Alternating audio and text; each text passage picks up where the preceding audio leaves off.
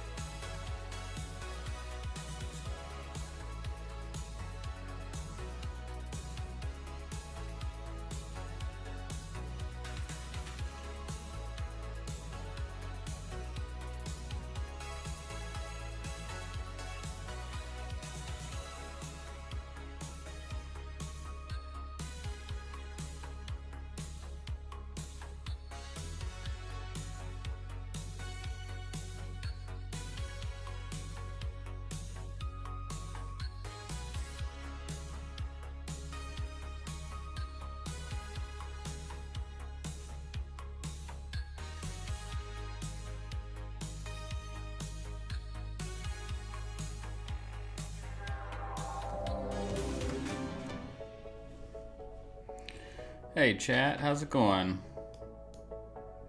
Welcome on in. I'm gonna back this music down just a little bit. There's been lots and lots going on, hasn't there? I feel like I haven't gotten a chance to do any of this so much lately. Just so much work travel and everything else. It's been just it's been crazy. But I hope you all are doing well. What day is it? It's Thursday night. I've been traveling a lot and just like it's really been throwing me for a loop. I'm having trouble keeping up with what day it is and that kind of thing. But we do have so much to chat about, so it's great. Hey, Swords and Wolves, how's it going? Thanks for stopping on in tonight. Should be fun. Should be a good one. Very low key, very casual. But what's everybody else? What's everybody else's week been like? Like I said, mine has been crazy. I feel like I'm out of town like pretty much every time I turn around. I got to be gone again the next like 2 weeks. Then Labor Day weekend. We're gonna talk about Labor Day weekend. Yeah, it's been really, really interesting. That's for sure. And we're starting to get more news about Revelation now, which is really cool. How's the balance between my mic and that background music? Fantastic background music, right, guys? So thanks to GameWave. Go check out their YouTube channel. They've got a synthwave version of the Final Fantasy VII OST, and I've said this before, but the whole thing is just so good. And if there's one album, like one soundtrack that lends itself to like an 80s synth vibe, my goodness, is it FF7, right? This I have like select tracks here. There's more than the ones that we're playing right now, but it's really, really good. So, in fact, you know what? I can throw that in the chat. That's a good idea. I should throw that in the chat. Let me find it real quick. Do. I don't know why that Mario song just came out of me, but hey, you know. Let's see. GameWave. FF7. Oh yeah, there it is. Copy that link. Go into the chat. There you go. GameWave's awesome FF7 Synth Wave Remix album. Did I spell all that correctly? Yes. There we go. Awesome. Wrapping up work, saw the part 1 drop. Great idea for a series. Thanks, dude. I appreciate that so much. Yeah, I felt compelled, right? Like ever since Remake came out, and then they dropped the Intergrade DLC, and it was sort of this separate, parallel experience. I was like, okay, they give us a few tent poles so we know where in Remake it's happening, right? Based on what Yuffie's experiencing or a scene it shows us here and there, we can kind of connect the dots a little bit. And obviously, like Yuffie sees like Barrett and Tifa and Avalanche from afar at one point, right? But I was like, man, what would it be like if it wasn't a DLC? If it was just, integrated with the game, thus, Remake Integrate or Integrated, right? That was kind of just where the name came from. It's not a crazy clever name. It was just what it really is, Hey, Ghost of Corel, thanks for joining in. Are we doing okay sound wise? How's the levels between the microphone and the music? Is it good? Is it okay? I hope so. Yeah, but so we've got we got Revelation news. There's more interviews that have dropped. I don't know how Hamaguchi does it, man. He just seems to be doing like so many conversations with so many different outlets all over the globe, right? And he's still directing the game being put together. Like it seems like it could be more than just a full-time thing. Just to levels are good. Okay, cool. Yeah, it could be a full-time gig just promoting the game, right? But he's also giving these other interviews. So I'm really stoked. Again, like so much of the information that they're giving us about Revelation. I'm just checking on something we'll need here. Got 5 minutes left. Okay. Yeah, some of the little tidbits that they're giving us about Revelation just really seems like it all is leading in a direction that we want Part 3 to go, right? That we get freedom, we can sort of explore things our own way. Like he was talking in a recent interview about being able to adapt a character. Like, I know one of the questions I got on the channel, okay, chat, so here's the thing. I don't know about anybody else. Let's do a little poll here. And just everybody feel free to use the chat and tell me. But I've never viewed FF7 going almost 30 years back to the original. I've never viewed FF7 in a job class kind of way. Like other Final Fantasies that do have a true job system, right? Like I know that Aerith stat-wise is a bit better at magic, right? But even in like playing through Remake and Rebirth, I never looked at it as though like, oh, she's my like white mage, black mage, whatever, right? I definitely know people do view the game that way because I've seen plenty of comments about it, right? Like wondering, supposing, okay, let's say Aerith is not in the party after Rebirth or whatever, like who's gonna fill the primary mage role, right? But I guess just like I connected so much with the characters as a kid, as a teenager, and I always just viewed them as them instead of seeing it as, I gotta change this for you guys. I got my like HR appropriate work gaming posters back there. I gotta switch it up. Yeah, but I've never viewed the characters in FF7 from a traditional job classy kind of way, right? So, not that it's bad. I mean, I get why people do, and I don't fault them for it or anything, for sure. But I just never really had. And so when people would ask questions along those lines for Revelation, I was like, I get where they're coming from, for sure. And it'd be interesting to see, like, what flexibility we have. But I really like the way Hamaguchi has been talking about the way they're building Part 3, where Revelation is just going to be... Isn't it nice to say Revelation instead of Part 3, guys? I still can't get over it. But yeah, it looks like it's going to be something where multiple people can play certain like class-style roles, and you can really adapt the party to fit your own style, right? I'm very curious to see how player choice impacts the route of the main narrative. I think that's still a little unclear, if it will, right? But we already know, they said in one of the interviews after Summer Game Fest, there would be no impact to the ending, which I think is a wise idea, right? Like, I think that they definitely need to make it something where there is a, this is the ending that they envisioned for this trilogy, or potentially this entire series, this entire franchise, this entire IP. We don't know what they're doing with any of this, guys, right? We feel like we think we do, but do we really? I don't know. Oh, there you go. There's Remake and Rebirth and Revelation right there. Yeah, so I like that they're adding in some flexibility, is I guess what I'm saying, for player choice. That's very good. I like that a lot. What are we saying here? Our opinions. Swords and Wolves. Yeah, not really. There is stats leaning, but it wasn't until playing the other FF titles that I even thought about it. Yeah, I would agree with that. Goes to Corel. I think FF7 was the first game to really break the mold for not having strict job classes, but really there are jobs: Dragoon, Gunner, Mage, Thieves. Yeah, I again, like, for people who have seen FF7 that way, I get how they got there, right?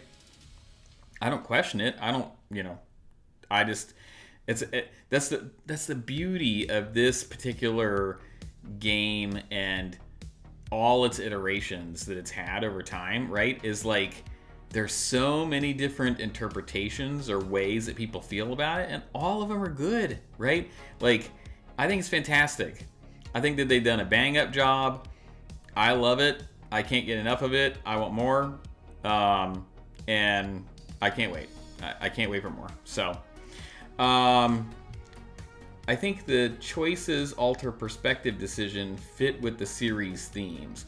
Yeah, so, I mean, me and some of the other creators, we've talked about this quite a bit. And I think really what they might be after with that is like if you complete certain side content, especially as it pertains to the individual characters, their individual story arcs, that kind of thing, does that change? Does that change interactions in the world? Do you feel like you get resolution for some of those characters, but it's not necessary, it's not required, and you can complete the game without doing some of it? I think that's ultimately probably where it's gonna go. I would just be interested, like, I know they've also said like rewards are tied into whether you complete the side content, and that they were more thoughtful, like Hamaguchi said in one of the recent interviews, that they were thoughtful about like the rewards that they build for the content, for doing side stuff. Does it maybe match the type of content you're doing, right? Like battle rewards for completing battle minigames, or Queen's Blood rewards for completing Queen's Blood content. I mean, I'm fine with whatever implementation they decide on. I think that the things that I would gravitate to most are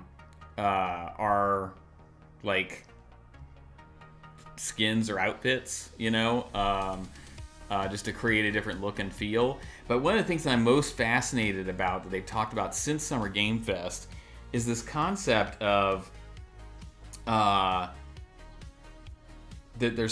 they wanted so much player choice. They wanted so much dynamic ability built into Part 3 to make it your own, make the game your own. And Hamaguchi, interestingly enough, like framed that around the concept of there being folks like myself, or, you know, so many other community content creators who are out there.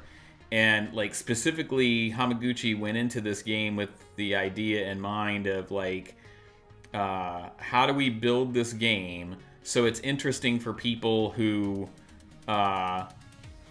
like would see what the creators are doing and then want to play it themselves, right? As opposed to just passively viewing or consuming it and never actually picking up or playing the game.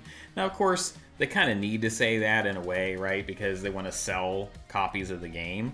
Oh, and that's a whole other thing we got to talk about, chat. I have not been streaming. Hey, Tom, welcome in. I have not been streaming at all since PlayStation decided that they wanted to kill discs, right? We got to talk about that for a second. We'll get to that, but just to stick with Revelation for a second, okay? So, I think it's interesting that they're building the game, and one of the things that's most interesting for me around Revelation, besides the story stuff, we want to know where the story's going. Don't get me wrong there, right? But if I add a layer to it, I'm very intrigued, because if you tune into this channel, there's a little bit of an audio desync on YouTube stream. I don't know how to fix that. Technology usually gives me an issue. But I don't know. Let me just see if it corrects. If it doesn't correct, I'll try to sort it. So keep an eye on it, Ghost, if you will, and tell me in like a couple of minutes. And if it is still off, I'll do something. Okay, Tom's saying it's fine. Maybe we just refresh. Okay, sure, give that a shot. What were we even talking about? Yeah, so what's interesting to me about the player choice version of this is you could tune into this channel. I mean, certainly you should play Revelation. You should play Remake, Rebirth, and Revelation. Are we clear on that? We're all good? Okay, good. But then you could, in addition to your own playthrough and whatever it looks like, whatever costumes or fits you're using, whatever side content you do, you don't do, Hamaguchi said you can't possibly do or see everything in the game in a single playthrough, because there are choices you make that lock out other choices, and then you have to play again or circle back to do another one, right? So with that being the case, like, you could have your own playthrough, and that could look radically different than mine on the channel. It could also look different than Blitz's on his channel. It could look different than Max's on his channel, or Subtext on his channel, or Nico on his channel, or on and on. Like, the permutations of this, or the versions of it, could be a really interesting and neat dynamic that I don't know any other game really does. At least not a single-player narrative-driven game. Certainly, like, every match of Call of Duty you play is different than each other, right? But in a game like this, like, if you were to check out somebody today who is gonna stream Witcher 3, for instance, right? Well, if you played Witcher 3 before, well, you know how the side quests go. The side quests go the same way every time, and it's more like you're watching the creators, or you want to see other people's reactions to those moments you know are coming, right? But it all, by and large, it all goes exactly the same way, right? But this has the chance to be different than that, and that's just super intriguing to me. So yeah, I'm fascinated by that. I'm gonna do a couple of housekeeping things real quick here. I need part 2 off of my other Mac, because I was busy with the honeydew item, and so this didn't finish rendering until after we started the stream. So I need to get it over to the Mac that I'm streaming off of. So give me just 1 second to airdrop that over. Isn't technology great, folks? Could you imagine what it would be like if I had to transfer an 83 gig file on a thumb drive or some other kind of nonsense? Now, the only thing I don't know, though, chat, is what this is going to do to the resources of the Mac that's doing the streaming, because it's doing the heavier lifting. So if it harms the stream to be receiving that airdrop, I'll have to figure it out. Hopefully it won't. And then while we're waiting on that, and we took a break for a second, let's jump into 2 just random topics. I know it's not what you're here for. You're here for FF7 chat or whatever, but I hope you'll indulge me for a couple of seconds, okay? So one of them is, I mentioned this to the top of the stream, I was traveling for work this week. Well, I was back in the great state of Ohio. That's where I was born and raised.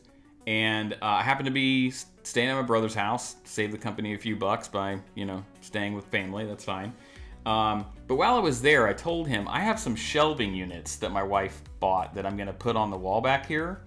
And I've been on the hunt for, like, what can I put on these shelves, right? So I asked my brother, I said, hey, can we fish something out of your basement that's been in there for, like, I don't know, at least 25 years, just like sitting in a bin that maybe people would appreciate. And he's like, yeah, I don't mind. So chat, this is a relic of a bygone age, and it's got some heft to it. But this guy right here, we've been through a lot together. This is an old Atari 800. Its cartridges go in this compartment right here. And it connects with an old, just a regular one-component cable, guys. Look at this. Look how sad this is. Think HDMI today. Like, this was your only connection to a good time, right here. And then you could connect on the side. You could connect to, like, an external, like, floppy disk drive, like a 5 1/4 disk drive. And we had 2 of those bad boys that we'd stack up on top of each other, so we could load games faster. Got one of the old joysticks as well. So it needs a little TLC. It needs a little love before it can go out on display. But I figured I'd show that off because I just brought it back, and I thought it was cool. So I just figured I'd take a minute to do that. Yeah, old school. That's right, Ghost. Old school. So yeah, so that's going on the shelf. I also have an old zapper that I pulled the cable off it because I don't even have a Nintendo anymore, but we'll put that on there. So we'll put some more stuff up. We'll kind of expand what we got going on back here. You know what I'd love to get? I actually had somebody quote this, guys. Techno necromancy. That's right.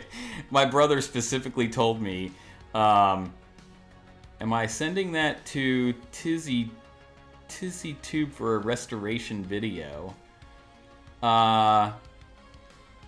Do they do the restoration, or am I restoring it and I'm sending them a video? I'm only 21. God bless you, Tom. Thank you so much. I appreciate you, brother. Yeah, if only.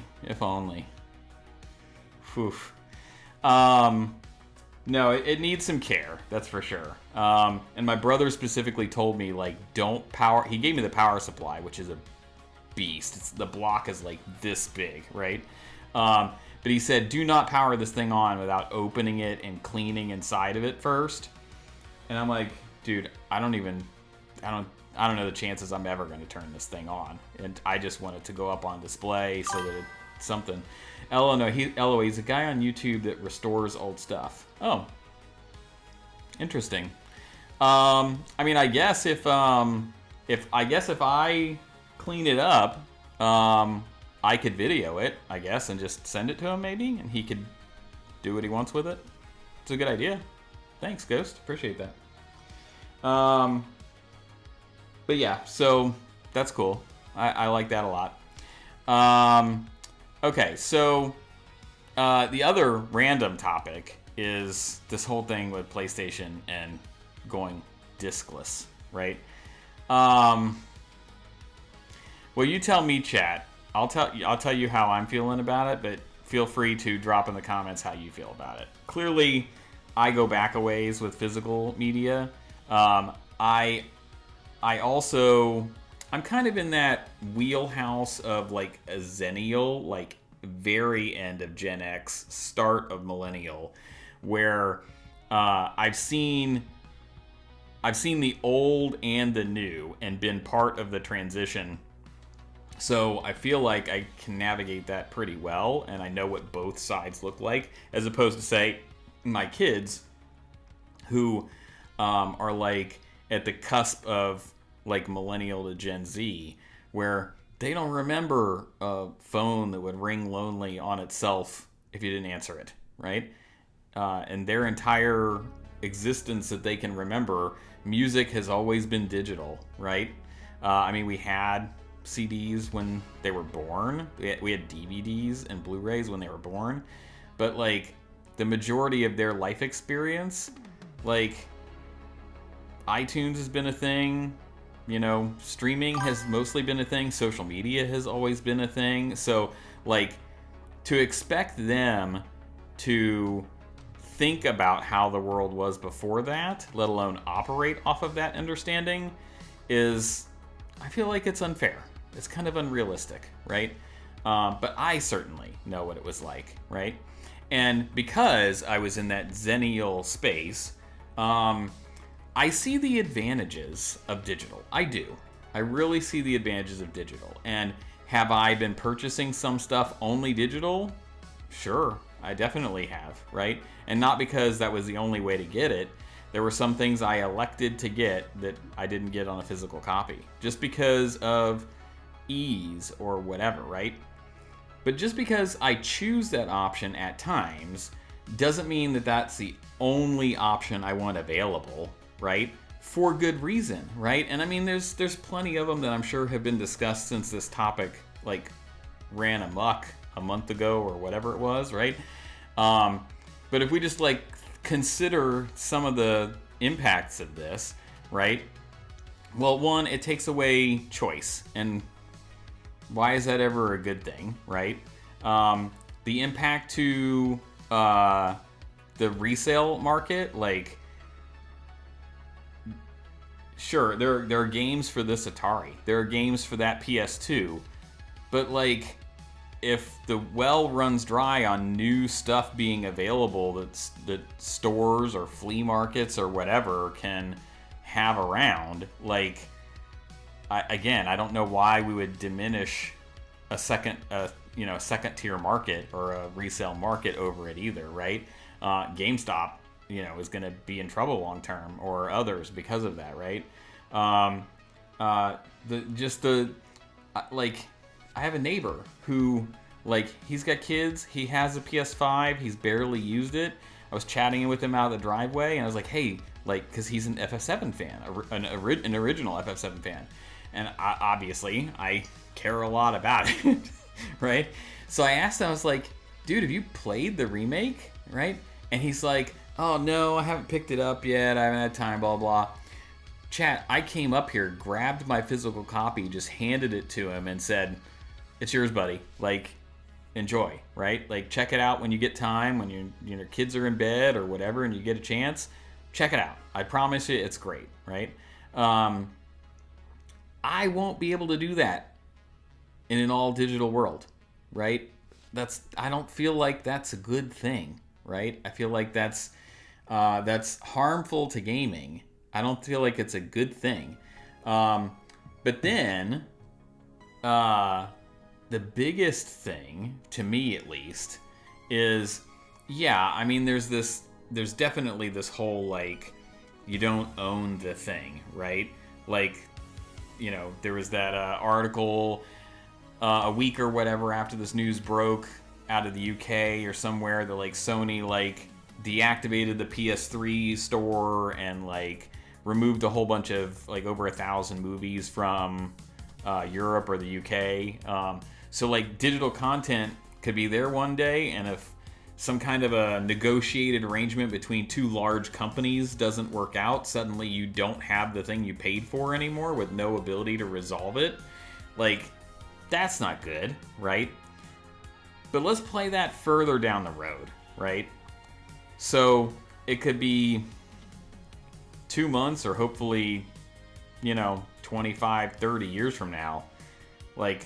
I'm not going to be around anymore, right? And right now, I can go into my closet, all the Blu-rays or all the discs for the games are all in there, and one of my daughters can take my PS5 Pro and take those games, and off they go, and they can have at those, and they can play them at their leisure or whatever, right? You think that can happen in an all digital world, folks? No, it cannot. You know why? Because in the terms of service of the PlayStation Network, of Steam, of every digital outlet, accounts are non-transferable, right? So that's part of the issue with how rapidly technology has progressed in our society, and how much laws and regulation and other things have not kept up, right? If somebody passes away, their estate, or it goes into probate, or it goes to next of kin or whatever, and there's legality around how all that should be structured, right? There's no scaffolding to dictate how digital assets should be handled, right? So if you buy up a whole bunch of games on the PlayStation Network or on Steam, not only are those not yours, they're not anybody else's if they're not yours either. And that's a problem, right? We should have some kind of an ability to transfer to next of kin or transfer to somebody else, because otherwise, that's just gone. And that's just, this doesn't feel right. It doesn't feel like it's the way that it should be. So, let's see what you guys have been saying in the chat here. I can't imagine anyone feels good. Neutral maybe for those that are more digital leaning, but restricting access to anything sucks as a policy. Yeah, Swords, I'm right there with you. Ghost said, it's so dumb. I can understand putting older titles on digital, but the hard disk option should be there for all new games. It can't cost that much to burn a disc 5,000 times. Loss of legacy. Yeah, guys, I'm totally with you there. I feel the same way. I feel like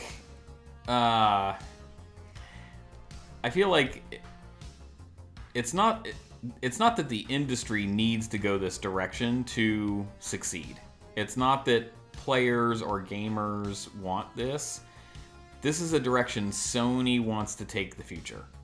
That's I think that's ultimately where we all kind of grind our gears a little bit, is because it would be different if it was like, oh, this makes so much sense and it's going to be better for gamers, better for the community, or this is just the natural progression of things. Sony's trying to sell us on the idea that it's the natural progression of things, but it ain't, bro. It ain't. It's just you don't want to do it anymore, right? And like, I mean, they're not the only company who does that, right? I mean, I work around Apple technology. People were not happy when the headphone jack on the iPhone was no longer a thing, right?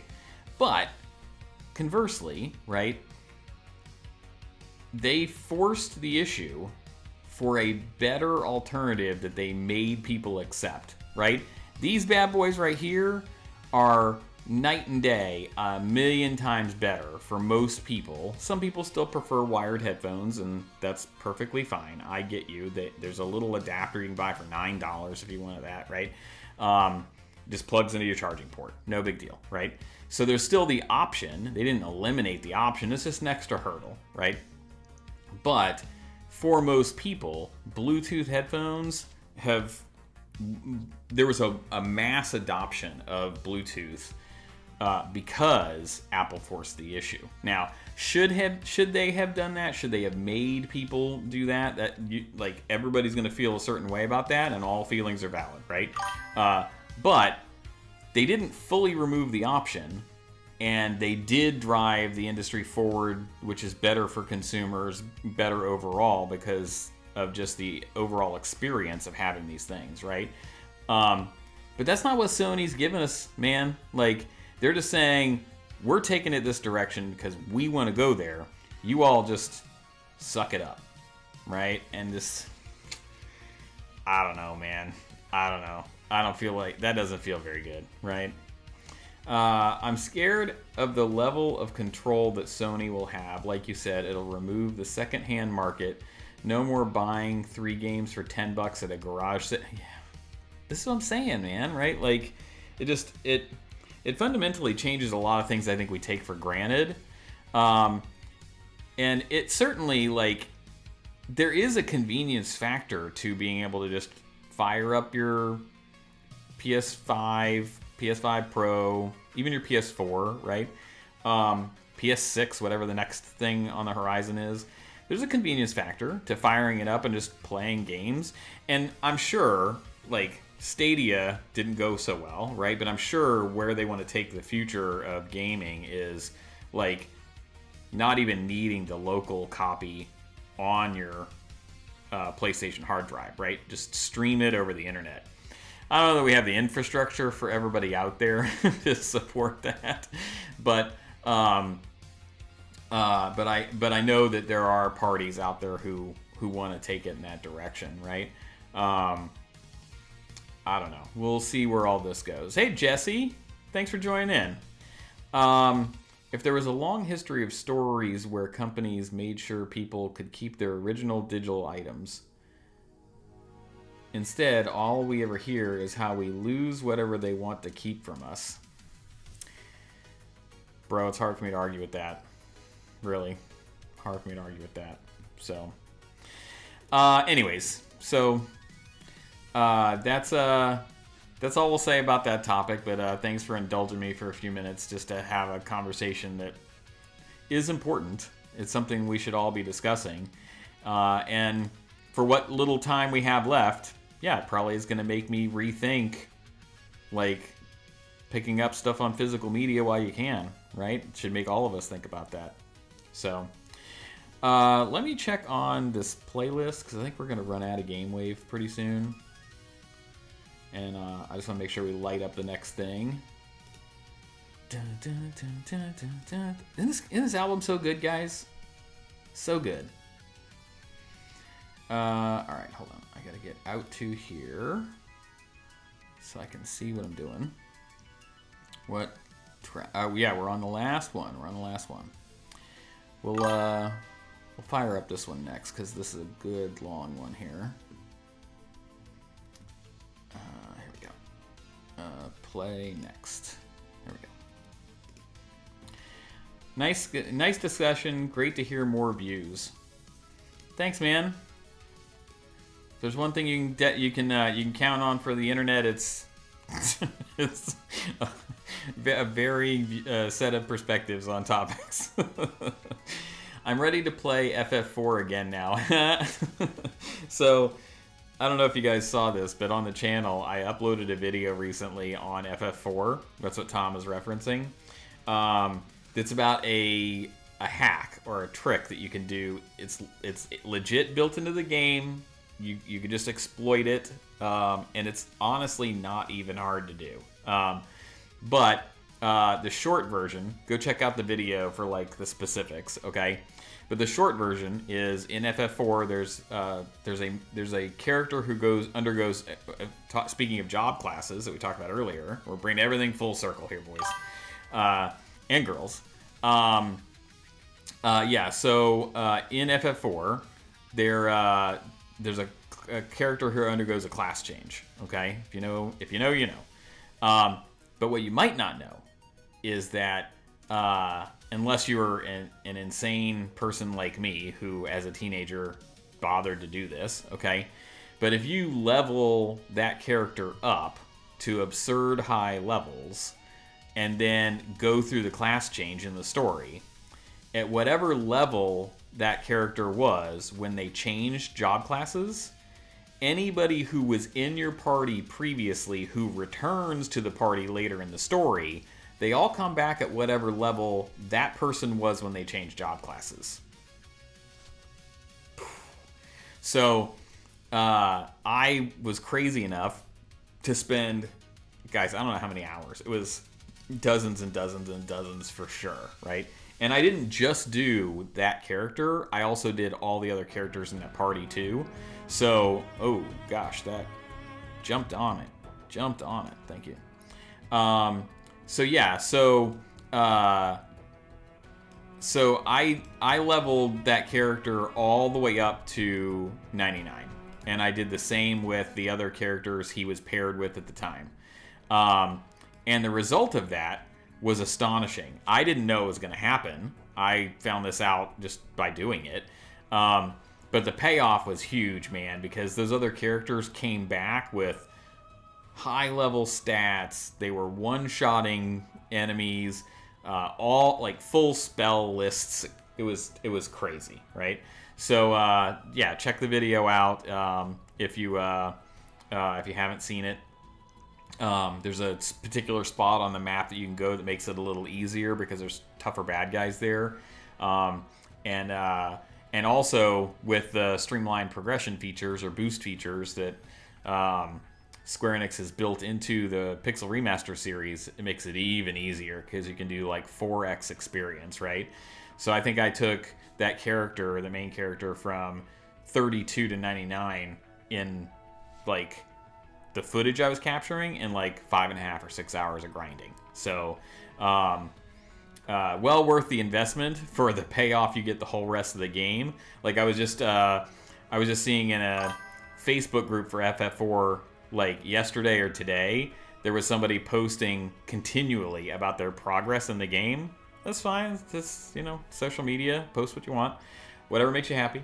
But they kept saying like how much they were struggling with characters or with enemies or especially bosses. And I was like, I walk over every boss ever since I found that, which is like, how many years ago? Almost 35 years ago or so. Yeah, so crazy. What else we got going on here? If Revelation has a limited edition collection like Remake, would you buy that for like $150 or so? So I would be enticed. I'm very curious to see if, because certainly they've done that already with Remake and Rebirth, and I didn't buy either of those. Maybe I should have considered it at the time because I didn't have something to put on the shelf, right? But I didn't. I bought the physical copies, but I didn't buy the collector's editions or whatever, right? But now that like we know what the future holds and where Sony's trying to drive things, would I be more inclined to buy that collector's edition? Maybe. I'd be intrigued to see what the statue, figure, whatever it is that it comes with, to see, like, is that enticing? Like, I don't know. We're all guessing right now about what they might do. And I know Hamaguchi had an interview recently where he's like, we know about this news. He seemed to intimate that his personal opinion was that he was kind of agreeing with us, that it was a little sad that physical media might be going away, and that they would basically do their best to have physical copy. So the game comes out almost a year before that deadline from Sony. I think the biggest thing is, I think there was something in an article when Sony announced this where they clarified any games made or released prior to the end date could still have discs made, but any new releases would not. Somebody want to fact check me? Am I remembering that statement clearly? I think so. I think that's right. So if that's the case, then if Revelation gets made and there's a physical copy made available, it would continue to be available on physical for however long, which would be good, right? But I think what I'm most intrigued by is I feel like once Revelation is out, it's been released, I think we're all maybe anticipating that there's going to be some kind of a 3-pack, right? Or something that just like buy them all together. And I'm very interested to see what that looks like. And I'm also curious, or I'm hoping that Square Enix will like prioritize that under that Sony deadline, right? They'll have almost a year after Revelation comes out to do that. And could you imagine what that would be like, right? Is if we get Revelation, sometime in the beginning of the year, and then towards the end of the year as we're approaching the holidays, like right before the deadline, because the deadline's like January 2028 or something, right for the holidays at the end of next year, Square Enix is like, you want to set a deadline right before it, boom, a physical, like 3-part, full series version of the FF7 Remake series. I think that would be pretty cool. And nice move on their part. But we'll just have to see whether or not they can prioritize it enough to make it happen that fast. Not sure. Let's see. Oh, Jesse, you saw the FF4 video? Cool. Hey, can I set forth a small challenge for all of you? I really need to post this on like X, Twitter, I never know what we're calling it these days, or on Blue Sky, but I need to repost that FF4 video and like put the challenge out there to any people who have already played FF4. If you played FF4 before, ever, going all the way back, and you didn't know about the tie between the job class change and the level and the returning characters, reshare the video on social. So if you saw the video already or you didn't see the video already, please, if that's an ask I could make of you, is if you didn't know about that link, if you didn't know about the trick, please reshare that video so that it gets some legs and gets out to some other people. That would be a free way you could help a brother out. I would appreciate that. Thank you so much. Ghost, if there's no physical, then I'm not buying any kind of collector's editions. I think that's highly reasonable, right? Like, even if they put out some kind of a game keycard-esque option for a collector's edition that has like a nice, Sephiroth figure or the High Wind or something like that. But if there's no actual game on the discs in the collector's edition, I think it makes it a lot less compelling, unless they just bring the price down tremendously, which I don't expect that they would do, right? So let's just hope, everybody across the board, let's hope that SE just does the right thing and a physical copy is coming. Okay, let's hope so. Let's see, a 6-disc case, but yeah, I would buy that for sure. You're talking about the full trilogy version, right? Swords. And honestly, it would have to be more than 6 discs, right? Like Remake was 2, right? It had a data disc and a play disc, right? Rebirth was multi-discs as well, so now we're at 5, I think, right? No. 2 and 3, yeah, 5. Guys, math and science were never my strong suits. You just learned something else about John Q right here live. But yeah, so with the size of Revelation, which is unknown, like, we got to figure at the very least it's on par with Rebirth, meaning at least multiple more discs, right? So now we're up to like 7, 8, depending on the size of this game. I couldn't imagine it being a 9-disc set, guys. that would be crazy. Even 7 or 8 Blu-rays is crazy. You kidding me? Yeah, that'd be really, really cool. I still have a sealed copy of Remake sitting in my collection somewhere. That's super cool. Yeah, hang on to that thing, bro. Imagine if they release a 3-disc case like the OG one, but with the re-trilogy. That would be awesome. That would be awesome. I really dug how after Summer Game Fest, they had, at the end, we had it on here earlier, but they had the whole series of Remake, Rebirth, Revelation, and it was the pictures from inside the OG disc box or disc case.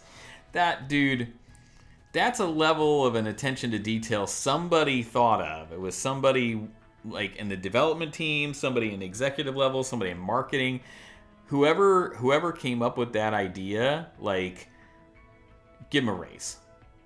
Like, that was a great idea. It was a nice callback. That was pretty cool. I like that a lot. Yeah. With Advent Children as the 4th disc. Maybe or maybe not, my friend. I don't know. We just got to see what happens here. But that would also be super cool. Man. Advent Children was just like... That was an amazing movie. It was a neat addition we didn't expect to get as a continuation of FF7 when it came out. I mean, and what's really cool is like part of what got me kickstarted and into the FF7 creator community was going to see it like in the theaters when they re-released it right before Rebirth. I think I've told this story on the channel, but that's where I met Blitz. Like, I went to the movie theater and I sat down and the movie had already started and I had two guys on my left in seats, and then the 2 seats on my right were open, and 2 people like shuffle in while the movie's already going, and they're like whispering to each other over the movie, and like ask me like, hey, are those seat numbers, blah, blah, blah? And I'm like, well, I'm this, so yeah, it's got to be that. And they had obviously sat in the wrong seats, right? So these 2 just like sit down on my right and watch the movie, right? And then after the movie's over, the guy is explaining the movie to his girlfriend. I can tell that she has questions and didn't understand or didn't follow what was happening. Maybe she didn't play the OG or whatever, but it was clear there was some explaining happening, right, guys? And the more I'm listening to him explain and answer her questions, I'm like, I know this guy's voice. Why do I know this guy's voice? And so I like side eye and I see Blitz sitting there. And I'm like, there's no way. I didn't even know like we even lived anywhere near each other. So when there was a break in their conversation and we were just watching the credits roll, like taking the music in and all that kind of stuff, I was like, hey, are you this guy? You make content on like Twitch and YouTube and stuff? And he's like, yeah. And I had started following him like many other people when his channel blew up during the pandemic when Remake came out, and none of us could go anywhere, none of us could engage with each other. I certainly didn't have anybody in my life I could talk to about this stuff, right? So I had like so many thoughts, so many questions, and no one to talk to for a few years. And so like me, him, and his girlfriend, now his wife, just like, we just sat down outside at a bar outside the movie theater and we closed the thing down. Like when it finally got cold enough, they turned off the heaters and left it like 12:30 in the morning. we're like, okay, we got to bust this up. But like, just such a freak random encounter, and we've been friends since, and we collaborated on some content, and we went to Summer Game Fest together. Now we're going to PAX together. So that's something we should discuss on the channel real quick is upcoming events, right? So we got Gamescom in a couple of weeks. I certainly can't afford to go to Germany, right? I would love to, but you know, obviously, like, it's a little cost prohibitive for me, for other people, right? It makes sense. But PAX and New York Comic Con are both coming. So I applied as a creator to try to go. He did. A bunch of other people did. Not even knowing, like, is anything going to be there. We just like, hey, let's just take a chance. There's an ABBA song about that, I think. But then we got the news on Twitter. Like, they announced, like, yeah, like, Hamaguchi's gonna be there, Endo's gonna be there, they're gonna do a panel, blah blah. So now I'm like super stoked. So I'm really looking forward to that, and I'm curious. Like, we're gonna get Gamescom first, so I'm really wondering, like, what's gonna be in that announcement. What else are they gonna show off? And then what are they gonna get up to or get into at PAX, right? Especially with Endo being there, like, I feel like there's going to be some you know, combat conversation happening at PAX for sure. But anybody have any thoughts, predictions? Like, what do you think they're going to show off at Gamescom in this opening night live? Or like, take a flyer. Like, what do you want to toss out there and manifest it and say, yeah, I hope we see this? Tom says, I'd love a 7-disc collection for the whole series. Remake was 2 discs, Rebirth was 2 discs. I imagine Revelation would be 3 discs. Yeah, that's what I'm saying. 2 is 4, 4 and 3. 4 and 3 is 7. 7, guys. 7. It would sell well because it's like the last hurrah. A lot of people are going to retire from PlayStation gaming when it goes full digital. I mean, I hear what you're saying. Do you buy any games from Steam physically?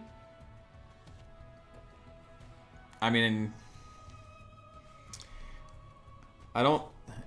It's like AI, guys. I think we can only stave it off for so long before it's figuring out how to live with it and accept it. I don't think that there's going to be an alternative option to hold out forever.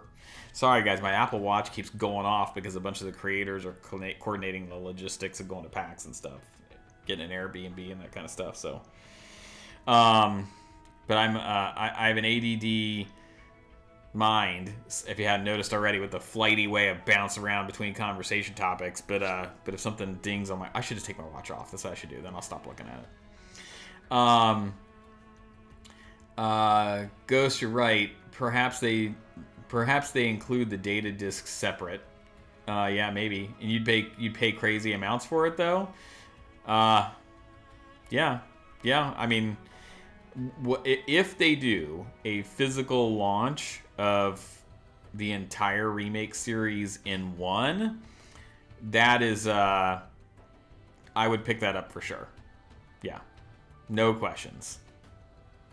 I mean, it doesn't even have to have like some fancy like figurine or whatever as a collector's edition. I would just take all 3 in one package, right? Bro, the FF8 remake demo. Yeah, man, I remember on the original PlayStation getting the FF7 demo. I think it was from a magazine, I think, and the FF8 demo. Gosh, those were the days, right? Those were the days. Like it was meant to be, yeah. Oh, Blitz told you that story, Tom? Yeah, dude. It was crazy cool. And then, you know, like when that happened, I didn't know at the time that I was really gonna go into like building out the channel the way that I did. That came out of a conversation with my daughters, and then once I started it, I told Blitz about the Shattered Planet idea. He's the one who recommended I make the video. That thing obviously took off. Like so many things in life, chat, is just like what happens along the way and how do you respond to them, right? And like nobody planned that. I don't think anybody could have planned that. It just happened that way, right? And you know, some people look at it as karma. Some people look at it as serendipity. Some people look at it as, you know, just a divine providence, you know. I think God just puts us in places where he wants us to be, and we just walk, man. We just walk. So, but yeah, I feel totally blessed for sure. Jesse, honestly, I don't think it'll be anything too crazy at the upcoming events. And Ghost said Hamaguchi's talking, so probably another trailer, maybe going into more fits and weapon battles. Yeah, I think that we're all curious about that, right? Like we all want more information on the fits system. I think we all want more information on. We all want more information on everything, right? But if we look at the most likely things, right? If I had to pick something and point at it and say at Gamescom or at PAX West with Endo there, like what's a combat-related thing that I would personally, like, it would be my number one thing I would want to see. It's what we've all been hoping for ever since Rebirth, like, take those synergy attacks up a notch with triple techs, right? Like, there's so many things. This is a video idea that I have for the channel. I just haven't done it yet. But I feel like the FF7 Remake series is, in a lot of ways, a culmination of everything Square Enix has learned across their entire history making games, right? Like, you can point to every game, every title, and you can find influential things that they have pulled from out of every title and put into the remake series. And, you know, certainly, you know, synergy attacks or the potential of having triple attacks or triple techs straight out of Chrono Trigger, right? But my goodness, they worked so well in Rebirth. And with so many more variations of options that we're going to have available in Revelation, right? With all the characters, with the fits system, with new weapons that we're sure to get. I hope they bring the old weapons from both Remake and Rebirth back, right? Bring back the Hard Edge, bring back the Mystic Saber, or, you know, whatever. Bring all that stuff back, right? But imagine adding in the new characters, right? Vincent and Sid, having them available. Like, we're gonna be spoiled for so many options, chat, that, like, could you imagine adding triple techs in as well? Like, either that or, like, true FF10 style, like, character swap during combat. One of them runs off in the distance while another one comes in. Like, if we see either of those things at Gamescom or at PAX West, like, the crowd will lose their minds. It would be so freaking cool. So, I got to figure out what I'm doing for Gamescom, because I mentioned I got to travel a bunch, or I've been traveling a bunch for work. I have a work trip that's going to take me up there, or up to New York City, and I'm going to be gone that day. So normally, where I just, like, you know, catch up with Blitz and stream it with him probably, I can't do that this time.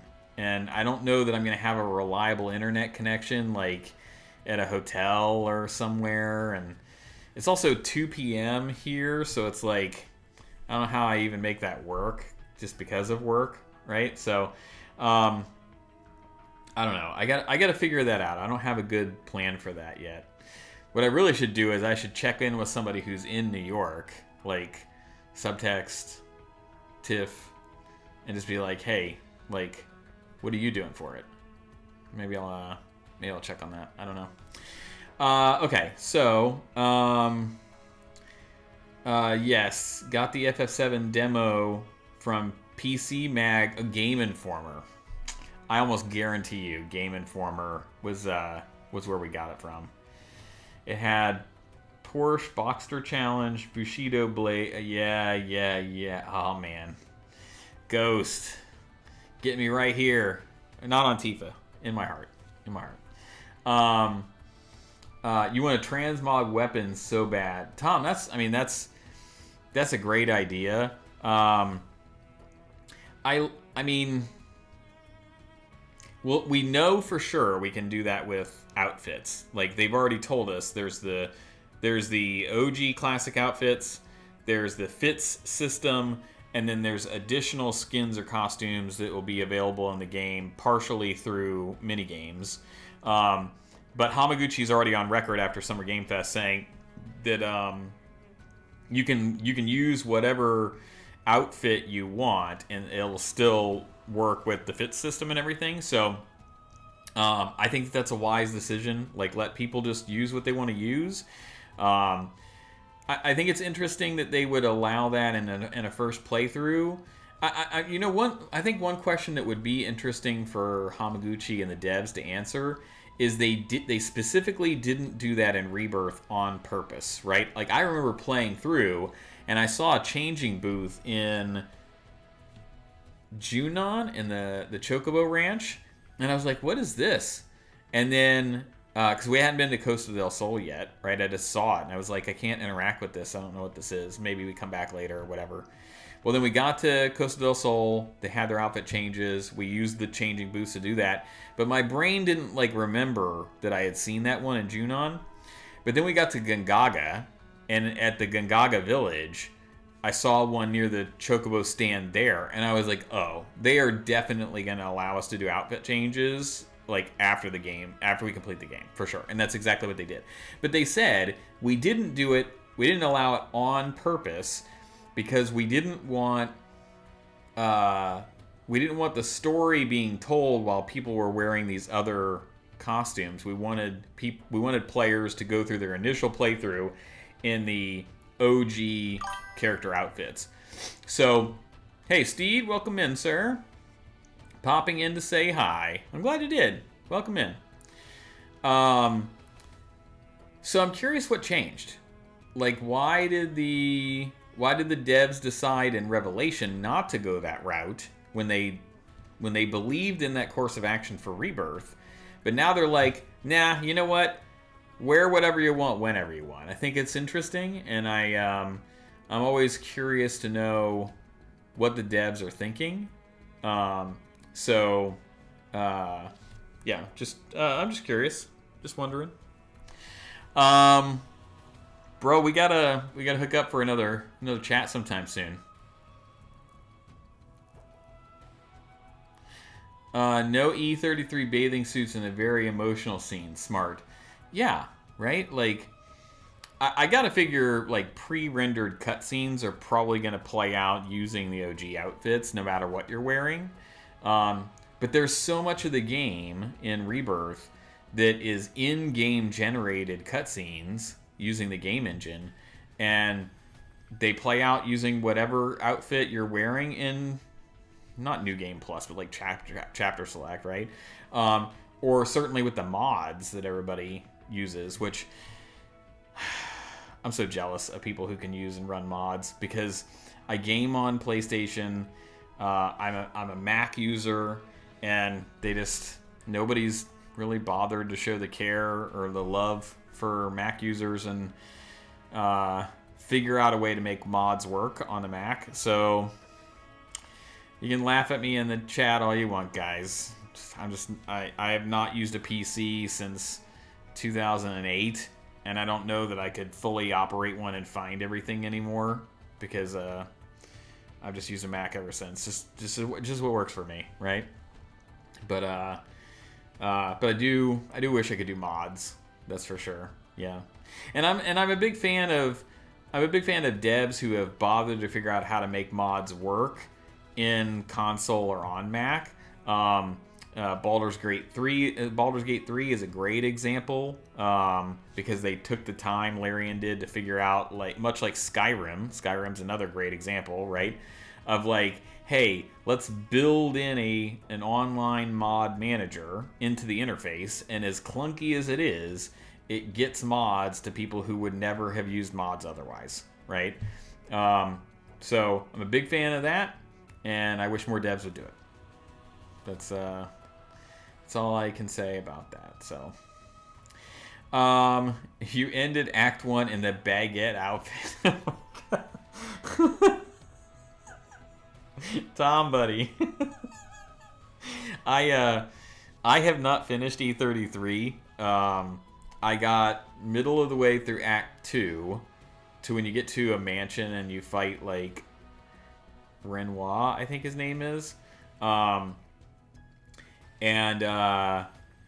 was my last live stream on Twitch, which was a while ago. I just, like, it's not for lack of trying. It's not that I don't want to do these things. It's not that I don't want to finish the game. It's just like, my goodness, between working full-time, having a family life, which I don't want to surrender that in any way, or compromise on that, and then also making content, guys. Like, when we dive into part 2 of Remake Integrated, I don't even know how to tell you, chat, how much time I have painstakingly poured effort into building this thing, right? Or any of the other videos. Like, Tom, you're here. Steed, you're here. Like if you're gonna become a content creator, like, you got to be all in, and it's got to be a passion. You got to care about what you're doing and making it better and improving and just, like, pouring your heart and your soul into it, because you have to dedicate time to it and effort. It takes a lot. So I'm not bemoaning it in any way. I love it. I love working on it, but just, like, my goodness, where do you find the time to get it all done? You know? Whew, it's a lot. So, the airdrop is still going on the video, and it's only, like, half done. So, maybe what we'll do is we'll sort of talk a little bit more. Here's a good question. So, beyond Remake and Rebirth, like, and apparently E33, which you can play in swimsuits if you want to, I'm severely understating it. Yeah, bro, I hear you. What's everybody else playing right now? Like, I feel like I started, or I'm in the middle of a bunch of games, and haven't had time to circle back to any of them. E33 is definitely one of them. I picked up the HD 2D remakes of Dragon Quest 1, 2, and 3. I started 3. I only barely started it. And by started, guys, like I mentioned with FF4 earlier, my version of starting Dragon Quest 3 HD 2D Remake, which I played 1 as a kid, I played 2 as a kid, I played 4 as a kid, I never played 3, okay? So I was really excited about playing this HD 2D version, but my version, how crazy am I, is I got my little party going, and you go through, like, a little, like, cellar chapel thing and under the water, and you arrive at this next town. Dude, I just started grinding right there just to see what would happen if I just kind of, like, overbuilt my characters at the beginning of the game. And I don't know how many hours I already dumped into that, but I think my characters are, like, close to level 20 when they should be, like, low single digits. So that's a problem I create for myself. The game doesn't do that to me, chat, and that's not even, like, at that point, it's not even, like, work or time to blame. I dumped the time into grinding when I should have spent the time playing the game. But it's just, like, ingrained in me, right? I did that with 1. I did that with FF1. I did that with FF4. Um, I did that with Tactics. Guys, in the very first battle in Tactics, like on the PS1, I got all the characters that I had, all max job classes, max levels. Like, why did I do that on the very first battle map? Like, there's no reason for that. In fact, it actually harms your ability to play the game when you do that. I don't know. I just was like, I want to do it. And then, of course, you know what happened to that save game on my little PS2 memory card? My sister-in-law saved over it by accident. I couldn't even matter because she was like 14. Was I gonna do yell at her? Oh well, you know. It's just that's the breaks. That's what happens. So, you commend anyone who puts the effort into making content. Yeah, for sure. Steed and I started Legend of Dragoon for the first time. Ooh, so my brother and his buddy, my older brother, he played Legend of Dragoon, but I did not. So that's actually one I should really circle back to because I haven't ever done that one before. Oh, what happened? I guess that track finally ended, huh? Oh, it's okay. This one's pretty good. It's really low though. Bump it up a little bit here. Yeah. So, but I have a sickness, chat. I have a sickness. I'm like Christopher Walken. Only it's not cowbell I need. It's grinding unnecessarily for character levels. I don't know what it is. I'm an addict. I cannot get enough of it for whatever reason. Just like it's a problem. But I should like Blitz talks all the time about Legend of Dragoon and even wanting a remake of it. But I just haven't ever played it before. It's on my very long backlog of games that I want to play. Like there's a bunch of games I want to play for the channel that'd be first time playthroughs for me. They'd be blind playthroughs because I know nothing, but they're all popular games. Here, I'll tell you what some of them are because I was making a list. I was not checking it twice though. Let's see. I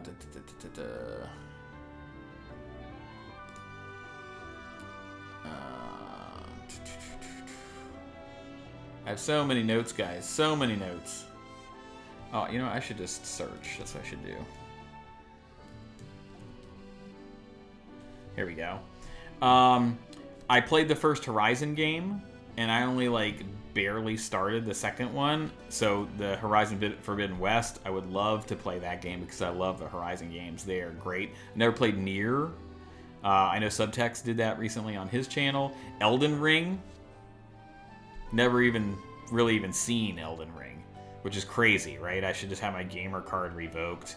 Red Dead Redemption. I haven't ever played that. Cyberpunk. I haven't played any of the Resident Evil games except for Code Veronica, which I guess, according to what I learned at Summer Game Fest, is like it's the me of Resident Evil games. It's like the redheaded stepchild of Resident Evil games. Apparently, that's what they tell me. But I've never played those. I've never played the Persona games. God of War. I haven't played God of War or Ragnarok, which I really probably should do because I really want to play those and or get time into those, and then I want to play Laufey too because that looks pretty good. My brother is big on the Hades games. Anybody played the Hades games in the chat? My brother loves that thing. He thinks it's great. I started the first Spider-Man game, but I never finished it. I didn't play the second one, and I didn't play Miles Morales. So, like, I have no excuse. I own that game. I should play it. And I own it on a physical copy.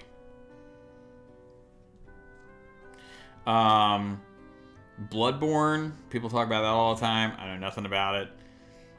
So part of this is just, like, an educational thing for me, too, because, like, I would love to actually know what people are talking about. The Batman Arkham games, guys. Like, at the time those games came out, I was a dad with young kids, and I was, like, away from gaming for a while. Like, the only game I played for a long stretch of time from, like, mid-2000s to mid-teens was, like, Skyrim. Or, no, at the time it was Oblivion, and then it was Skyrim. But yeah, so, I mean, yeah, I really should, like, learn about some of these games and see what they were like, because everybody talks about them all the time. I played Dragon Age 1 and 2. I love Dragon Age 1 a lot. I didn't play Inquisition, though, which my sister-in-law raves about. So, anyways, you get the picture, right? There's a whole bunch of games I need to go play. I think Legend of Dragoon is on this list somewhere. Yeah, it's on the list. So, anyways, not that you need to know how behind I am, but now you do.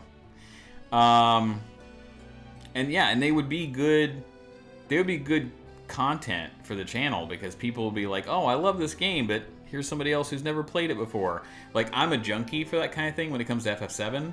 I cannot tell y'all, like, just how many playthroughs, other people's playthroughs that I've watched online of Remake and Rebirth. It's been a ton of them.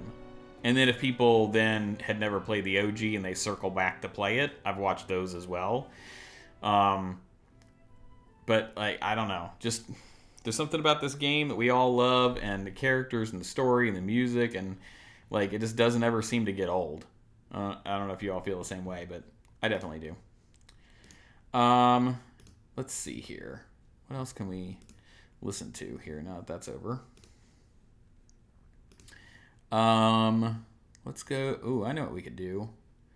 Let's turn on some Kilika beats. Let's do their second album. Here we go. There we go. And that probably has to come up a little bit. It's probably good right there, right? Cool. All right. So, I'll tell you what. As much as I hate to do this, chat, I'm going to take a quick break. I'm not going to be gone but a few minutes. But don't go anywhere. I'm just going to grab another soda. Generic, unmentioned soda brand. Yeah, shout out Kilika Beats. It's so good. You're right. So good. You're going... Ghost says... I'm going back through 10 remasters since I never beat all the Dark Aeons of Penance. I forgot how much of a grind that is. Yeah, funny, I mean, well, not funny, but, like, ironically, at the time that 10 came out, that's what me and my sister-in-law were playing on the PS2 in an apartment that my wife and I lived in at the time. Like, that's the game that we were actively playing during that, like, week or so when 9/11 happened, and there's a lot of fond memories of playing Final Fantasy X. That's also a game where, like, I stupidly grinded to an unnecessary excessive degree. I spent so much time in I'm not gonna remember the name of the place now, but it's like this sort of figure 8 jungle area with, like, the Ochu. I don't know if anybody can tell me, like, where that was. It's on the way to some spot you need to take a pilgrimage. I don't know. I just remember I took her there. But I spent so long in that jungle that I had all the characters to the end of their sphere grid where I hit a level lock sphere that was far enough in the game I couldn't get the spheres yet. Oh yeah, Kilika. Yeah. Hey, that worked out. Kilika beats. But yeah, like they literally couldn't go any farther on the sphere grid because I took them all the way, advanced them all the way to where they hit a roadblock. Like, why? I don't know. There's something wrong with me, chat. These things just I don't even know if I do them. I think they just happen.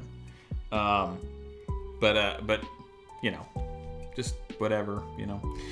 Okay, give me 1 second. I'm gonna run the restroom real quick. I'm gonna grab another soda. I'll be right back, and then I'll read Tom's message. Okay, just hang in there, chat. I'm working on getting part 2 transferred over, and then we'll dive into some Remake Integrated. Okay, 1 second. Be right back. Chat amongst yourselves. Let's leave with a good question in the chat. What is the best sandwich you've ever had? Everybody has a story about the best or the worst sandwich you've ever had. Tell us in the chat. What was your best or your worst sandwich story? Go.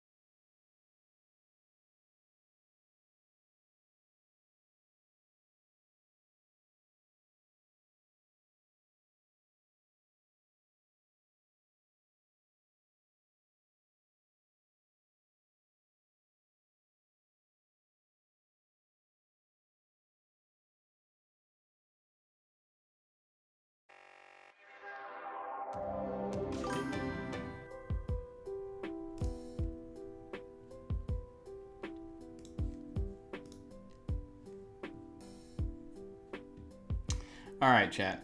Sorry, we're back. Okay. Oh, Tom said he had to go. Okay. No worries, bro. No worries.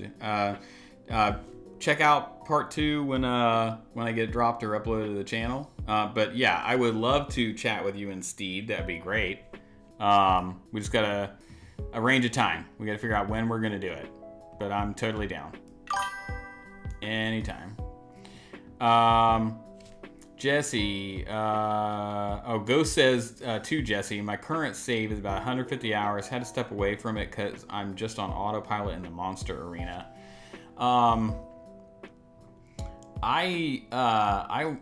That is such a good game, man. Like, I would love to go back and revisit that sometime. I mean, I know there are certain pieces about it that people like to joke about, like, you know, are we Titus people or are we Titus people? Who are we here in the chat? Neither is wrong. I understand that, like, you know, there's a official, like, you know, pronunciation of it, but like, even when I made the FF4 video, I was like, oh, is it Cecil or Cecil? I know what my brothers and I used to say when I was a kid, which is Cecil. I know that the official pronunciation is Cecil. Same thing with Rydia. Like, just say it however you want, especially in a game where they didn't really ever, like, pronounce it. Like, FF4 was never voiced. There was no in-game dialogue that was voiced. So, like, if people want to say Cecil or they want to say Rydia, I mean, that's what I grew up saying as a kid. Just, you know, say it however you want. It's totally fine. But yeah, just curious if are we people who we're okay with Toasty Oats or are we Cheerio folk, right? I don't know. You tell me. Ghost says, best sandwich story. If you ever gone to Disneyland, you have to get the Monte Cristo sandwich at Blue Bayou Restaurant in New Orleans Square. So I haven't been to Disneyland. I have been to Disney World because we live right by it. We got passes. We can go anytime we want. I don't. There's a New Orleans. They have two resorts at Disney World. One of them is Riverside, which we've stayed at, and there's French Quarter, which is where they have, like, they're not baguettes. They're I don't know. They're like the powdered, not a donut, but they have like a powdered thing there. I forget what the name of it is, but we've walked over there and gotten those before. But I don't know if they have like a sandwich there. We certainly don't have a Blue Bayou restaurant here, I don't think. Ghost, I don't know how to pronounce that. You typed it with 2 I's, but I don't know if that's Titus or Titus. I could read that, again, I could read that 2 ways. They didn't give us a pronunciation guide with the game. Yeah, that's exactly what I'm saying. Like, however you want to pronounce it is completely up to you. Pronounce it however you want, right? So, where in the game we think we're getting this, chat? Where in Revelation is this going to circle back around? It's got to come back around somewhere, right? It's got to. So we'll see. Sooner or later? Don't know. Oh, that image is a little washed out. You can't see it, but like, Yuffie's giving Cloud a hard time on the beach there, and he's got a limit bar above his head that's maxed out because he can't handle Yuffie anymore. There's so much good, really talented people in the FF7 community who have made really awesome fan art, which is part of why I love having this thing, because I can highlight a bunch of it. I also love to just look at it too, but it's really neat just to see, you know, what people come up with and like highlight a lot of the creators that are out there. And that's also, it takes time and it's not easy. So, you know, kudos to the people who make all that stuff. Let's do a little bit more FF7 Revelation discussion while we wait on that airdrop to finish. Let's start with circling back around to some of the conversations that Hamaguchi has had recently. One of the ones that I think is pretty interesting is there was an interview. Who did this one? Was it IGN? I think IGN did this one. Where they say Hamaguchi opened up on the game's connection to Advent Children, saying that more than one of FF7 spin-offs are going to tie directly into the game's ending. Actually, no. This is with a YouTuber at the fan festival in Berlin. That's where this was. That's why it's washed out, because the brightness got turned way back up. Where Hamaguchi revealed that he's well aware of fan theories surrounding the next game in the remake trilogy, particularly where ties to other properties of the FF7 universe are concerned. He assured Ashif that he's carefully considering all of these titles, specifically mentioning Dirge of Cerberus, Crisis Core, and the Advent Children movie. And then he has a quote, I see a great deal of discussion. I've seen a lot of people discussing and speculating off of the back of interviews with myself and Katase-san. Is the ending of this going to connect to Advent Children? But it's not a question. I don't want to sit here and say it connects to this, it connects to that. But obviously there are a lot of other titles within the FF7 universe. So we're talking about Advent Children, we're talking about Dirge of Cerberus, Crisis Core, and we want to bring all of those in and make sure we're not leaving those out. And then on top of it, once we have all those in place, we're looking towards the ending. And then the question is, what kind of an ending are you going to head for in Revelation that still has those ties? And I think that that's something that I really hope players will look forward to finding out. While Hamaguchi was, obviously, careful not to say anything would outright spoil things, his answer has certainly fueled an animated debate within the community, especially among similar comments previously made by other devs working on the remake trilogy. Hamaguchi has made similar remarks in the August 1st interview with Automaton, confirming that the remake series is a new overarching universe that encompasses the lore of the many various spin-offs of the FF7 universe, not just Advent Children, but also Dirge and Crisis Core. We're not denying the possibility of the ending tying to Advent Children, but rather we're saying the FF7 Advent Children has just been incorporated into the overarching FF7 remake series, including the ending. However, I won't comment on whether the ending is positioned to lead into it. And then obviously it goes on to talk about Katase's comment from 2023 about linking up with Advent Children. I think we all know that by now. Let's see. I just want to see if Hamaguchi added anything else. The overall storyline, the developments will not go wildly out of the way. It links up to Advent Children, blah, blah. But to make sure it doesn't become stale and people know exactly where it's going, it doesn't just follow the original word for word. We add in elements. Yeah, this is all Katase's original statement. Yeah. So, my take, folks, if you want to know where I sit on some of this stuff, I think that the devs were super smart in the way that they approached this series, because they had a choice to make on whether they were going to just deliver a one-to-one remake or if they were going to not do that.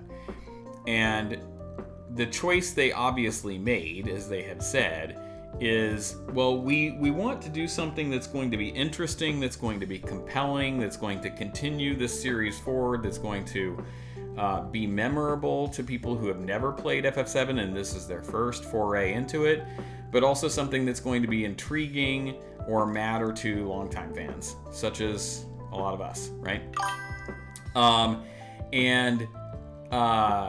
I said something to the group chat of creators earlier today, and it's along these lines, so I should actually just read it. What's in the other thing here?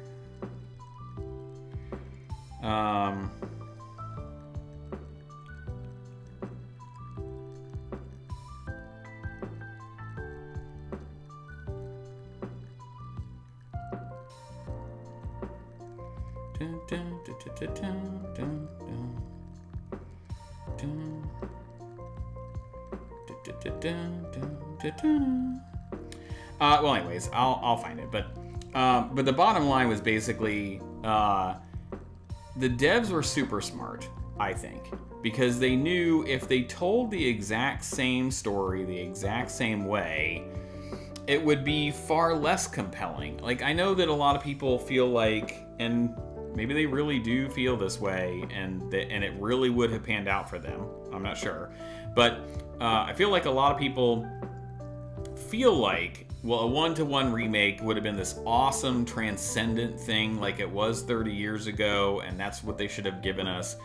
But I feel like because we know what happens, we know everything that's going on with Sephiroth. We know everything that happens with Aerith. We know everything going on with the main narrative and a couple of key twists that are involved, right? I'm going to try to remain a little spoiler-free for anybody who might be in the audience who didn't play the OG. If you only played the remake series, there's a safe space, okay, where we can all talk. But my point is that we know all of that. And because we know all of that, going back through the same experience with just better graphics on modern hardware, it wouldn't have landed the same way as it did 30 years ago. It would have been a neat adventure to take on one time. But like, you know, one of the comparisons that I've made since before Rebirth came out and before Metal Gear Solid Snake Eater Delta came out is I was very curious about the two paths that these two developers were taking, because Konami was basically choosing with Metal Gear Solid 3, we're going to do a one-to-one like remake, updated graphics, a little bit better control scheme, but they kept it exactly the same down to fade to black when going from one section of a map to another, right? They did not change anything at all, really, about the game. And I bought it. I own it. I started playing through it. I got to, well, past the main, like, massive ladder you climb, that's for sure, before other things took me away to go spend time on other things like content creation or work travel or whatever, and I haven't finished it. But even playing it, I was like, this is neat. I'm glad I have it. I'm glad I have the option to play it, because, you know, playing the original is not one that I can easily get back to. So it's nice to have it accessible, but I don't know how many times I'm actually going to sit down and play it, really, if I'm being honest, right? Totally looking forward to Volume 2 of the Master Collection coming out, because getting Metal Gear Solid 4 off the PS3 and being able to play it, I have not touched that game in a long time. Long time. It was one of my launch titles on the PS3, like, ages ago, right? But I played that game in close to 20 years, right? That is really going to be an awesome option to have access to that. But again, like, there's no mystery without the changes they've made, without the whispers, without the can fate be broken, without the things people take issue with, especially purists. There's no mystery. There's no what is Sephiroth up to. There's no there's just looking forward to, I know this is going to happen. I know this is going to happen. I know this is going to happen. And okay, great, but like once you've done it, like I don't know, like I like what really kind of helped me a little bit with like articulating this was when we did if you watched part 1 of this Remake Integrated, I dive into it. I say almost the exact same things. When Sephiroth first shows up at the train station for Cloud, is I'm like, this is the start of it, right? Like, what makes the remake series so good, so compelling, that's caused a lot of us to invest, is because there are questions. If you make a one-to-one remake, there are no questions. You know everything that's going to happen before it happens. Yeah, it looks better, it's prettier, it sounds better, you know, but I feel like this way is just so much more compelling. It's a great way to tell this story, and by the way, they've done it in a way that does not overwrite, step on, or retcon the original game in any way. At least not thus far, right? They've created a scenario where it's completely plausible that through the way the live stream functions, they've, like a lot of other things in the remake series, they've taken something from the OG, they've expanded and broadened it significantly, and the live stream is way more dynamic, as it turns out, than we thought from just the OG, right? And because they've broadened the scope of how it functions, with the introduction of these other worlds, with the introduction of these whispers and can fate be changed, they've created something that can sit alongside and parallel to the OG, but does not harm it. It doesn't erase it, right? In the canon, in the lore of FF7. Like, that's extremely interesting, right? And I think it's massively compelling. So I like it. I'm a fan, and I'm a bigger fan of this than I think I would have been on just a one-to-one remake on its own. So I don't know if anybody else agrees, but that's kind of how I see it. Josh says, I can't believe I binged the entire Avatar franchise for the first time in less than a week, just in time for the new show too. Oh, there's a lot of Avatar, isn't there? How did you cram all that into a week? I mean, I haven't seen it. That's also on a backlog of shows and stuff that I want to watch that I haven't. But I think there's a lot to that, right? I'm pretty sure. And I didn't know there was a new show. Is there like a continuation or like a new season? Or you also said you're so anxious about FF7. Yeah, I think a lot of us feel that, for sure. A lot of us feel that. Oh, there's also an artist that does like FF7 Star Wars crossover art. I had that on. If you were, there's another video I made on the channel for when I was out at Summer Game Fest. I saw the Star Wars pod racing game, Galactic Racer, and I did a video on the demo that we got to see and some of the stuff that's built into the game. But on this display, that whole video, I had just those FF7 Star Wars crossover art. That I should find that. I'll find the person. I'll try to find the person who does the art on Twitter, and I'll pull up their link. Ghost says, I sincerely hope Advent Children links up to the story in Cloud's livestream sequence, not at the end of the game, because it's already happened. We don't need it to end there. So,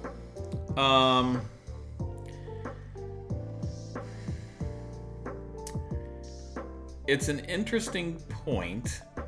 I'm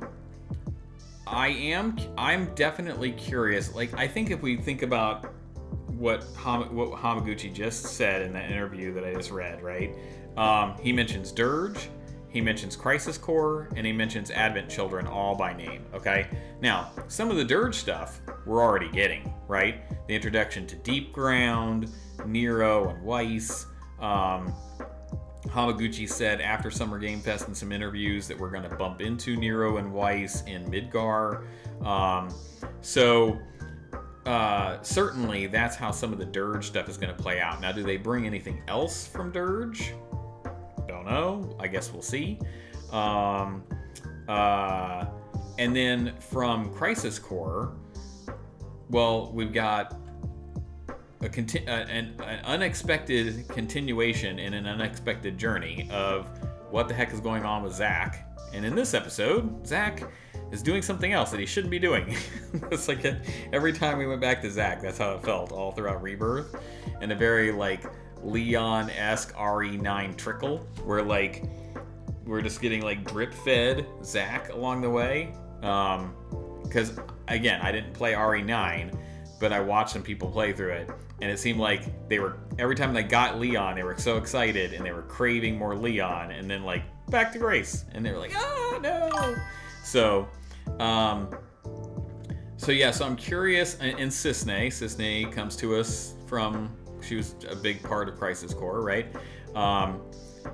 She certainly will appear again in some capacity in Revelation. In what capacity, we don't know. But I'm wondering if there's anything else Crisis Core related that they would bring in. I feel like this is the moment of the live stream where I am compelled as a fellow streamer and collaborator and friend to Sleep Easy. If you haven't seen his channel, he's a big Crisis Core guy. This is the moment in the stream where I say they need to incorporate more Crisis Core into Revelation. They need to bring Genesis in, they need to bring Angeal in, they need to find a way to fold the story they were telling there into the remake series in a compelling way that gives us some payoff for having gone through that journey, especially because they made a point before Rebirth came out to say, well, first of all, to re-release Crisis Core, completely voice recorded with the voice actors from the remake series. I think that's interesting. Why would they do that unless there was more going on there? Like, they wanted us to know Crisis Core before Rebirth, and they wanted us to revisit it as if there's some continuation of it that plays into Rebirth and Revelation, right? So I'm curious to see what else they'll pull in, but Sleep Easy, there you go. I gave a plug for your passion that is Crisis Core. And then Advent Children. So let's circle back to Ghost's comment about the live stream. So Advent Children is interesting in that, how do you pull something into the events that are occurring during what would have been the OG, but it's from something that happens after it has concluded, right? I think part of the way that you maybe could do that is an introduction to, like, Denzel, right? Like, when did they meet him? How did they meet him?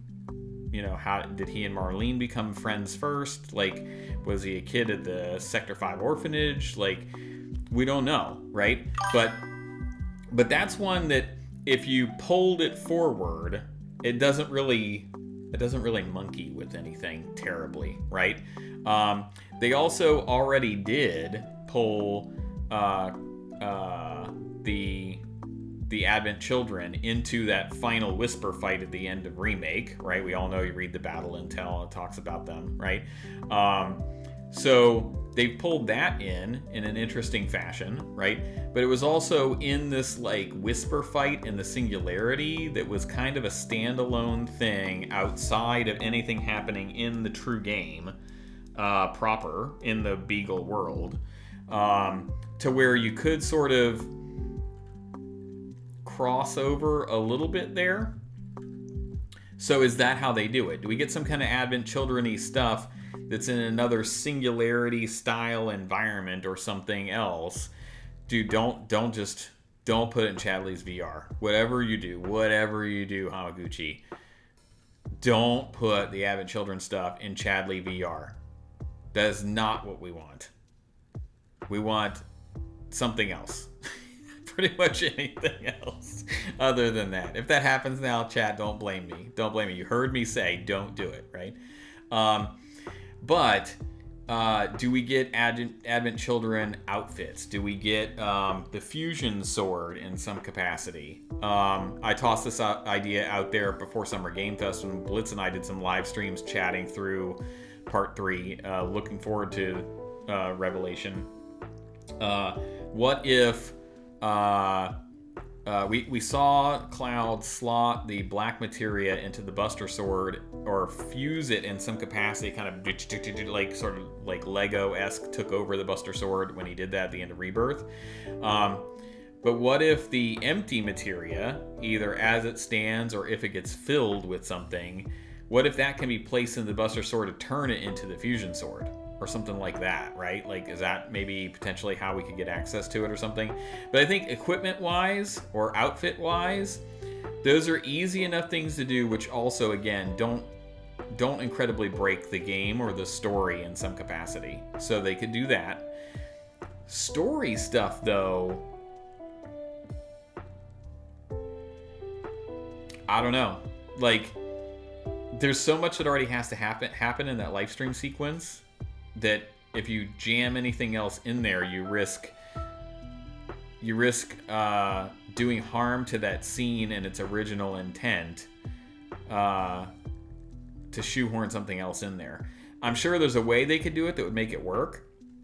What I don't want though, Ghost, is I don't want them waiting all the way till the end of the game to give us info, right? We've had that happen 2 games now. Like, don't spoon feed us and then like bludgeon us with a sledgehammer of info at the very end a 3rd time. Like give us some of this along the way so we start to figure some of these pieces out.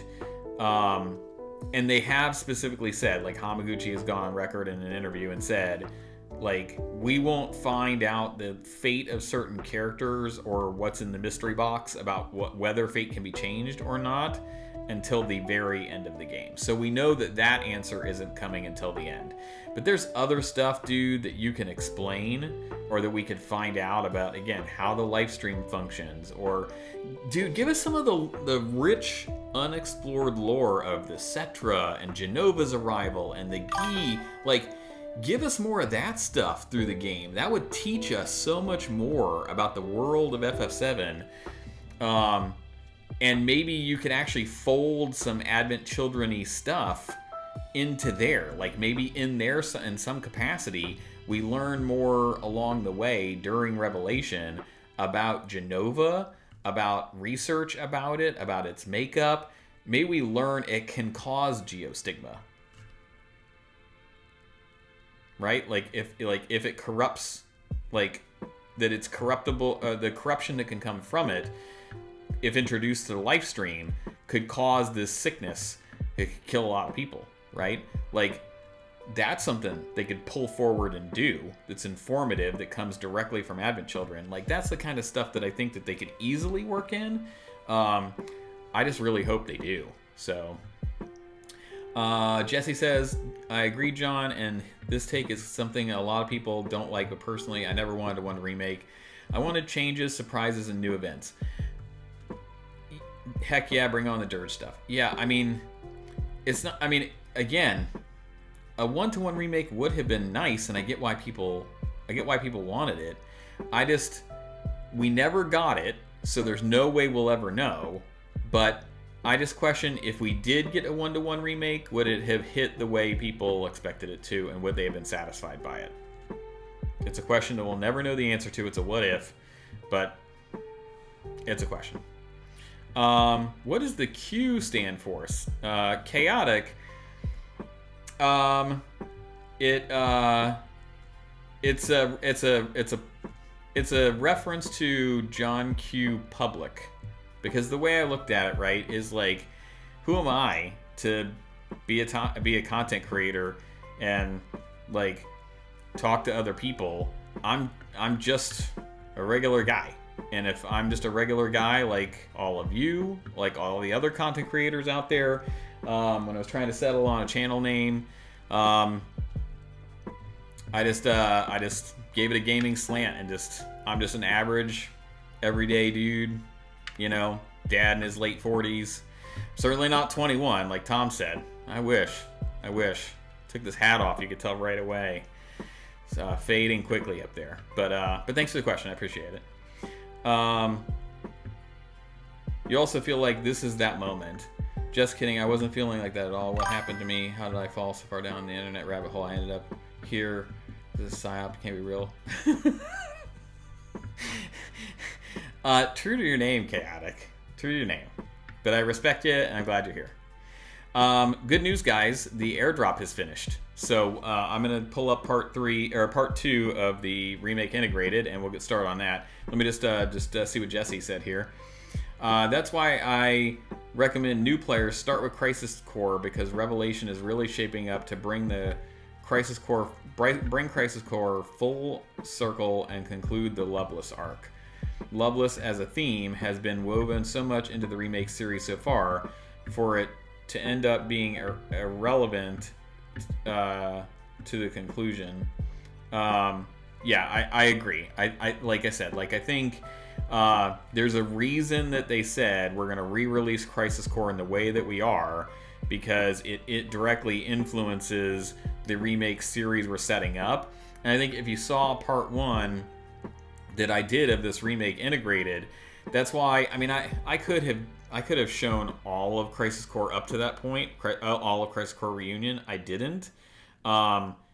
Just because there would be so much extra content there. I wanted to really kind of laser focus in on the remake series, and then I can always fold that in on the front of it if I needed to. But I started with that final stand for Zack because there are scenes in the ending of Crisis Core Reunion that fold nicely into the way remake starts, right? With the bird flying out towards Midgar, and then you see Cloud walking, dragging the Buster Sword, or the life stream particles, and then poof, and then you see Aerith sitting there, and it switches to a different angle, the familiar normal camera angle of Aerith looking at that pipe.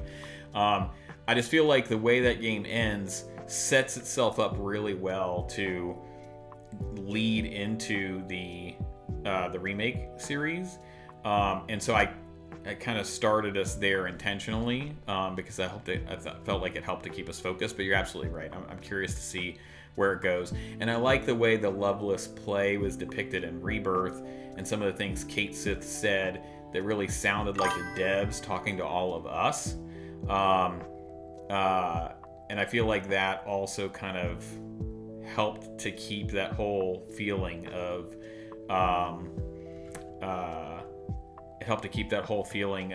the Loveless arc integrated into the remake series. So I agree with you there. Curious how much first soldier they'll weave in, if any. That's a good point. I feel like in some capacity, in order for us to be informed or have the context necessary to understand Sephiroth and his motives and his intent in the remake series, they in some capacity have to give us some of the first soldier stuff from Ever Crisis, right? Some point in Revelation, they've got to make that a revelation that they reveal. I feel like that's probably the case. I think they're really going about the re-trilogy in the smartest way. It's fresh, it's all-encompassing, has a bit of everything for everyone, absolutely. They've done a great job incorporating Loveless, but it really had more impact to Crisis Core than the core FF7 main story. I'd love to see them add Benora to the world map. Yeah, Benora, I think it'd be really neat if we got the submarine, and then we could, one of the underwater places we could get to was Redora Archipelago, like whatever, that place that sank in Ever Crisis. That's another way they could fold in some first soldier stuff, some Sephiroth backstory stuff, because that's where he killed Rosen, the kid, right? So maybe there's some kind of clue there that we need to go retrieve or something. That could be interesting. Yeah, I also felt like starting at the end of Crisis Core is really a start remake. Yeah, absolutely. Okay, chat, we're ready. I just have to pull up the video. So give me one moment to do that, and we will get started. Okay, here it is. Now, I have to make sure, I don't remember where I positioned this when we set this up the last time, chat. Okay, so I need this here. And, oh, I almost quit it. That's not what I wanted. Boy, seeing my analytics, you're seeing everything. Where did it go? I lost it. Oh, I quit it. My bad. I accidentally quit it. There we go. All right, so I think we probably should be able to see it. I don't need Finder anymore. Let me get rid of that. The only thing I don't know is I don't know if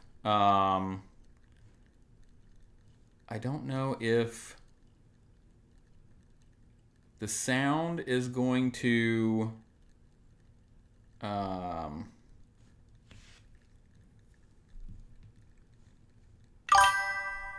Redore. Yeah. Absolutely. I just don't know if...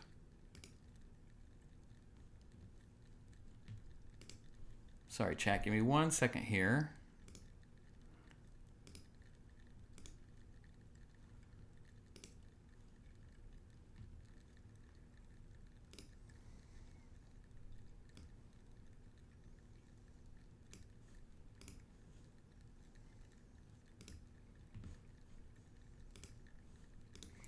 Just making sure we can see it.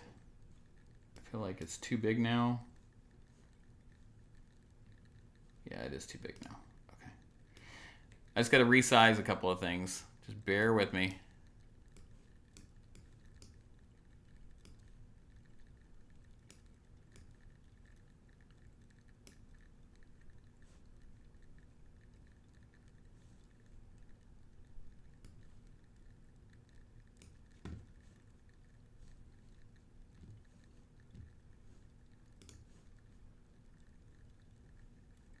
Okay, I'm not seeing the whole screen. Why am I not seeing the whole screen?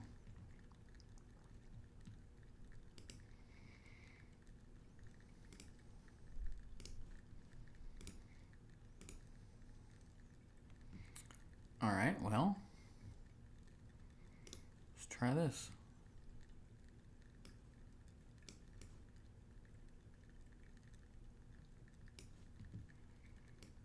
This is stuff I gotta figure out along the way. There we go. Okay, all right, so let's just advance it like a random spot here. Okay, that looks good. All right, chat, here's your one job. Hey, Blitz buddy, you're here just in time. We're about to start the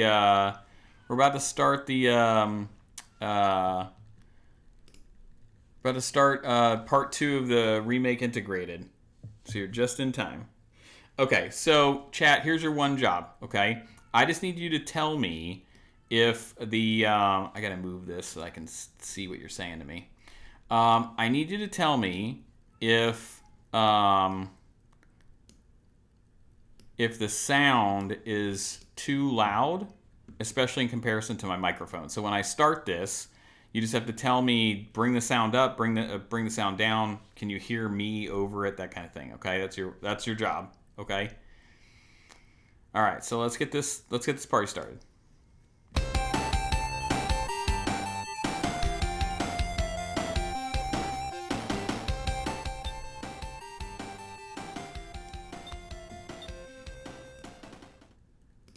All right, how was that? Is that good? Tell me before we start. I just want to make sure we're okay. I can always adjust it as we go, but I kind of want to start out with a good level set here.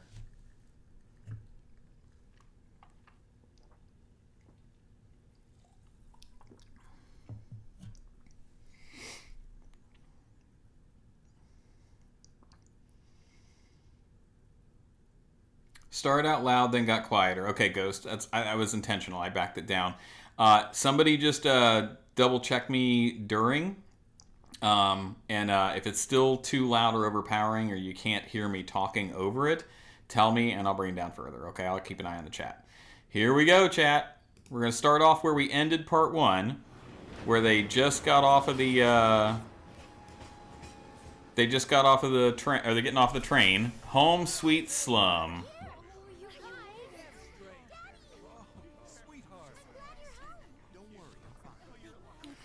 And I like how we're continuing the impact of seeing the tangible impact of people on this reactor blowing and how they're feeling about it. They're happy to make it home. Hot damn, we are good. Bombs detonated 1, members lost 0, and 1 step closer to a brighter future. Hell yeah! Guys, your voices, huh? People are listening. Yeah, well, Barrett, you're the one who started it. Just like to point that out. Now get some R&R. You've earned it. Just be ready for the next mission, all right?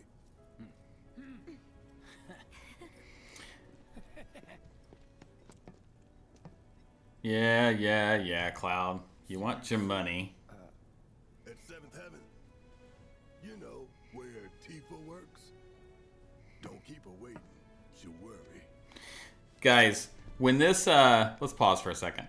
When this music first hit and you're just dumped off, you know, where Tifa works, don't keep her waiting, and that music starts swelling, my goodness, man, I got choked up the first time I played this. Like, it was fantastic to just feel like we were dropped back into this world.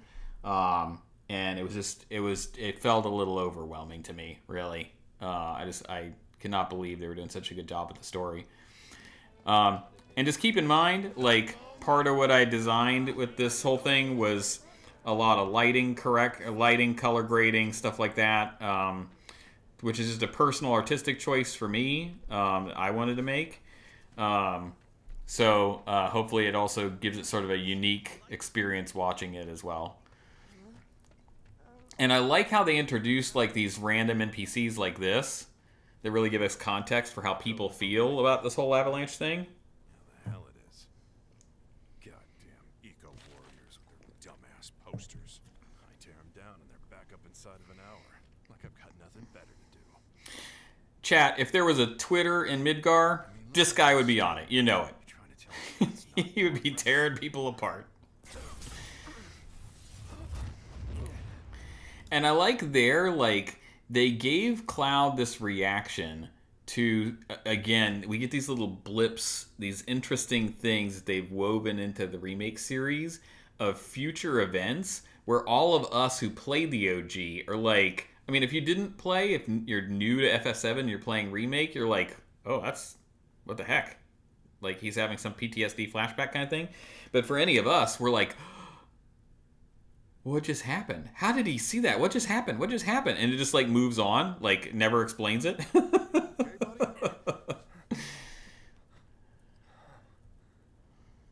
junkie, huh? Uh-oh. Here they come. They're like, now, Cloud, you gotta move on. Stop talking to this guy. Stop questioning things. Stay on track. Chat, the Whispers are the red pilot in Star Wars. Stay on target. Stay on target. Big still wants that shower. Refueling time. And you, Jesse? I don't know. Figure out how I screwed up? You're such a kidder. They made it seem like the Mako poisoning, but it's really a live stream memory. Yeah, Ghost. And then the piano comes in here, and they've got all these neon signs. Oh, God. This game gets me, man. It just gets me.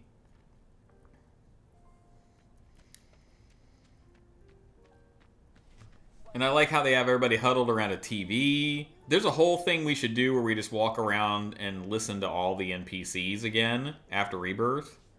And there she is, folks. There's Tifa and Marlene. Marlene was so cute. So cute. That's right, Angel. They captured her perfectly, chat. Been a good girl. Yeah, I've been helping Tifa. Oh, you did you? Well, well. You made it. Where'd you get that? I can't remember the last time I saw a real one. Oh. That's like a little taboo there. Girl gives you a gift. When did you get so thoughtful? I like that, Has been 5 years. Huh? yeah, huh? So, right there, I like that we're getting our first glimpse of Tifa being like, wait, what's going on here? What did he just say? But then also, I like how there's like nothing growing, and then there's this real flower. And I like how Aerith like calls back to this. I think that that's pretty cool that they sort of like had her ask about it as if like she kind of, to me, my interpretation, we'll get there when we talk about it later, but we'll call it out here as well. Like my interpretation of when Aerith asked him what he did with the flower, it felt like she knew he probably gave it to Tifa. That was just my interpretation on my first playthrough of Remake. And also, I like how they have her talk to him about it again in Rebirth in Under Junon. I thought that was a really nice callback. I need to talk to Barrett. Right. Come on in. I do agree with everybody else, though, chat. I wish we could have gone down into the Avalanche HQ. That would have been cool. But Don't you worry about all that silliness. Daddy's here and he's not going anywhere tonight. Now turn that thing off and let's get you to bed, huh? Do you mind keeping Marlene company? until Chat. we're done with this? Me? the lighting in Seventh Heaven is so overpowering that color grading is a nightmare. I don't recommend it. It's not for the faint of heart. It took a lot for me to get it to look like this. Hey! What the hell you think you're doing scaring my daughter like that? Daddy says never talk. That's right, he does. Right, honey, I do say that. Because he's a good dad. Girl, you are remembering Daddy's lessons. You know what else good girls do? They go to bed on time. Come on. My girls were much older than this when Remake came out, but I remember when they were that small. Just this once. You don't get that time back, chat. Enjoy it if you have kids. My money. I'm still waiting on it. Yeah, sir. We know. You want your money.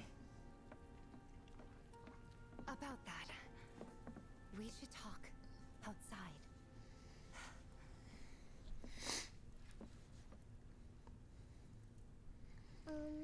Daddy, did the people who died all return to the planet? Of course.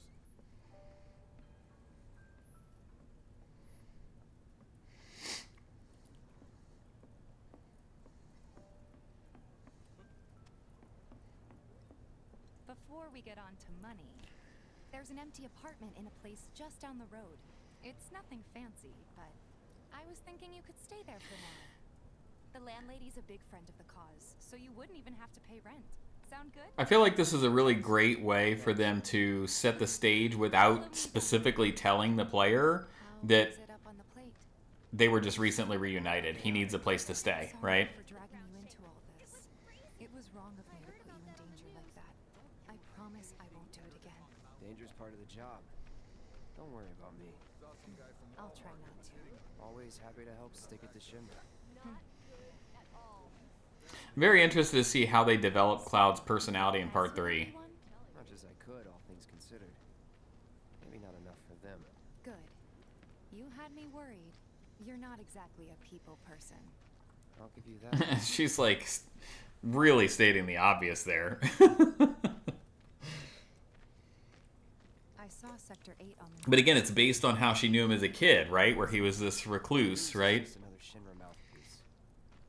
They'll spread whatever lies Shinra tells them to. So, it wasn't that bad? It was. Oh, right. And I like how he's making the same point Barrett does at the beginning of Rebirth about the news being a mouthpiece of Shinra, and he's right, but he doesn't like get into name calling in the way that Barrett does. So it's interesting to see the dynamic of how different people say the same thing differently. Don't have time for much else, what with Seventh Heaven and all. Not even time to decorate. I love how they fill in little gaps in the game. Instead of an inn, it's an apartment complex. Absolutely, Ghost. Yeah.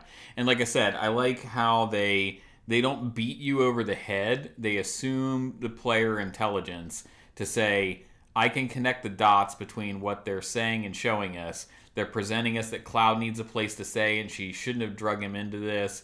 Like, you can tell they were recently reunited. They knew each other before. And he needs a place to stay, as if there's no game plan of what's next. And it's feeding you all of that, giving it to you contextually, but not like not having to say it outright. I think that that's really smart storytelling and writing. Here's your room, 202. Don't worry, I already told the landlady about you. You did? And I like how Cloud mentions, like, what did you tell her? Because they haven't been back together for very long. And he's very curious about what she said, especially because he's conscious of his image, That one's, right? Know what? It's getting late. I'll introduce you tomorrow.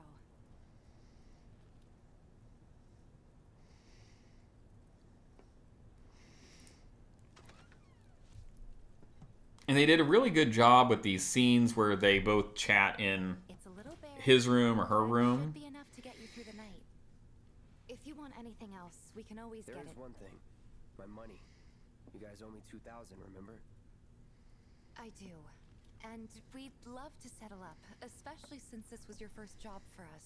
But This is our first like reference to the fact that they owe him 2,000, and they set up why he uses 2,000. Blah blah.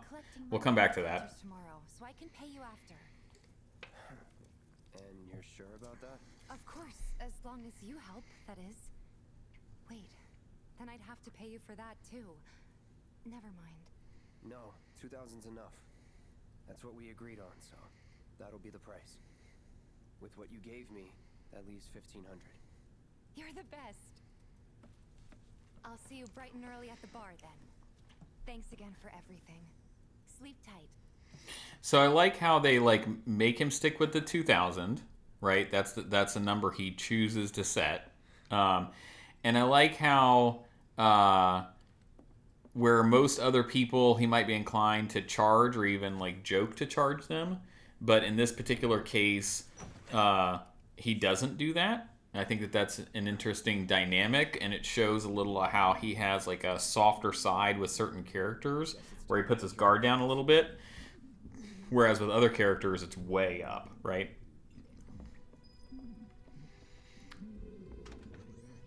So now we get like our first introduction here to like the black robed guys, the tattoos that they keep alluding to the numbers on them, so I feel like we're finally going to get an explanation on that in Part 3 in Revelation. I want to know what this guy ate, because clearly his stomach gurgling. I love this moment where he hits the sword on the door jamb, or the top of the doorway. Like, that would really happen. They do such a good job with sort of like the realism in world of what's going on. I think that's just fantastic. They kind of do that same thing a little bit again in Rebirth with Dr. Sheeran's place. Get back inside. Get off me. And then again, here's another one of these moments where we get a flash or a vision forward of something that OG fans would recognize, but like you question why is this happening, and you wouldn't get that without the whispers, without Sephiroth appearing earlier, without all these mysteries. What are you doing to Marco? This is his apartment. He's got a few problems, but he's not a bad guy. The landlady asked me to check on him now and then to make sure he's okay. Can I ask you to do the same? Sure. Yeah, next time, Cloud, you're in the next room over. Just yell Polo.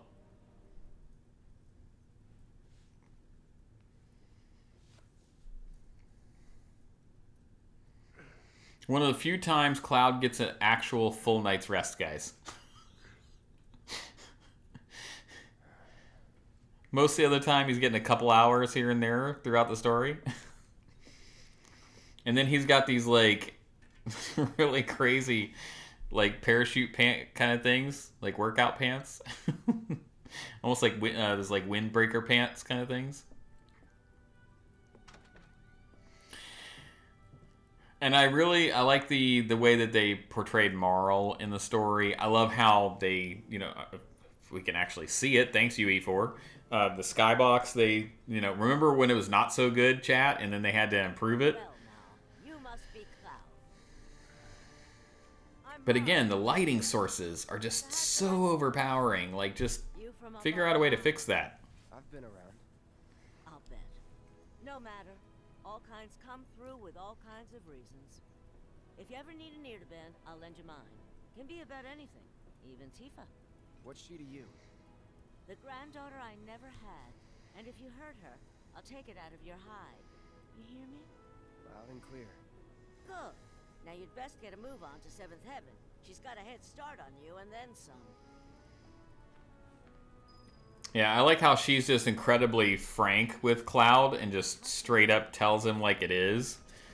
It's an interesting dynamic where most people like choose their words, or like even if they choose their words hastily, they still choose their words, and she's just like very frank with him. I like that. And now the next time we go in 7th Heaven, the lighting in here, chat, has completely changed, and it's a whole different problem to try to color grade it. in a whole different way. Let's get down to business. It's just it's crazy. It's all over the map. Won't replace themselves. Although the next batch probably could. If And I like she's like trying to sell him on, you should want to go do this with me, Cloud. Let's go. It's gonna be fun. The rotten egg smell. Honestly, Hey Ghost, thanks for chatting with us. Come back and you can check it out. I'll have the VOD up pretty quickly on it, okay? But thanks for joining us for the conversation. Give me a break. I'm not a salesman. I'm a soldier. Which is why no one will refuse to pay. What do you say? Please? Let's get this over with. Great. Great. While we're at it, I'll give you the grand tour.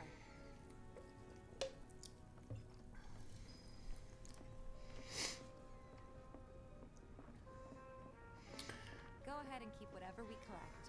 Seeing as you didn't bring any I'm luggage, blind. I'm guessing there's stuff you need to buy. Thanks.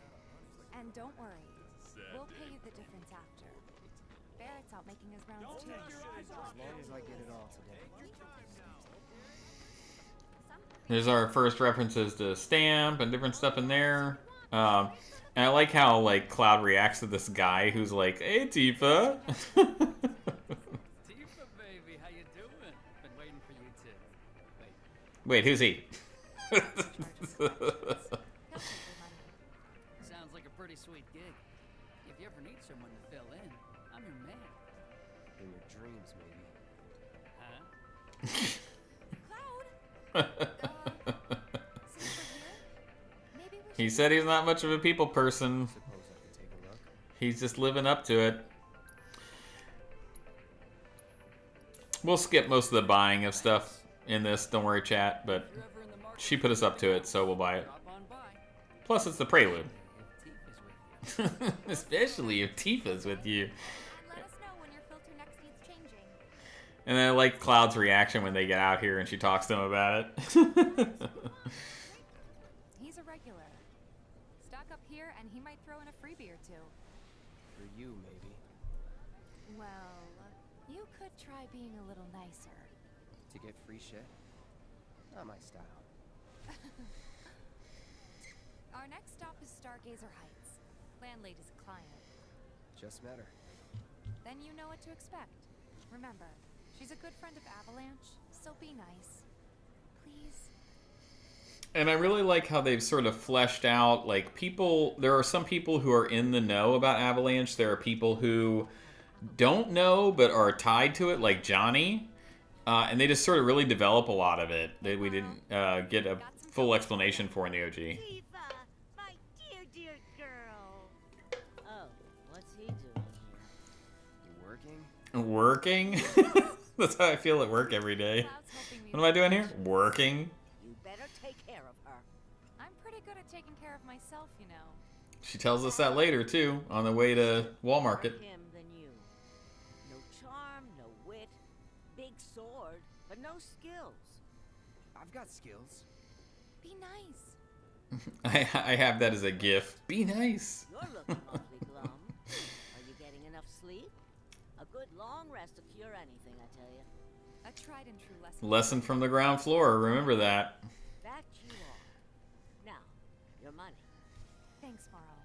You take care of I yourself. love how she pays us up front, chat, but we don't replace the filters for a while. You notice that? She's just like, nah, here's the money. You're cool.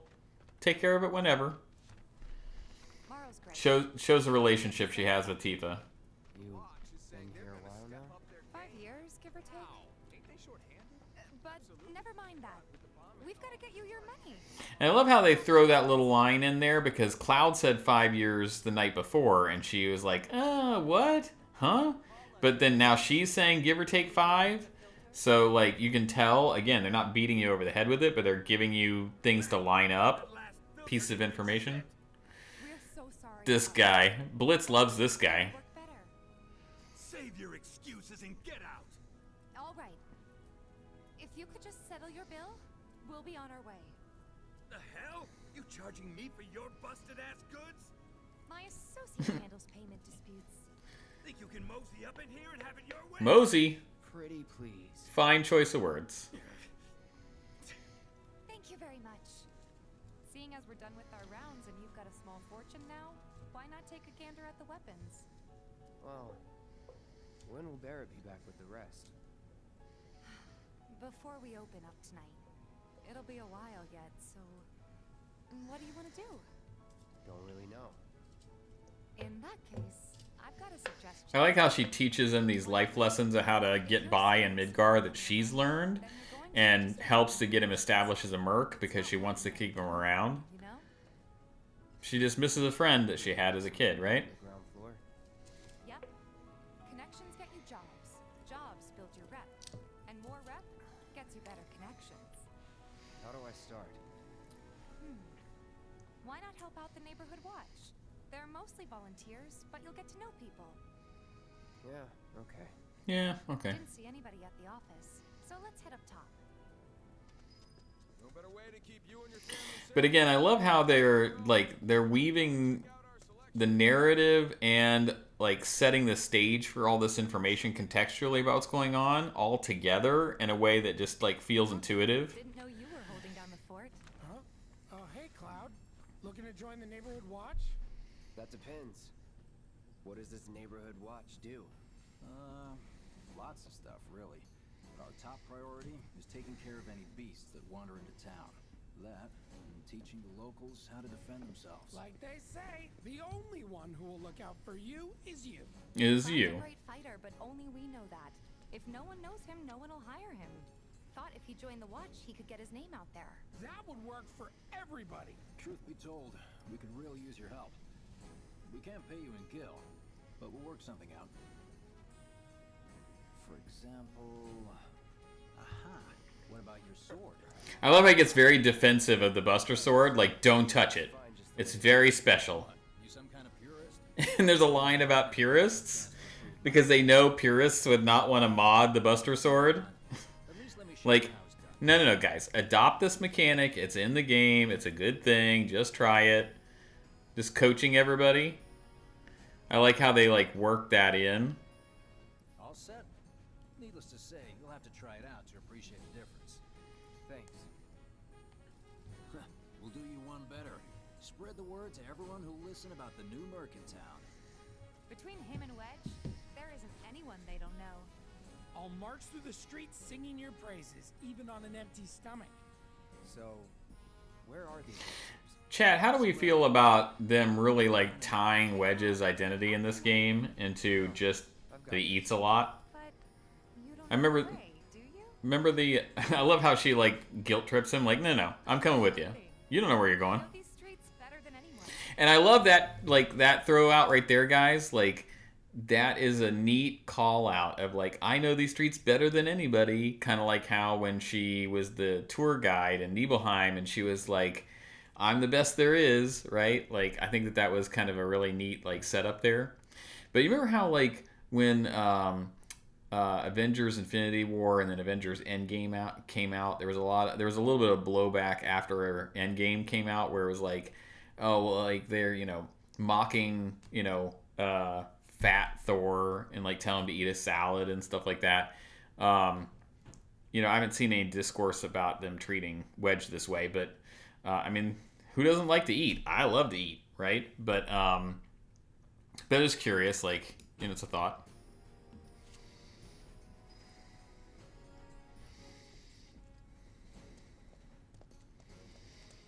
Scrap Boulevard is out west. Past the barricades, supposed to keep the monsters out. Anyway, we should prepare just in case. Now there's, like, a bunch of people all, like, talking all over each other. Let's get around Chadley. No candidates. Man, that sword's massive. I crack up at that line a lot. Oh, see, now they're like, don't let anything happen to Tifa. And the more we pile up, the more they show up. You just get the sense that there's all these people living in Sector 7. They all know each other. Show me what you got. It's really cool. You're up. Let's do this. That's that. Keep it together. I got this. It's over. Man, anytime that there is a really strong light source, guys, like, Oh, it is so tough. soldier looks like in action. This was just a warm-up. I'll bet. Let's keep at it. Don't worry, this goes fast. But, you know, contextually, they're cleaning up the streets, making the streets safe. Or whatever it is that she says there.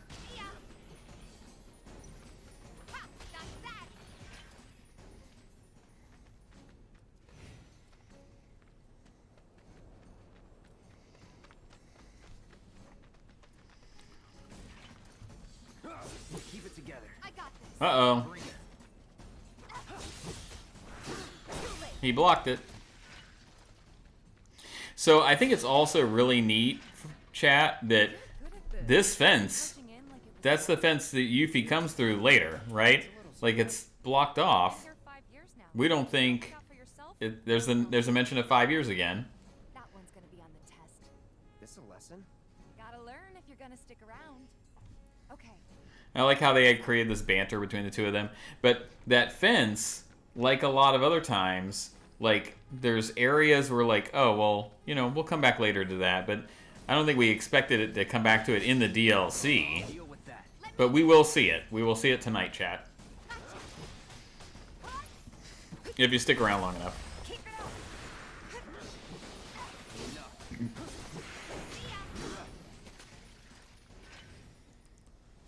Alright, I think that might be the last of them. You won't stay gone for long. Of course not. Even so, folks will be grateful for the peace and quiet in the meantime. A win's a win, you know? True. Trust me, it'll do wonders for your rep. Right, let's go check in with Biggs and Wedge. How's the game audio, chat? Does it sound good? Is it alright? Too low?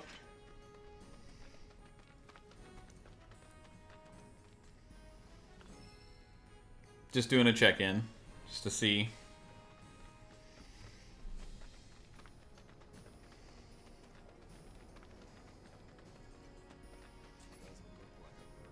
Doesn't look like a merc. They're not convinced yet, chat. But I love how their dialogue, the casual, atmospheric dialogue changes as you go through the game. I think that that's pretty cool. It's you!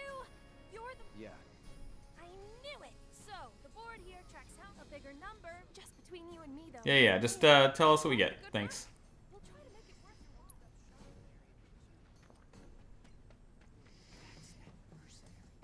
That's that mercenary guy. See, now they start talking. I ain't got nothing for a punk-ass bitch like you. Get on out of here. Don't worry, Blitz. I captured his line just for you. Just for you, pal. Already? Got every last one, too. Now the slum should be safe. You guys are machines. Good job. Meanwhile, we told everyone we could about you. So I heard. I've got to ask, though. What did you tell them? It's all right. All you gotta do is keep up the good work. It'll pay off soon enough, I promise. How's the sword, by the way? Good. Glad to hear it. Seems like the perfect fit for you. I love how this reference about how it's been through a lot. Boom. Like, obviously that would set him off, right? You okay? I like how a lot of those moments are triggered by something specific if you pay attention. Been meaning to ask. After you left the village... It's a long story. I've got time. Why don't you tell me all about it while we try to rustle up some more work for you? That sounds great. I'll come too. Oh, no you won't. What? Run along now, you two. Sorry, Go on. maybe next time. No fair. Think about it for a second. They haven't seen each other in years. You'd be a third wheel. Hey, before we get back to it, why don't you check out the weapons? No need. Come on, the dealer's probably heard all about you by now. Might treat you better. I don't know about that. You hear someone got rid of all the monsters on this map boulevard? No better way to keep you and your family safe with a weapon of your own. Hold on. Check out our selection. Heard there's a merc that'll take on any monster. You the man? Oh, now this guy wants to talk to us, chat. What if I am? Sorry about before. I get antsy when business is slow. I don't know if that's good enough excuse, but, you know. Why not try that one on for size. Yours on the house. Badass like you rocking my weapons is good advertising. Think about it.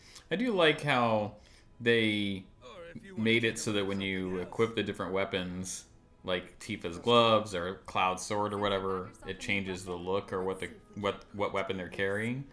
But I agree, like, from a story perspective, I would love to transmog it so that as you're running around, in the story of the cutscenes, like, the only thing you see is the Buster Sword.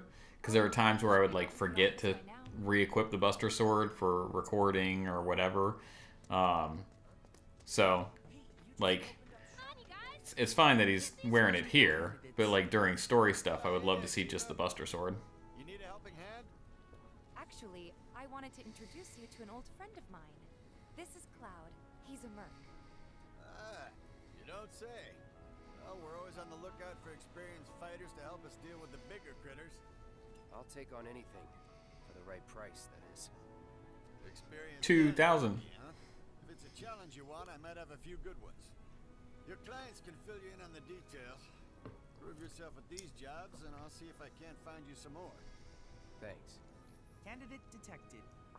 Performing physical analysis. Here he is. Where's Prof? Cardiovascular health and impressive lung capacity. The introduction of what I think will be a fairly pivotal character when all's said and done. I'm an intern for Shinra's Research and Development Division. I hope you'll be interested in helping me with my research. Please accept this as a down payment. I would like you to set that assess materia in your equipment and use it to gather intelligence in battle.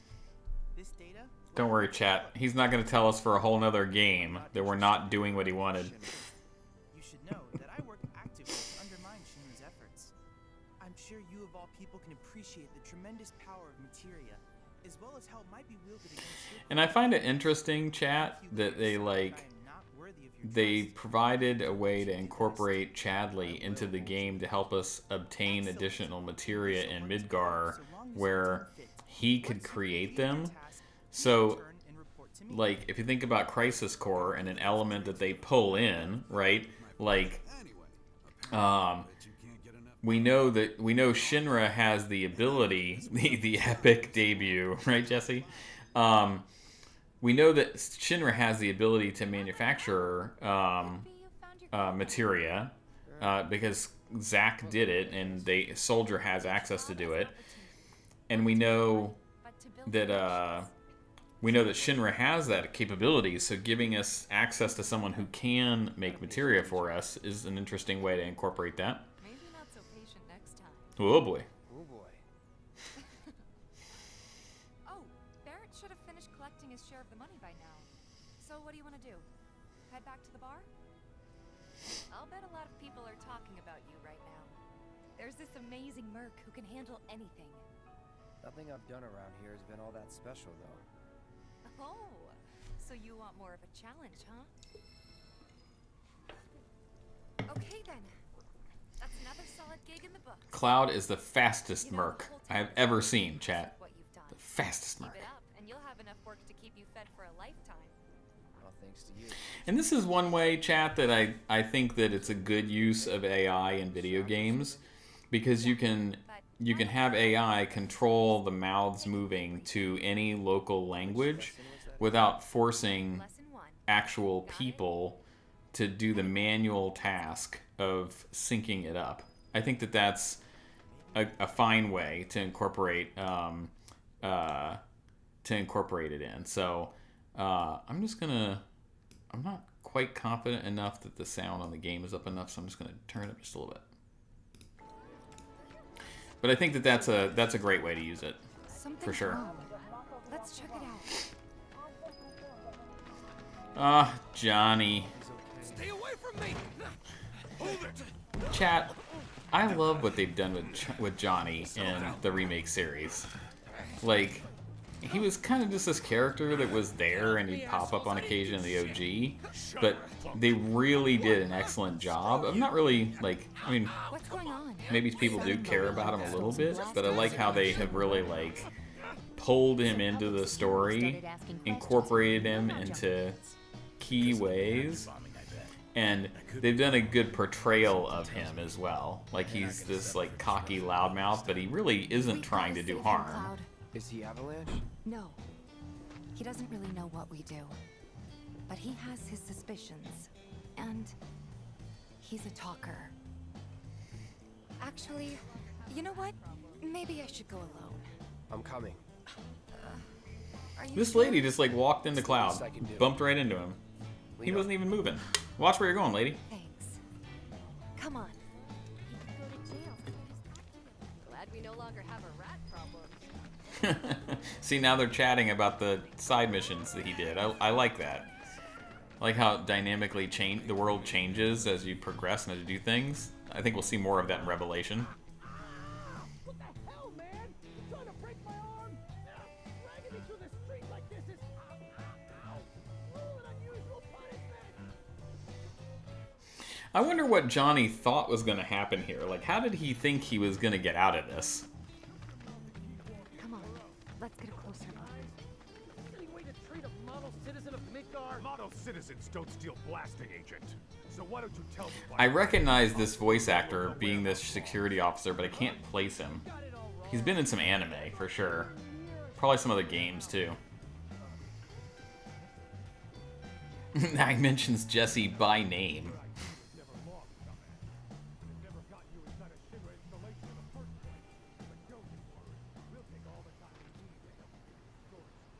I swear, all he had to do was keep his mouth shut. Yep. Anyway, you distract the officers and I'll figure something out.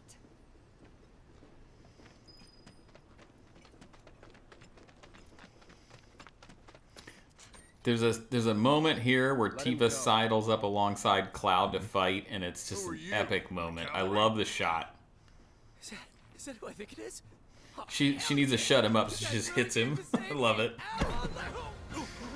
Right here, chat. We know this camera angle. We know the shot. Look at this. That rocks. That rocks.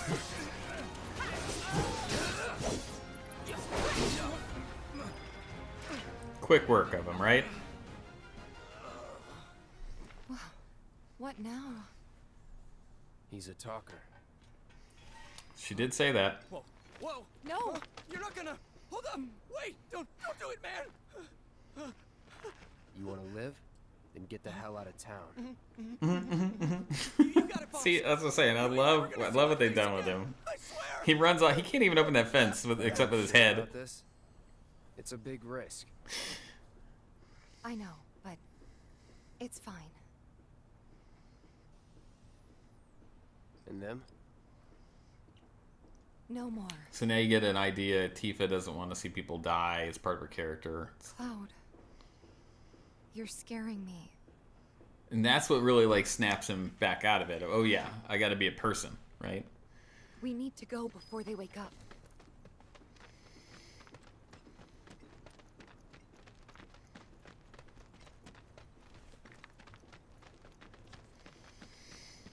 I love how she's going to talk to him, Johnny. but she like I'm more worried about us. pivots and just talks about his eyes. Right? You could tell she wants to say something more here. What? It's just... you've really changed. How? I suppose it's... yeah. Your eyes. They used to be less... It's the Mako. Soldier, remember? I remember. Actually, before we head to 7th Heaven, maybe we should swing by Starkey's or... There's another fence behind them that Yuffie uses later too. Again, like I just like all of this stuff was sort of thought through in advance, which is really cool. Huh? Someone's back awful early. Not that I mind. Would you two be dears and swap? She just hitting on Cloud? I left them in your rooms. Sure thing. Not so fast, you. Do me a favor. She needs a friend. A real friend. We're already friends. So when she talks, are you really listening? Thinking about her and her feelings? See, this is what Cloud needs to Or are hear. you just going through the motions? Go on. he doesn't know how to, like, develop real relationships with people, right? She can tell. Let's take care of this real quick, okay? Sure. Come over when you're done.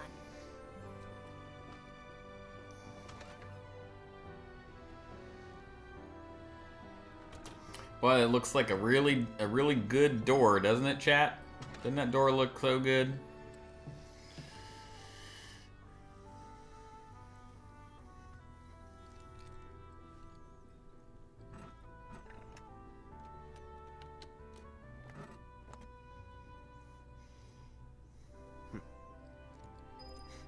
He's like impressed with himself. Hey guys, I'm a plumber now. Goodness, unseat Mario. Give me 1 sec. I'll be done in a bit.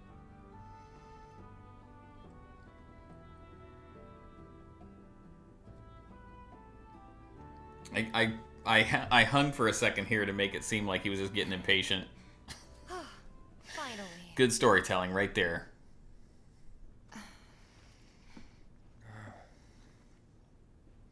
So, after you left the village,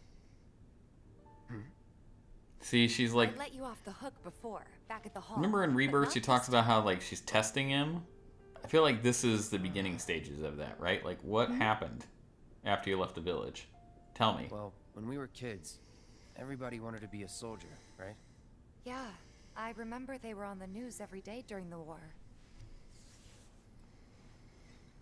Thing is, by the time I finally made it in, they didn't need heroes anymore. It was nothing like what we dreamt. The lighting in this room is so good. I barely had to do anything. Just easy to make it all look good. And I love how he like can't account for some of the time, so he just kind of trails off. It's a touchy subject. Not exactly small talk. Especially with someone you haven't seen in a while. I get it. But then they ever like turn the page, turn the It's topic a kinda little bit. funny. Us going our separate ways. See, thinking now that they're must be it, reinforcing. They did that just we'd never meet like again. rekindle a And then friendship here, or of all something. places we do. You know what? We should totally celebrate. Let's dress up and hit the town. Really? I mean, why not? It'll be fun. Do you even have fancy clothes? Not like fancy, but I'll figure something out. I like how they gave us a choice, Huh? right? That was nice of them. I mean, obviously, we'll just go with Something the with classic outfit. Yeah, I guess we're not kids anymore. Be sure to pick an outfit that goes with mine, okay? Oh, don't worry. We gotcha. Will do. It'll match more than you know. This is gonna be so much fun. You'll see. Yeah. Maybe. And on that happy note, I think it's time we headed back to the bar. Come on. You don't need a break? Honestly, I like how she I'm was feeling listening pretty up on good. the parapet there, like on the upper Marl floor. isn't always right, you know. But to Cloud's credit, guys, growth as a character, he did try to have a relational conversation after being prompted by Marl to do so, right? So we're even already seeing a little character growth. Hey, Marl, we took care of the filters, so we're gonna head back to the bar now. Take care, you two. Oh, you're looking pretty chipper. I don't feel that different. Must be my imagination, then. Anyway, keep your wits about you, Merc. Oh, so now he Show does her have my wits and appreciation. skills. Be good to her. Interesting. My husband decided to go to I really like after Rebirth. I said it earlier. I want to wander around Sector 7 and see all the dialogue. And here we are. Same as you. Could use a little something to take the edge off, right? How about a refreshing cocktail made by yours truly that you can sit back and savor? Tifa. Yeah, I'm feeling it a bit too. I like how he calls her on being Do you nervous. think you'll stick around a little longer? Maybe. Work for a minute, build up some savings. I see. He doesn't want to outright come out and say, So, I got nowhere else to go. Want to head back out for a little while? Nope, we're good.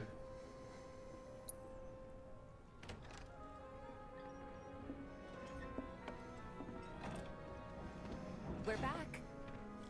Did you have fun? Lots of fun. Marlene. Need y'all downstairs. Did you have right now? fun? Then the plan is... Marlene, wanna go wait for Jesse out front? Okay.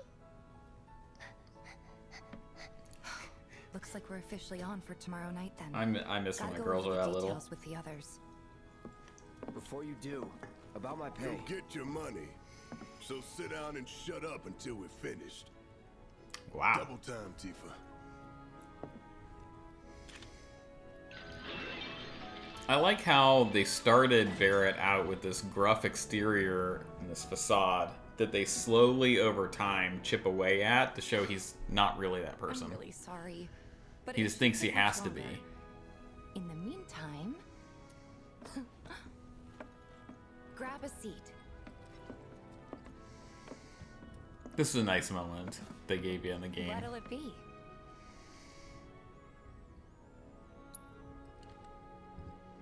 I don't know. Something hard and bitter. Cloud really took being a merc seriously. No joke, Jesse. But I like how Tifa kind of talks to us as the devs a little bit here, where they're like, yeah, this is what you could have, but you're a more discerning customer, aren't you? Let's give you something Well, better. Most people would say something sweet right about now. I'm sure they would. Ah, but you're a more discerning customer, aren't you? In which case... And I love how they developed this further in Rebirth. They gave you the whole backstory on the Cosmo Canyon drink and the Avalanche crew before this. Beautiful. I gotta go. That's pretty cool. Enjoy. They just give us all these little character moments where we see the interplay and the dynamic between all of them, between Barrett and Cloud, Cloud and Tifa, Cloud and Jesse. Hey, you see the news? The reactor bombing was the work of the eco-extremist group Avalanche. Public enemy #1. Gets your heart racing, doesn't it? They don't know our faces, so we're in the clear for now, but we'll want to capitalize on this momentum. Speaking of which, you coming on the next one? For the right price. Oh, you can bet I'll be pushing hard for a raise. Tifa will be joining us too, but I don't know. I like how Jesse calls out, like, Tifa is at odds or disagreement with Avalanche on how to do this. Put my life in someone else's hands, then I'd rather that someone was a professional, like you. And Jesse's the reason the Whispers get involved. Because they sort of portray it as though, like, she's the one pushing for Cloud to go. It seems like Tifa maybe doesn't want to do it, or doesn't want Cloud to do it, or both. And, you know, they wake up the next morning, and Jesse gets taken out of the equation to maintain the original narrative, right? Very interesting stuff.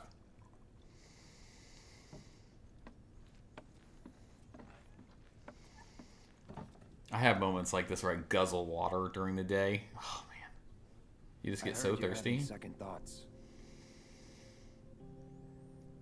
I know we have to think big if we're going to make a difference.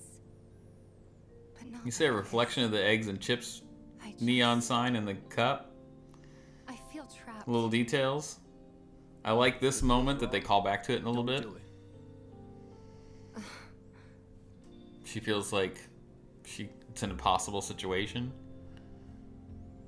I like this moment. Just the music, just them sitting on the bar stools, ceiling fan going.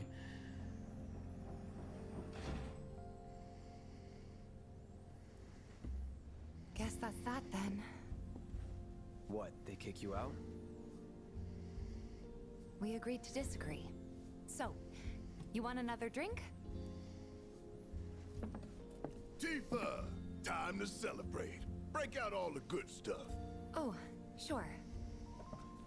Speaking of the eggs and chips sign, I actually had a neon sign, like craftsman, like quote out making one for the wall in the office game room here. That's how I like it. No I haven't pulled the trigger on it. Figured you'd say that. Here, the rest of your payment, along with a little extra for your exemplary service. And thus concludes our business. Gonna have to ask you to leave now. This here's a private affair. And I like how they sort of put Cloud into this moment, and there's the whisper, like, oh, there's something going on here that's not correct, right? Sorry, I tried. We talked it over, but in the end, we didn't want to put so much on you. This is our fight.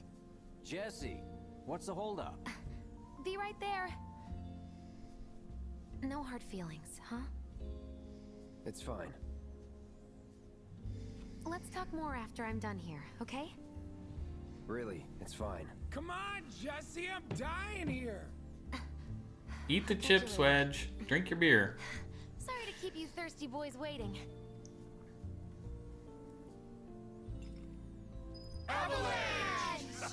But I like how they give us this moment where Cloud is like this outsider who just like, you don't feel like you're with anybody else in the room, and like it's like, what am I supposed to do here? Sorry. It's really intriguing because as a player, I think you're expecting like, oh well, I'm going to be part of this crew that we've been introduced to. And I also find it interesting here. You can tell Cloud is not going to help these guys right away because he doesn't charge them 2,000 gil. Shut up and wait. We'll find him soon enough.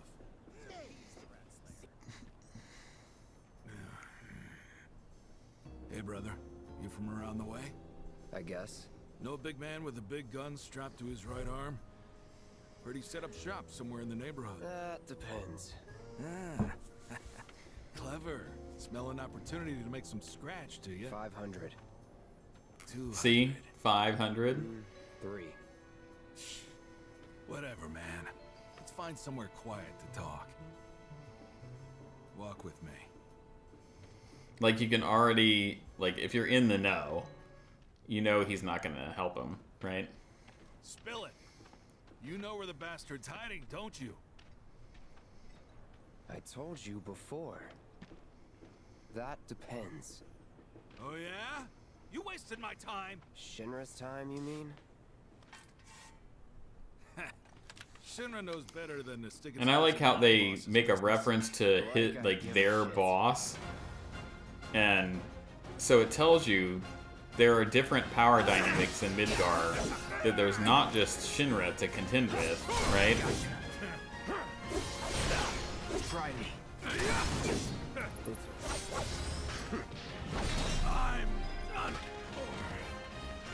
I'm done for.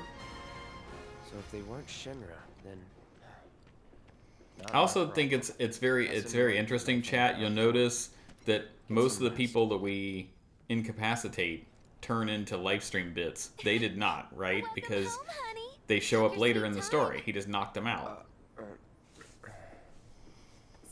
And here we go with Jessie and her flirting. You can tell he's a little weary of it. Are you gonna let me in so we can talk in private?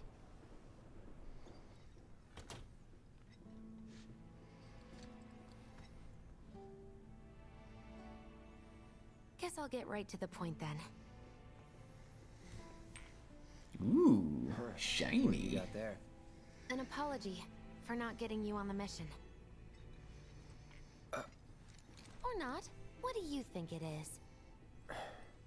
A proposition. Nailed it in one.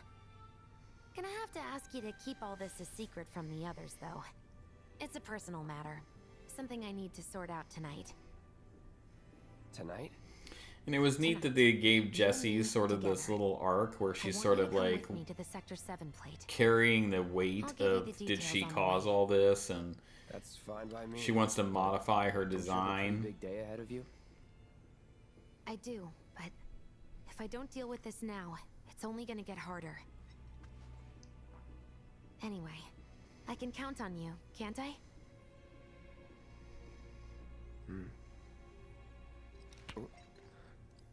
A down payment. Give me that sweet, sweet Ifrit. Doubt we'll be back before morning, in case you were planning on traveling light. Make sure you've got everything you need before we leave. I'll wait here. I'll try if I can see you, Jesse. It's too bright out there. You all set? Awesome. Meet me at the station after dark. Don't be late.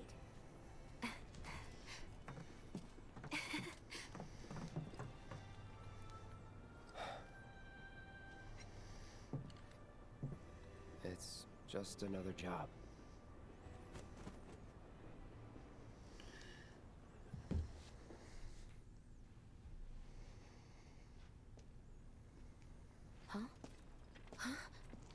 Tough break. And I like how they sort of also like have this like camaraderie around not having parents, which is sort of a trope in stories, and they all have it in common, so they just call it out. One thing when you're obviously thinking about something else.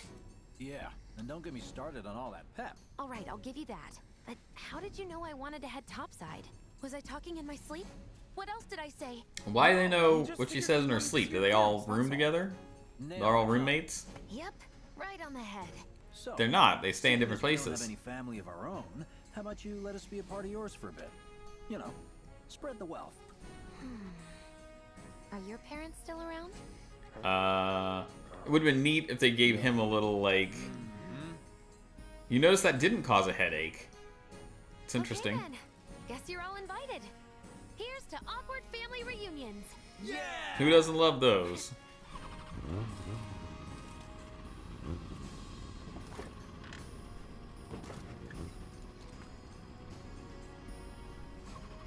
I take it you boys have your brand spanking new IDs? Yes, ma'am. Then let's lay down some rubber. Crank that throttle. Oh, don't worry. We're gonna lay that pedal so much to the metal that this bike ride's gonna be a lot faster than you guys remember, chat. No, I'm not going plateside for the reason they think I am. Look, you saw the way the reactor went up. It was huge, right? Because of all the Mako. Isn't that what you said? Yeah. That was wishful thinking. Deep down, I know. I suppose good music they had underneath of this as well. Sort of like has this slow build and then dun, dun, dun, dun, dun, dun.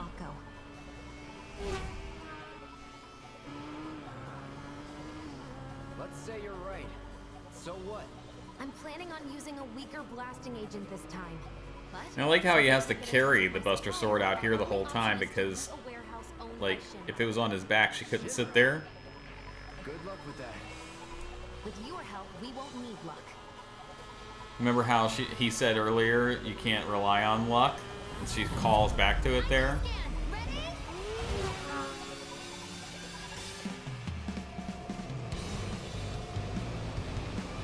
So far, so good. All right, here comes the hard part. That is? The fake IDs may have held up, but from this point on, if we get pinged by a scam... They'll come for us. Yeah, what he said. Oh, man. Aw, man. No need to worry. They've got cloud, remember? Hey, you do know how to drive, right? Soldiers get mandatory training. Well then, you gonna take my breath away? Wedge is like, screw this, I'm doing a jump. Don't blame me if you get sick. We've got company. That company is Roche. How do we, chat, how do we feel about Roche? Do we like Roche? Keep going till we hit the station? No, head straight for the warehouse. Aww. Your magical ride is almost at an end. Why are you talking like we're not here? Because you're not. I love that little banter with Jesse there because you're not.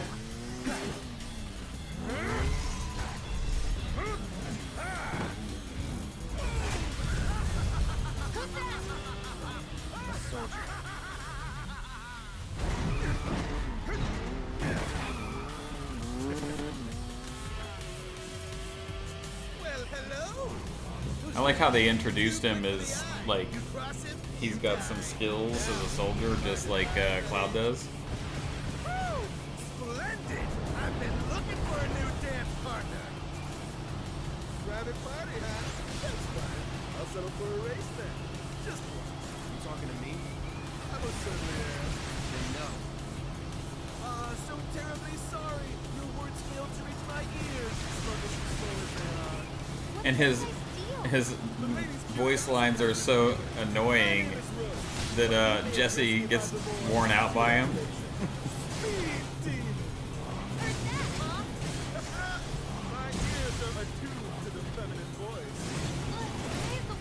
This guy is the worst.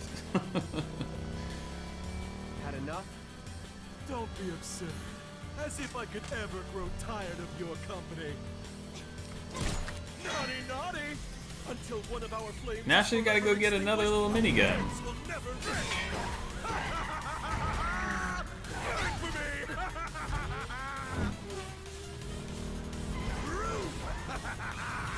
And then I like how after all the flipping around and stuff that he's done as a soldier, we get to see that Cloud actually, you know, has comparable skills. I like how I kicked the bike there too. Jesse, take over. And they use Braver here. Boom.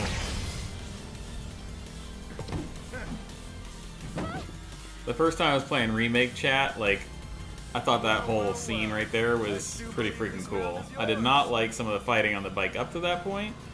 I felt it went on a little too long, but this works. This version works, right? Maybe. Until we meet again, my friend!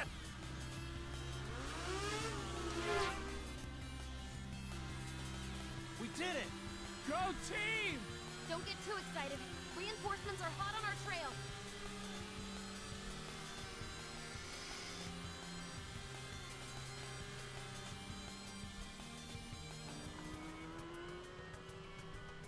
You passed the test. What test? Driving. Did more than just pass.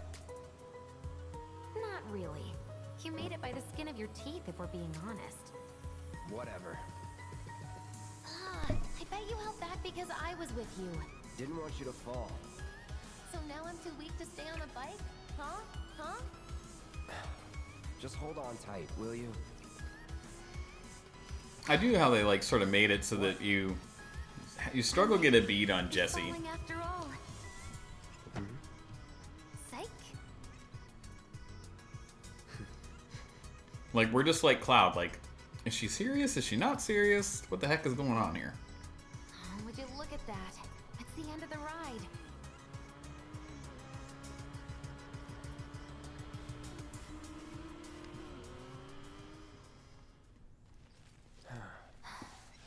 See, that was pretty painless, wasn't it, chat? We'll go on foot from here. Don't want to draw too much attention to ourselves. Hey, did these things leave a mark? They got you pretty good. Oh, and I'm running on fumes. Don't worry. We'll top you up soon enough. Now let's roll.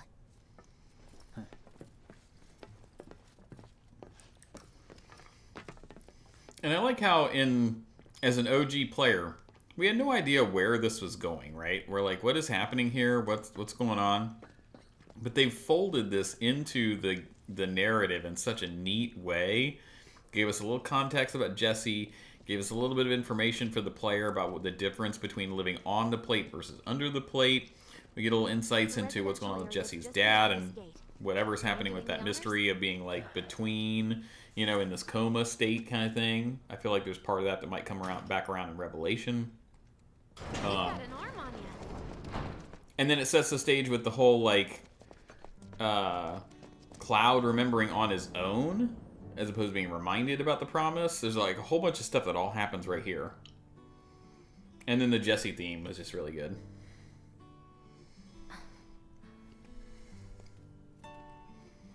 Here we are.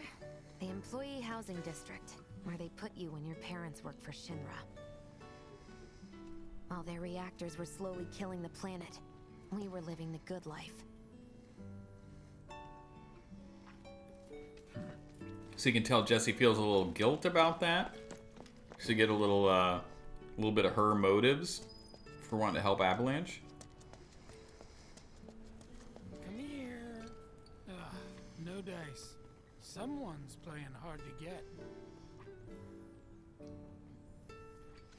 You also get Biggs revealing a little bit about him and his backstory as an orphan, that kind of thing. Folks here Or how much money he makes. 3 or 4 times what I do. Like, there's a lot that happens all right here. And it's like super valuable to the story they're telling, but you can just sort of like miss that if you're just focused on beelining through it. Mom's an old-fashioned type like that. Think she'll make us pizza? Her Midgar special? She's quite the cook.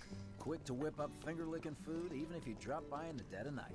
And she loves guests who ask for seconds or thirds. Okay, let's head in. Cloud, you know what to do. Why don't you wait around the corner over there? Okay. It's a shame you won't get to try the Midgar special. You would have really liked it. I like how, again, we feel like we're on the outs. Like we're missing out. We're an outsider, we're a loner like Cloud. And then that not getting pizza becomes relevant later when they use it at the Sector 7 pillar, right? Like, the storytelling in this thing is just top notch. You won't need luck. You'll take on just about any job, right? Well, I need you to rob my house. Think you can do that for me? They even use these cats to, like, mimic Avalanche and Cloud. Go in through the back door when the coast is clear. The signal will be obvious. And I remember being blown away. I thought this cat looked so good when I first played. It's go time.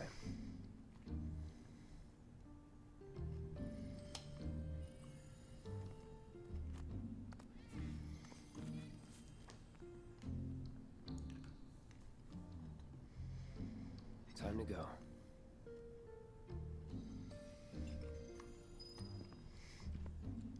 I'm glad they did not put anything in the alley here that, like, if you bump into it and you made noise, you had to start over. Because when you get to Aerith's house, it's like a nightmare. Like, why does no one ever clean up all this crap?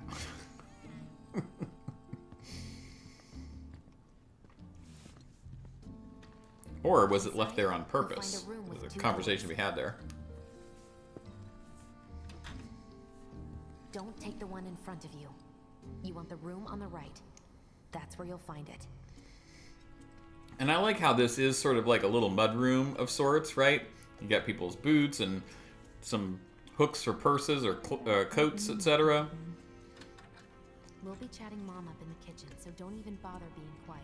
There's no way she'll ever hear you. Dad'll be in there, but it's okay. Where is he right now?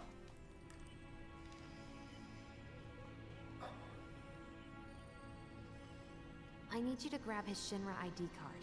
And yeah, I know I should do it myself, but... but I honestly don't think I'm up to it. Just do this for me, okay? Yeah, like a dog. This isn't it. Don't mind if I do. I still had him look around because I felt like he was supposed to be searching for it, right? And you get a little info about Jessie here, so... Jessie.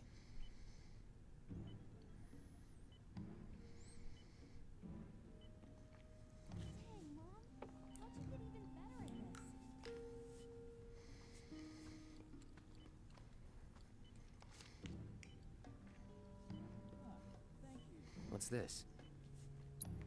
I like that they put this here and they sort of like gave you the context around her and the gold saucer. Sorry for not getting in touch sooner, but... I'm working at the Gold Saucer as an actress now. It wasn't easy, and I had a lot of help from people along the way. But I managed to land a starring role. And closed our 2 tickets to my play. Looking forward to seeing you both there. Jessie Raspberry as the princess? So that's what she was in the play? She was a princess?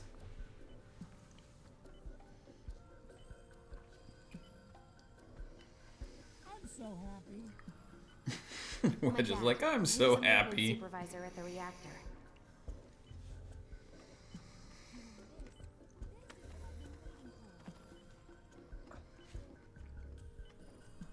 Thanks. This is heaven.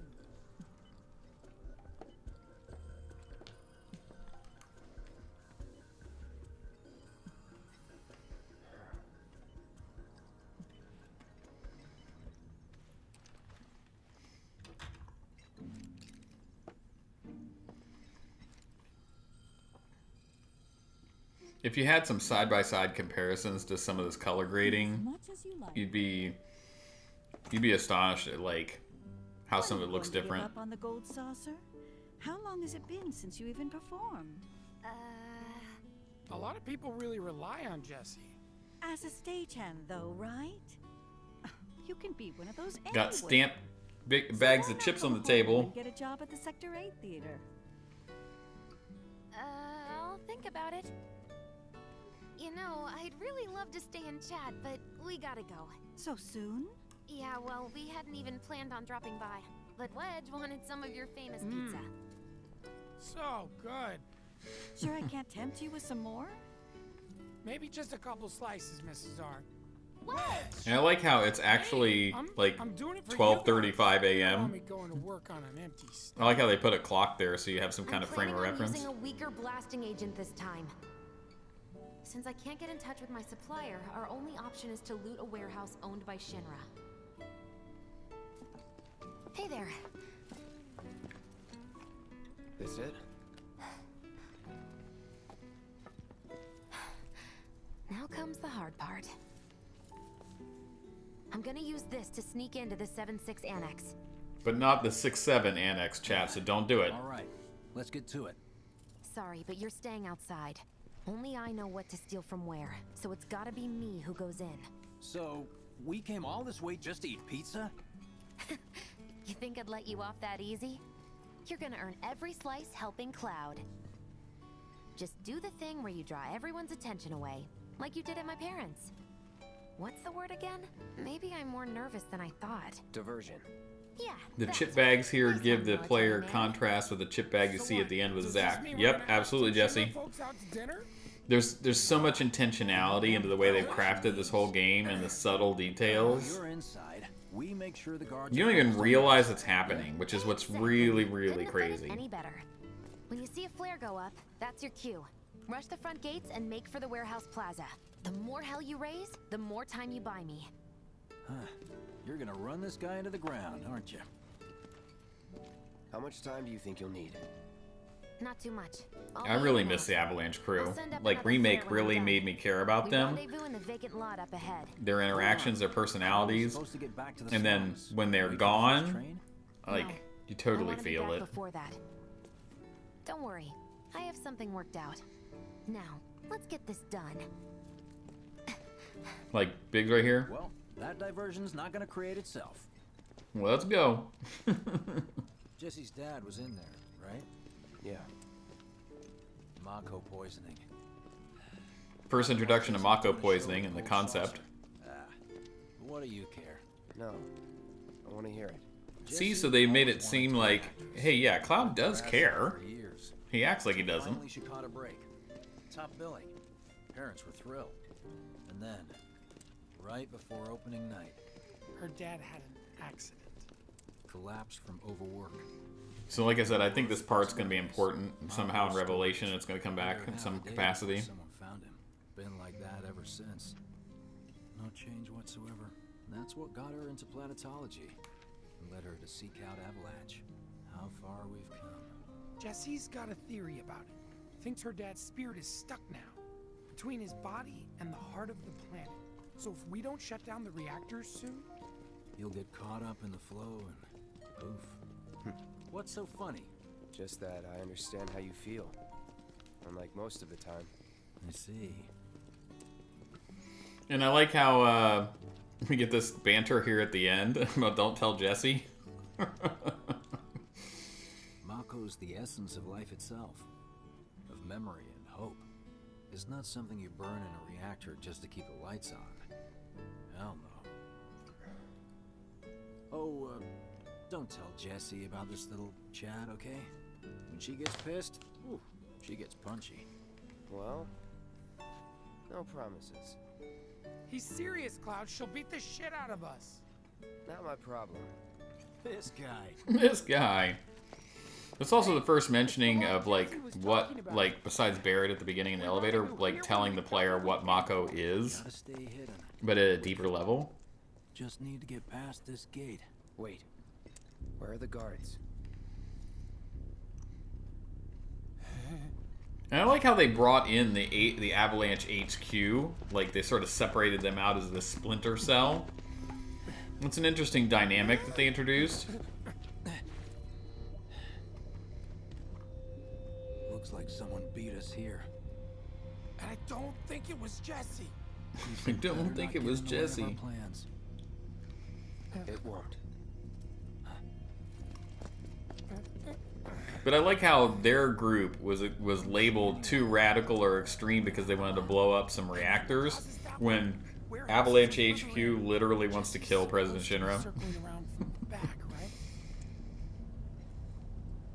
No need for us to rush. Let's scout it out first. I can handle this solo. What? You're trying to keep us out of it now? Don't be a jackass. We're in this together. I like how they're like, you're not gonna be allowed to go lone wolf. Let's go over the plan one last time.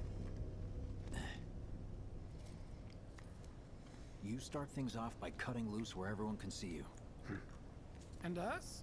We're the backup. First, we climb high enough to get a vantage. So yeah, this is an interesting deviation, right, from the OG. Because he doesn't recall this on his own. Heya. So, what did you want to talk about?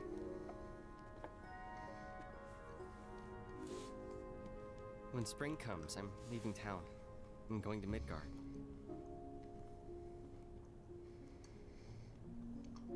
Should have figured.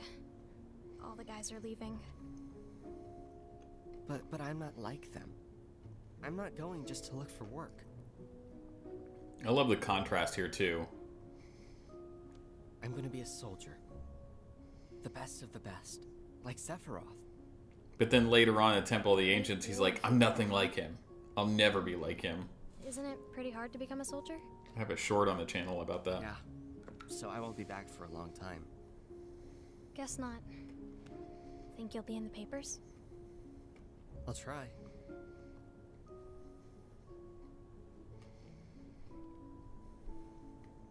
Just promise me one thing.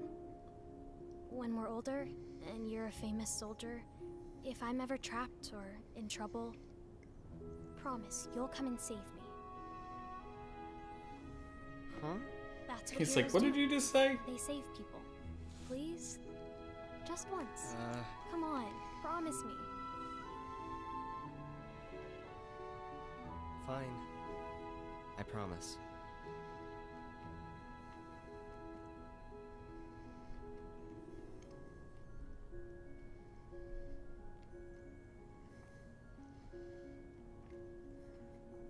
I mean, getting to see that, like, in awesome, like, modern graphics, that was great. That, you know, that's obviously stood out in my first playthrough. But then the tie back here to, oh, what she said, he was listening. We have to think big if we're going to make a difference. But not like this. I feel trapped.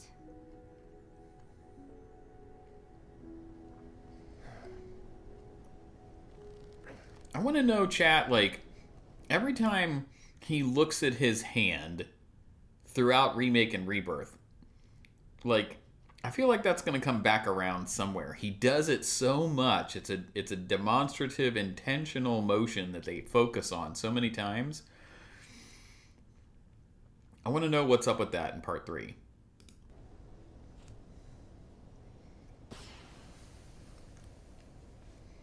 That's the signal. Now this whole scenario here is full of amazing, really good camera angles that do like visual storytelling in incredible ways, like the dog diving at him and different stuff. this whole the camera direction. I don't see any intruders. And the way they like decided to make these scenes and the camera angles they used and all this kind of stuff like is incredible. I'm blown away the whole both games, the way they visually tell the story. Like that right there. Target sight. To focus in on him.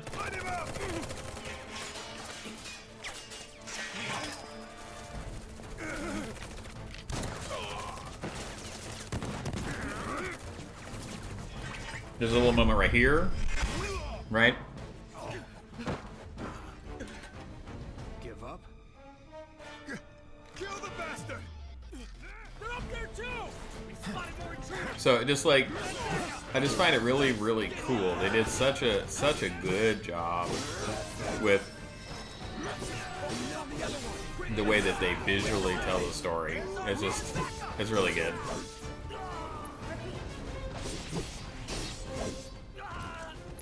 Try this. Uh-oh, that guy's dead.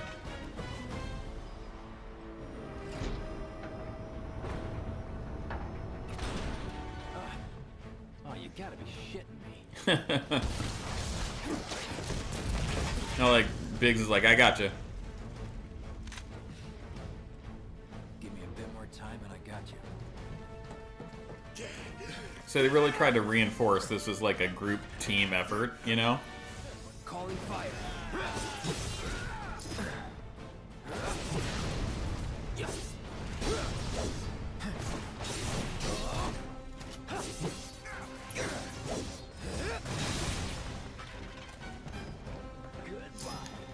Goodbye.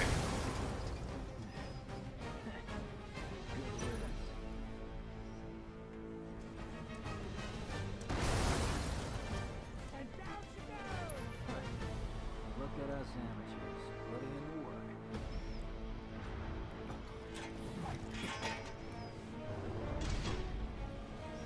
I have a bunch of short scenes like that shot right there with the dog that I had set up on my Apple Watch, and I had a bunch of little FF7 Apple Watch faces, and every time I would raise my wrist it would play a little. And that was one of the ones that I had used. So now Wedge gets his turn to participate. Although, obviously in a comedic way. But I like how Cloud looked like, gripped his sword, grit his teeth, because you could tell he was concerned, right? Bundle up. And then that flash there at the end just happened to happen right during the wrap-up cutscene. Hell of a show, man. If only the ladies loved you that much. And I love how they tease each other.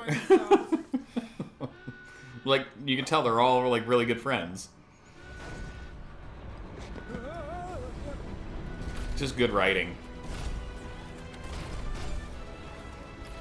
Of course they store mechs here.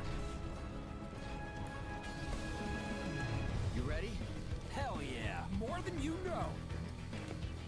Look what I found. Let's give these jerks a taste of their own medicine.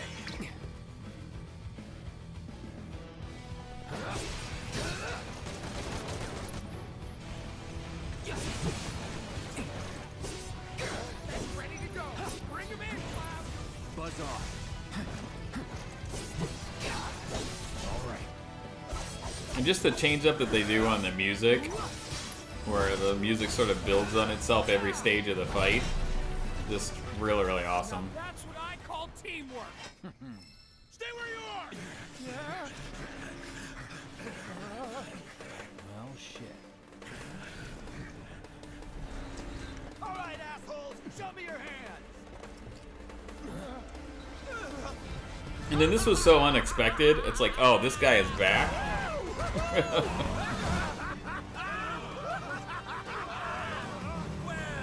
And I love when he stops the bike, right here. That's such a good shot.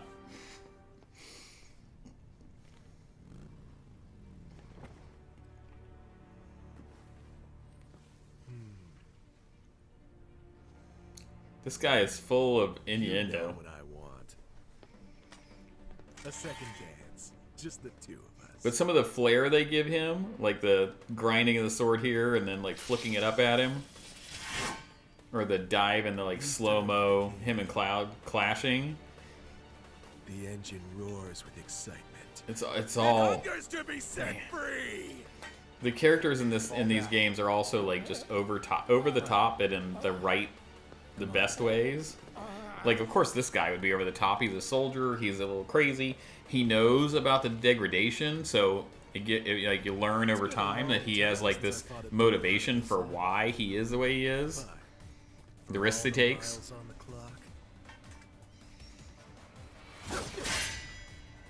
That shot, so good. I'm just as fast as I ever was. And he also heals you, so you know he's interested in a fair fight, but he wants to be the best, so you don't be the best unless you beat the best, right? That's the rule. Of course, he's having a rough time of it here.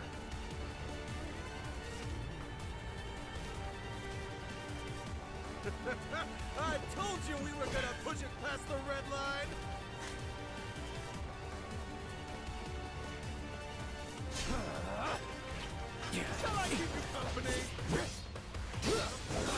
It's something I figured out a little bit later on, chat, is I had an idea on why don't I use the streamlined progression to keep the ATBR full all the time, so that if I want to make Cloud look like he can just do these things that he can do as a soldier anytime, I can work that into battles and stuff. So you'll see that a little bit later. I just didn't think of it early on. Satisfied? Hardly.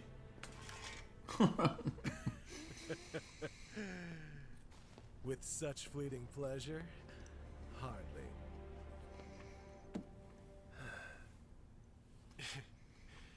There are higher heights to which you and I can still soar. Cloud's like, what is happening right now?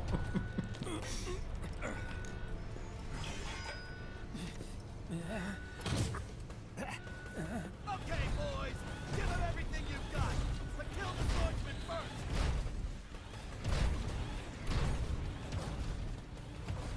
But what's also interesting to me here, chat, is even though all of this stuff is new, it was not in the OG, any of it, including Roche.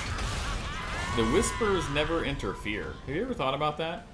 They never interfere in any of this.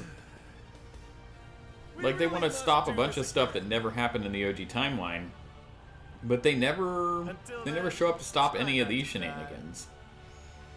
I'll see you on the road, my friend.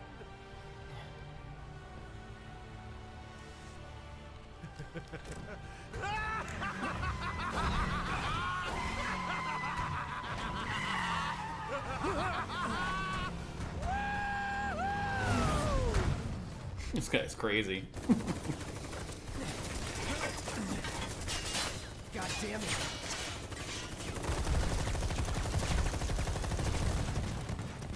Oh, that's right. We also get our first mention in Remake of Wutai, I think, right here as well, right? With the reference to mil-spec gear, and you know, there's Big says that there's rumors that they put in with Wutai. That's another reason why this section right here was important to Remake for them to do, even though they had to add it, because it just does all of these things at once. Run! Run while you can!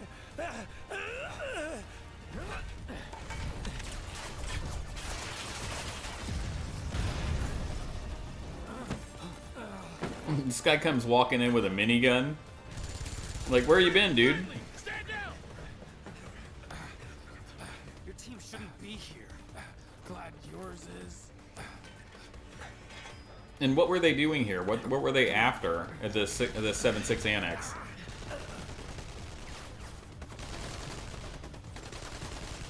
We never got the answer to that question. Wedge will be fine, but you won't be if they start asking questions. And who are they? First guests to the party, another avalanche cell. Our holier-than-thou friends from the old guard. It's always their way or the highway. Lately, they've been a real pain in the ass. Till now. So then why are they here? Beats me.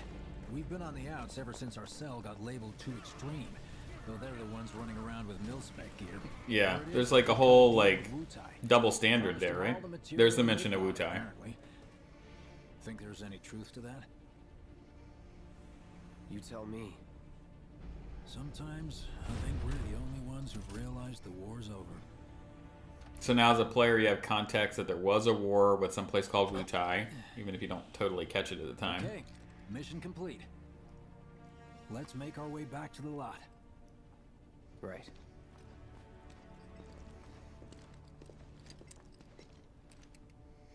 Looking a lot more crowded now. Security's out in force. Just what we need. So, are we not gonna wait for Wedge?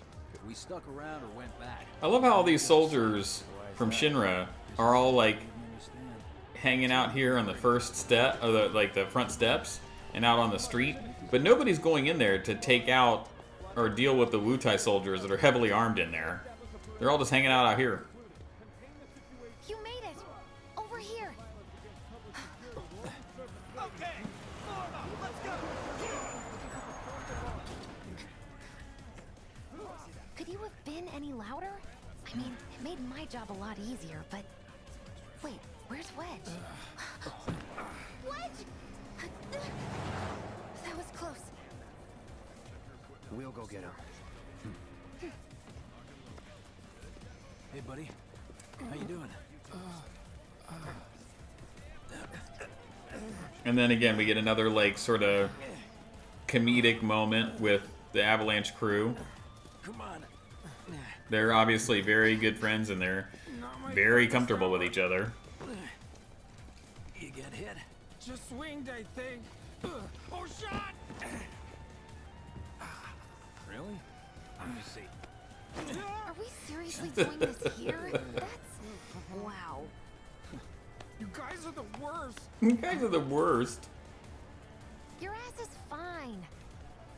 Maybe singed, but the only casualty is your underwear. This is like a bruise or a mild burn at worst. Like how she spanks him. Now that was a gunshot. And then you get a little crack on Cloud's personality before he jumps right back into his persona. It's not safe here. We should go. Copy that.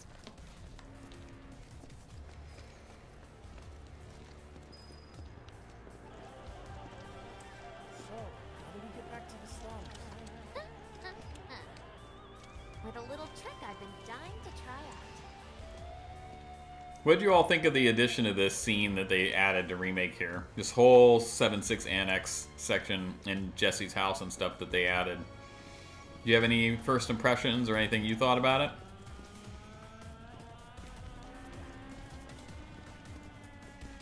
Man, can't believe HQ was running an op tonight. We just like walk right up behind these soldiers. They don't even notice. I heard someone say it was an attack. Hey, it was those terrorists, right? There has been no attack. For your safety, please. I like how this old lady with the broom is ready to go get them.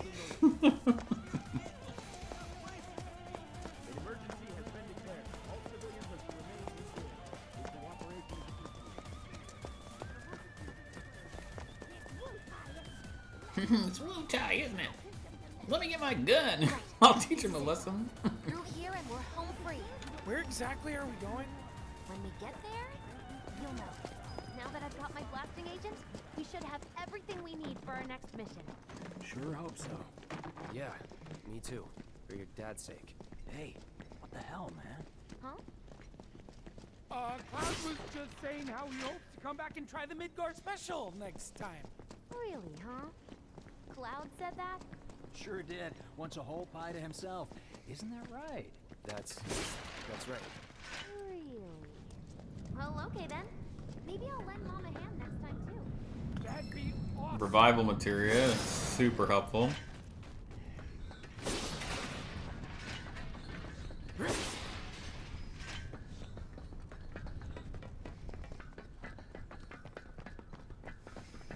And then I'm really hoping we get a callback to this in Revelation. Like somebody remembering these parachutes when you're parachuting off of Highwind. I think it'd be a neat I callback. figured my dad got it wrong, but nope. They're here just like he said. Parachutes? Mm-hmm. Huh? What do you mean half figured? 50-50 is pretty good odds if you ask me. And I like how the sound here at the start of this is just like Top Gun. With that bell, that chime. Thanks, guys. I really That's got to be an appreciate you coming all this intentional way with intentional reference by the Like I said devs, right? before, I'd be grateful if you kept this between us until after the mission. I don't want to complicate things. Sure. Okay, who's ready to fly? Me! Hey, Cloud, you let him down gently, all right? Yep. Wait, I almost forgot. One more thing. Whoa! Stop it! What in the hell are you trying to...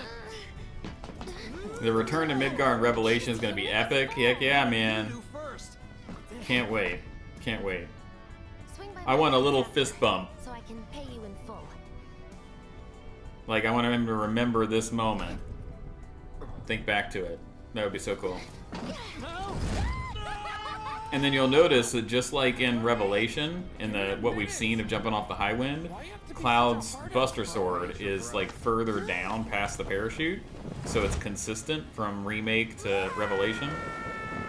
Because some people were pointing that out, like the sword looks a little weird, like being down at his backside, but I like how they gave them the physics of the cheeks like buffeting in the wind there. I like how Cloud gives him a little pep talk too. Again, it gives a little insight into Cloud's personality, and he's not the hard ass that like he portrays himself to be. I wish I could have done more. Just got hurt. You did enough. You took one for the team. Be proud. Yeah? Yeah. Feels like we're flying high these days. Now, more than ever. He's a keeper, all right. Yeah. Together, we can take on the world. And chat, from here, like, was this the high point for Sector 7 Avalanche? It feels like it kind of starts to go downhill from here, right? Sad. I'll head home on my own. After all, I'm only a little sore. It's cool. We'll go together. Aw, thanks, bro. Cut that out. This way. I love the running, consistent gag where everybody calls him bro, and then he like Cool if we check on them? doesn't like it, and so they keep doing it. Sure. Him, Johnny, like it's just, it's pretty good. We're not talking Chadley. Not right now. I sure do love the smell of safety, don't you? Well, this is Big's place. I guess he hasn't made it home yet. Guess not. Hope he isn't worst casing it again. He's got a habit of overthinking things. Anybody know any overthinkers in your lives who do this, like Biggs? I sure do. And when he worries, I worry. Anyway, let's head on over to Jesse's. And this version of the main theme, folks, that plays in the Sector 7 like during the night, this is the one they used for the PS4 theme. This is where Jesse I used to listen to that all the time. Men are not allowed inside. Men are not allowed inside. Lots of pretty girls trying to make it big on stage live here. So don't hang around or they might get the wrong idea. That's funny. We haven't seen any of them. I'm telling you this for your own good, Cloud. People around here love to gossip. They know about Jesse and Avalanche? Nah, it's all good. They think she's an actress. Oh, and one more thing, bro. It's all a game to her. Don't fall for it. He did warn Cloud. Life's a stage and love's the play. even if we or Cloud didn't necessarily get it at the moment, because I'm sure some people didn't understand what he was saying there, but you will. Wedge and his cats. Hey there, Bigums. Reggie Bigum, Smalls. Reggie Smalls. Brought a new friend to meet you. These little guys are on guard duty today. Okay. Thanks for seeing me home.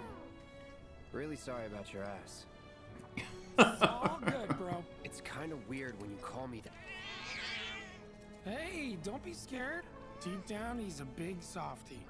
It's okay. It's okay. Good job, guys. Great Yeah, work. with it. He's like, I've had enough of this. Oh, Bigums, acting so tough. I'm gonna try to find some live-in work on the plate tomorrow. Wish me luck. Yeah, sure. Again, I love this, like, when they finally fixed it, I love this skybox under the plate. It really, really looks good. You know about secret reactor jobs? There's like this NPC dialogue now about hidden stuff going around in Sector 7 with Shinra. Without further ado, here you are. Thanks for stepping up, Merc. And now for the cherry on top. Okay, I get it. Mind letting me breathe? Depends. Mind coming over tomorrow night? My roommates should all be out for a while. Are you seriously? What did you pick, chat? Just let In your go first already. playthrough. Be honest, what did you pick? Only if you promise to come back tomorrow night. Deal? I did Not the same one. Not happening. Sorry, little too in your face? I'll just have to change it up. Because I listened to Wedge. Nighty night. But I like how she giggles and she's like, I need to change my approach. Psych. She's like, okay, I like to tease him, but it's not working because I'm not getting him riled up. I need to change it and not change it up and not be so direct. That's what she's saying there. I'll find another way Hey, to Cloud. pester you. Survived the jump? How's Wedge? He's fine. Well, that's good to hear. Tomorrow's a really big day for all of us. When Wedge said he'd been shot, I was afraid we'd have to call off the whole damn thing. Heading topside in secret. Don't think I could have faced Barrett if something had happened. But Jessie'd been acting weird. Good point. I knew I couldn't just ignore her. Biggs. She must be prepping the bomb right now. But will she be able to finish before morning? I should go and see if she needs any. How do her roommates not know what she does if she builds bombs in their house? Sorry. I'm just saying. You think that would be noticeable for if you're a roommate? Felt like a bad omen or something. So, Get some rest. You need it. Roger. Night. Maybe she like conceals it in her room? Really? She has some kind of privacy boundary set up with the girls where like nobody goes in each other's rooms. I don't know. You feel like they would notice after a while. And then now we get another conversation with Cloud and Tifa where you really get a sense that like this hard exterior is maybe not who he really is, and like he's capable of some actual more reasonable relational conversation. Like he starts to get this softer edge to him in this conversation, and she points it out too. Yeah, You were out for a while. just walking. I ran into Johnny, by the way. Said not to worry. He was getting out of town. Oh, that guy. I like how he doesn't remember who he was at first. Oh yeah, Leaving that Midgar guy. anytime soon, were you? So she asked a second time now. Well, seems this old friend of mine's in a tight spot. Long time ago, I said I'd be there for her. Made a promise. So...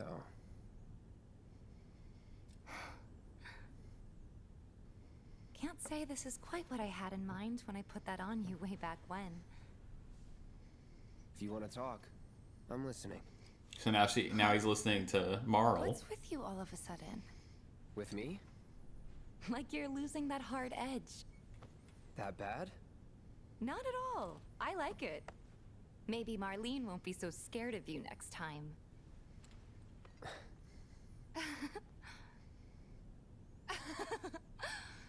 I'm really glad to have you back, Cloud. Really glad. If you contrast this with the moment in I'd like to catch up more, Calm, but we should where she has to probably walk both get away some and she's sleep, like, yeah? maybe I shouldn't have been so excited. Ben. Like their call outs at the beginning of each game that kind of parallel each other. Good night, Tifa. And then we get this strange moment, right? We get this whisper that seems like it's like encouraging him to stay asleep. I don't think it's making him stay asleep, but it's like sort of trying to encourage it. Or maybe they're trying to wake him, but Sephiroth is in his brain saying, no, stay asleep, because they want Jesse out of the picture. They want him to go, which means he shouldn't stay asleep. But that's definitely Sephiroth's voice, right? So I feel like the Whisper isn't saying that to him. I feel like Sephiroth is trying to keep him asleep and the Whisper is trying to wake him. That was my interpretation on a first playthrough remake. But then we get this and we're like, what's wrong? Why are all these Whispers showing up out of nowhere? Quickly. Because we didn't know yet what their purpose was, right? We were getting ready to set out when those things showed up and came after us. The others? Barrett and Jesse are holding their ground, but for how long? I don't know. And I love how since none of the other NPCs that live in Sector 7 can see the Whispers, Jesse and Barrett are just firing their guns into the air and everybody scatters because they don't know what's going on. Ready? You know it. We also need a good explanation, Let's head for the bar. like a firm explanation of what the enigmatic Spectre is. Like the one that's different than the mysterious ones. Because this is before Sephiroth has control over them. No idea. Pretty sure you can't even see them unless they make physical contact first. That's all you can tell me? More? Pretty much. We're running out of time. Any other way? Yeah, over here. You can't tell, chat, unless you compare it to playing the remake on your own. From reaching the others? Cloud. This looks a lot different with the way that I recolored it.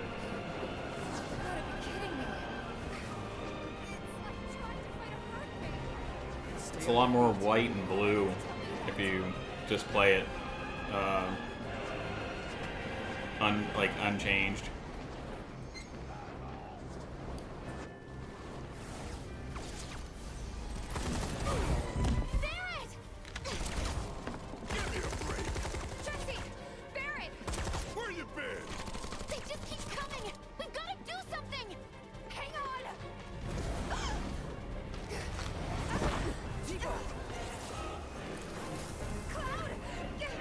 They did such a good job of like just sort of like making us wonder what's going on with these things, why are they here, what do they want, like developing the mystery around them was done really, really well. I like it a lot. I like it a lot. Yeah, see this Spectre right here, what's up with it? We'll never know, because Tifa kicked him into oblivion.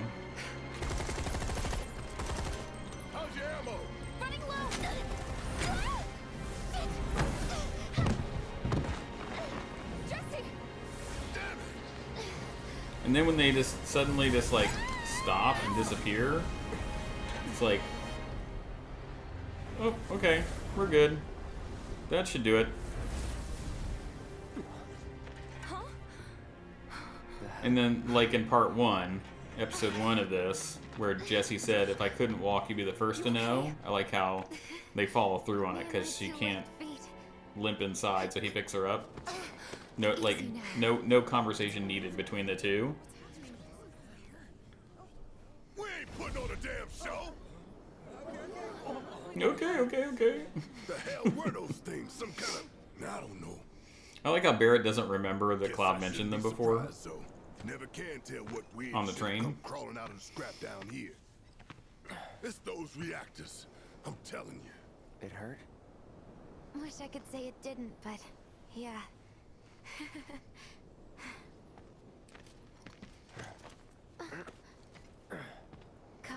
So embarrassing. Hate playing the damsel in distress. It happens.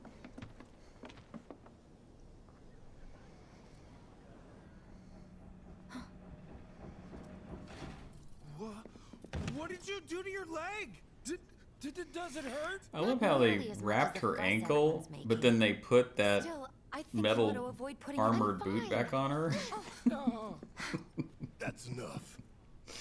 You're out, Jesse. Maybe to stabilize it? What I don't about know. the mission? But just curious. We already sent Biggs in, remember? Don't tell me you're thinking of calling it off. No, we got this. I like how they call him out. Hell you do. You don't have this. You need someone to Jet. step You up, need Cloud. I'm your man.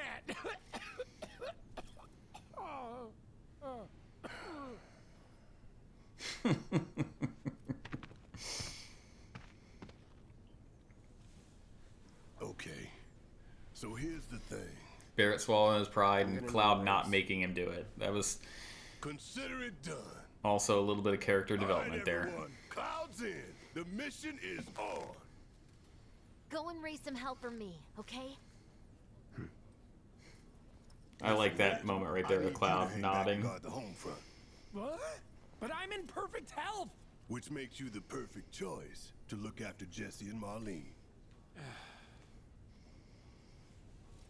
Hey. This time he accepts the thumbs up. On the road to Mako Reactor 5. Once you got your gear in order, head to the station for the meet. Got it?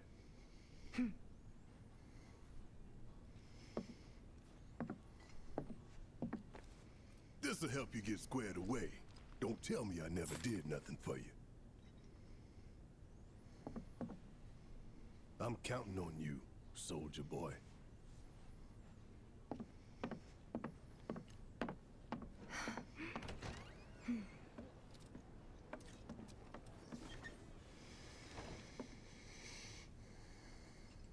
That time he didn't. I feel like there's a little method to when he addresses it and says X soldier. You notice he didn't say it there. Yeah, that's right. We whooped you in darts. Maybe we can play around together. I'm counting on you, bro. Don't let anything happen to the others. Relegated to stagehand once again. I'm starting to think I'll never have a starring role. There's always next time. What's this? Words of encouragement? Thanks. I need them. Once the mission's over, you've got to celebrate with us, all right? So like I said, like these little moments come through where Cloud, there's more to him. You can tell. It's there. All right. Let's get going. Sure. After you take a deep breath. Huh? I can tell you're nervous. That obvious, huh? Okay. I'm ready now. Isn't the watch supposed to... Also, the handwriting on that chalkboard outside 7th Heaven, like, pristine. Such a good job. Oh, Chadwick. I have to tell you that I'm grateful for all of your help thus far. You have exceeded You're my welcome. expectations. I look forward to receiving all of your future battle intel secrets. See, chat, imagine if, like, most of your Chadley interactions were that smooth. No muss, no fuss, no antagonizing. Do you think Biggs is on schedule? All we can do is hope. Today really gotta be the day, huh? Ain't That's no a good point. stopping this train we're on, son. A lot of people risk their lives to get it rolling. Already put the word out, more is coming too. Shut them all down by the day, or we shut another down for you. Ain't on us, not us. That's what he tells himself, right, chat? I love how these soldiers get off the train. There's a guy with a massive gun and a guy with a huge sword, and they just like walk past, like, that's a Tuesday. That's normal in the slums, I guess. This is an announcement from the Shinra Electric Power Company. The terrorist group Avalanche has issued another bomb threat. These orange lights in the train car, massively overpowering, chat. Massively. If you think about what it looks like in the OG game, when the characters get close to them, it's like all orange. It's pretty rough. The target's marked. I love this shot right here, the three of them, the color dynamics and everything. The back streets. Once we're inside the facility, it's the same deal as last time. Head for Mako storage. And then blow it all to hell. Let's do this one for Jesse and Wedge. They deserve it. Yeah. Sure.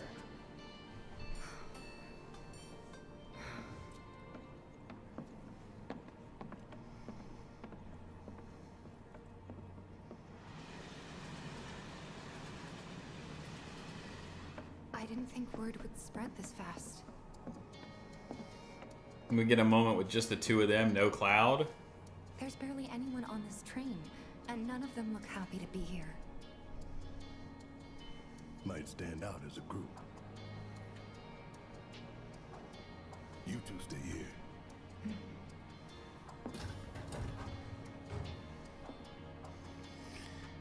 I'm a big fan of the way that they portray the NPCs, the dynamic, like the real world impact to all the stuff going on around them from the main party. The train will be passing an ID checkpoint shortly. Here comes the first hurdle.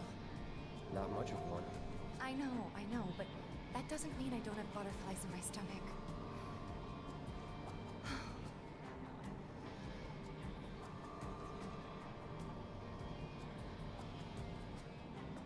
There's the news anchor in the background on the TV Would you mind that we see keeping later. an eye on things the next car over? I'm worried there might be trouble. Why's that? Barrett's always on edge before missions, but you know he's a good guy underneath it all. The people on this train don't. They'll be fine. Maybe, but I won't be until I know for sure. You know, chat, I never thought to use photo mode to see what that news anchor is reporting on in the background there. I should have thought to check that. So, do you still support those terrorists? Oh, here's the party animal himself. Avalanche is a blight on Midgar. Their bomb threat has thrown our offices into chaos, let alone the reactor itself. It's total insanity! But we won't lose heart. No! Everyone at Shinra agrees. The reactor will stay online. Is that right? What? You got a problem with that? Do I have a problem with that? Oh, you can bet. He doesn't. I like how Cloud stepped in on him there to save him from himself. That's what a good friend does. Asshole.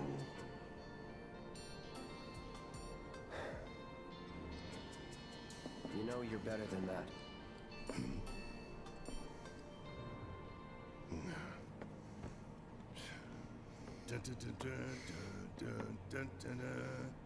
I'm personally a fan of the fact that they have him like hum or sing that to himself.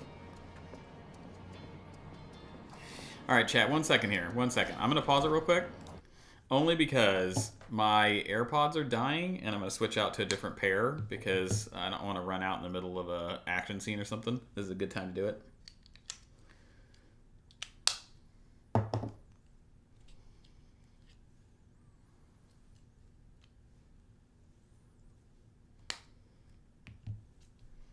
All right, good to go.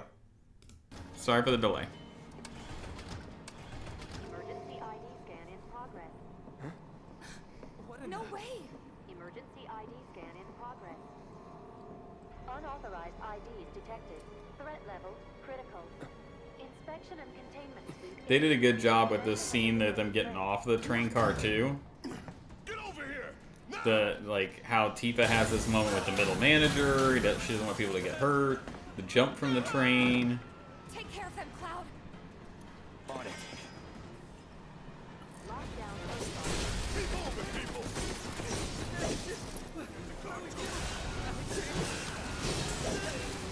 You want to survive this? Then move!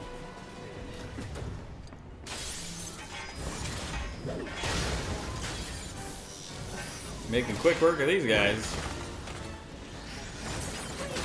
You have to get out of here. What are you trying to keep you alive. This is an epic moment where she's like, my turn. I don't care. I don't want anyone to die. Please. We really get to learn something about Tifa right there, right? She doesn't want anybody, any collateral damage, anything. My turn.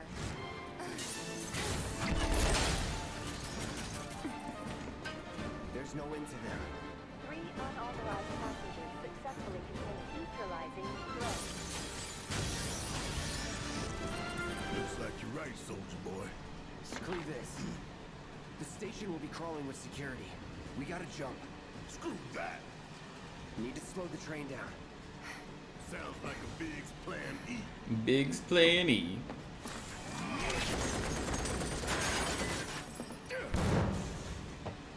I like how he's afraid at first. You would be.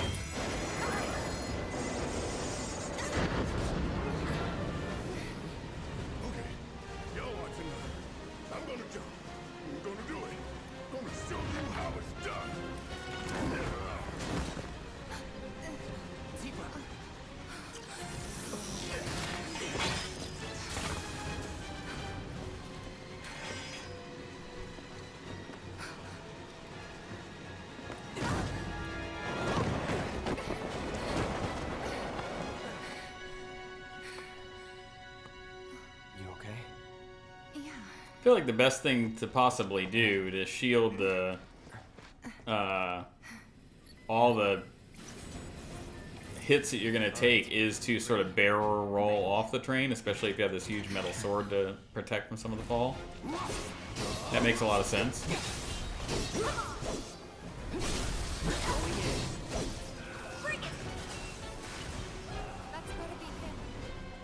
You can hear Barrett way down the tunnel. And I like how she says the same thing Jesse said at the beginning about he always knows something to say. Thanks for when we jumped in the train. No biggies. You're pretty light today. You always know what to say.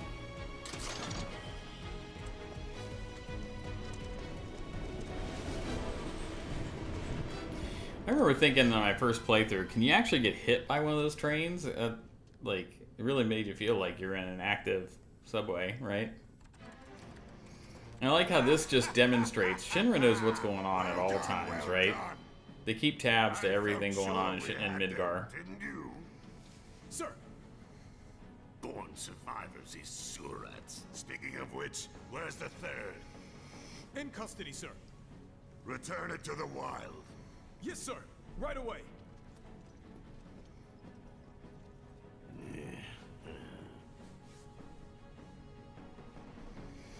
They did a good job of making Heidegger somebody you can really hate.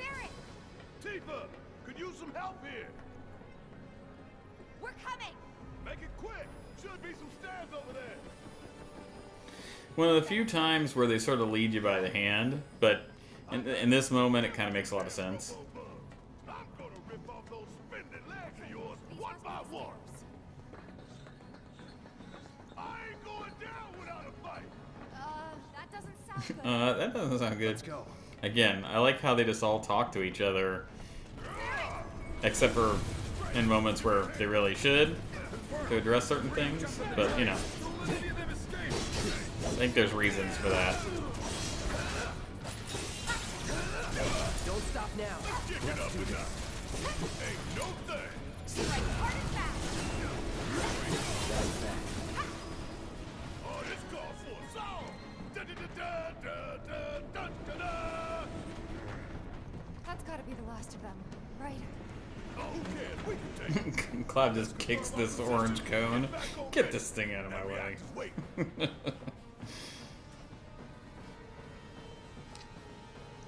Looks like it's gonna be Plan E. Go on. Plan A was if everything went off without a hitch. From the station, it would have been a straight shot to the reactor.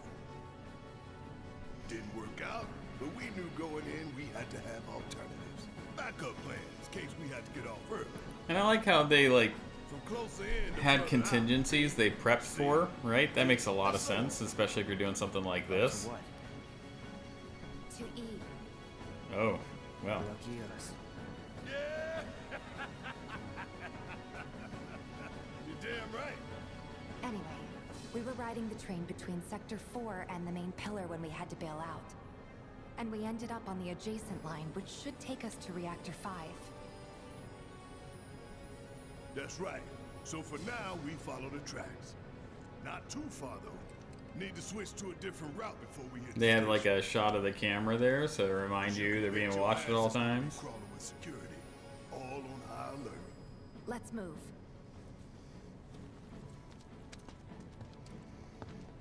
Our friends in Sector 5 marked the route, so don't worry about getting lost. It's a straight shot to victory, people. All we gotta do is tank it.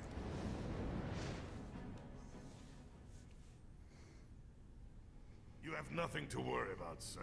Preparations for the grand finale are proceeding without incident. So here we're getting more of an update of, oh yeah, Shinra is, they're up to something here, right? Just like blowing their own reactor and that kind of stuff. I really appreciate how they've really fleshed out, like Shinra, like controlling the narrative and doing all these things. The explanation the president gives, significantly exceeds previous projections. and they really like underscore how bad a dude Heidegger is, right? He does not care about casualties or loss of life, even of his own troops. Just terrible. Ships, sir? Huh. Casualty rate. You think I care about the casualty rate? They're pawns in a greater game. If your stock runs low, then go round up more for Sector 3 or wherever else. Ugh, just awful. Use your head and bring me solutions instead of problems for a change, yes? And just think about the fact that, like, we know that these grunt soldiers, or the troopers, are everyday average people, like people we've been introduced to in the FF7 canon, or the lore. What would he do without me? And they kept his stupid horse laugh from the original game.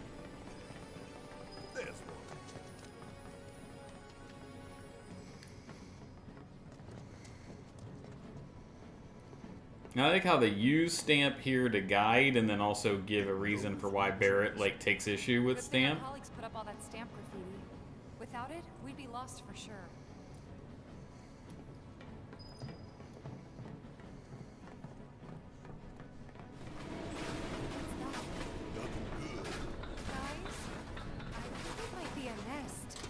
All kinds of creepy crawlers make themselves at home in place. Tifa was like kicking a little barrier as they kept running, and I think couldn't get rid of it.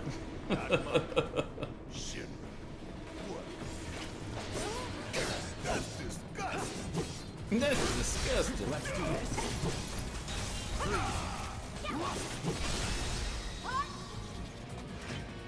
Let's move.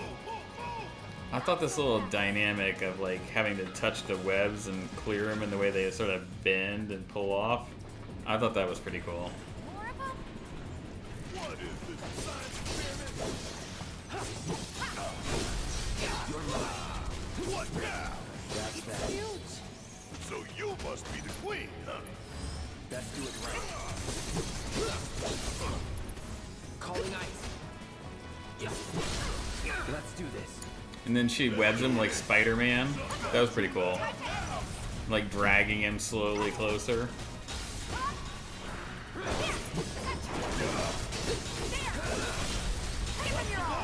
Yeah, the webs are a nice touch. Yeah, yeah. I thought that was pretty cool.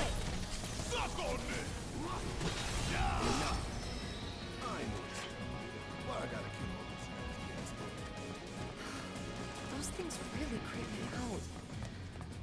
The train's gonna get derailed by one of these days. Shinra should do something. After an accident, they will. When it's too late, then. I like how they call out they should do something about them, and then you actually find out across the top of this they are doing something. But they're half-assing it, right? But still. Check it out. I guess Shinra's doing something about those monsters after all. Doing a half-assed job, looks like. How do we get such a shit detail? Screw it. Let's just give it a quick once-over and call it a day. How did you get in here? Those three terrorists! The train! Bring it!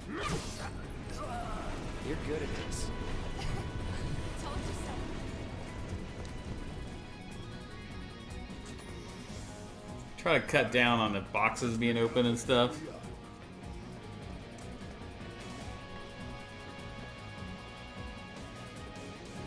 There's an old rail yard not far from here. What we're looking for is somewhere inside. And that is... a secret passageway.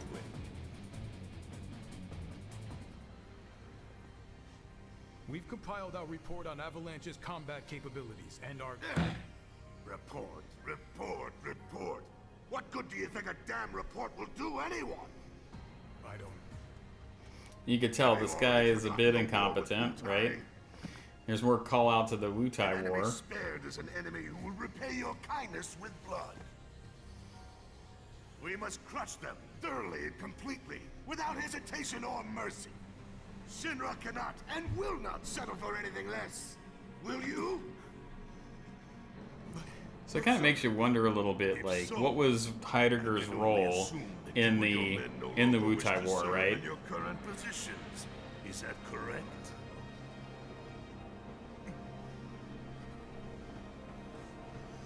We'll prepare the prototype. Like, was he in the same leadership position? Was he in a different capacity? Was he on the front lines and when it started?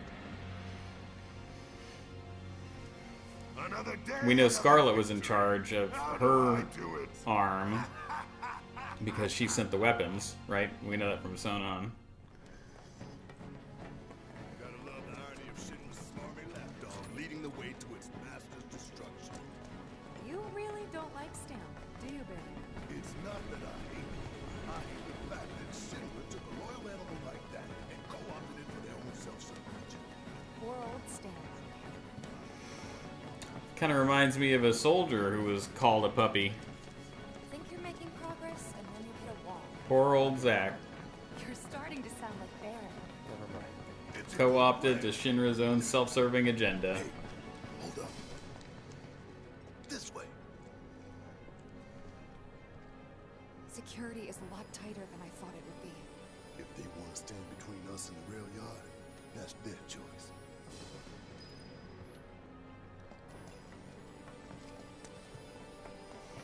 Just to give you, chat, just to give you an idea as to how far we're going tonight, just so you have an idea of how much more we've got left.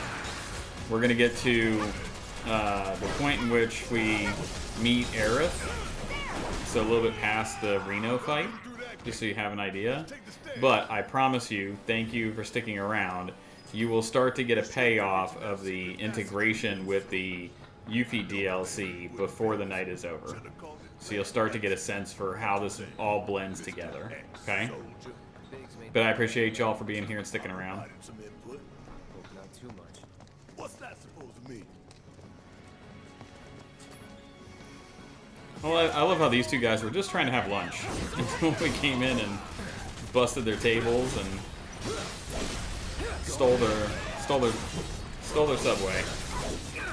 Or maybe they... Do you think these guys are Subway guys or like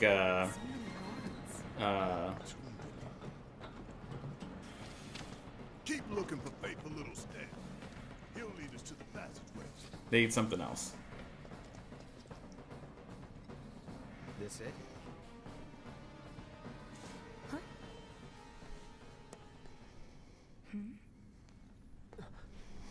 This area was also a bit of a challenge from a lighting and color perspective because of how all the green and all the blue. And I love the Crab Warden song, dude. This version of the battle song. Just, it's so good. Just ramps up. Sometimes I'll just listen to it. Or if you're stuck in traffic, this is a good time to listen to it. You feel like you're fighting your way through traffic. I'm not lying, chat.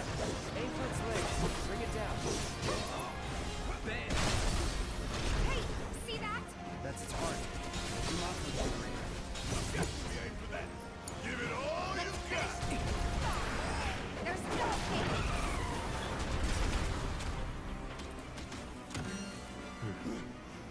This thing can't contend with us.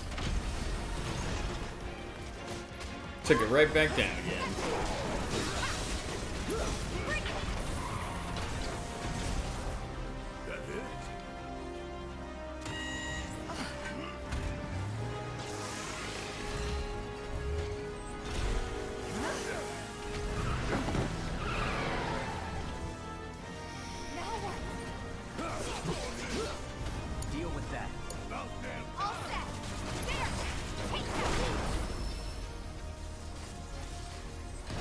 You gotta do better than that, Heidegger. All clear. And stay down. And stay down. Let's go. Sure. All right, this way.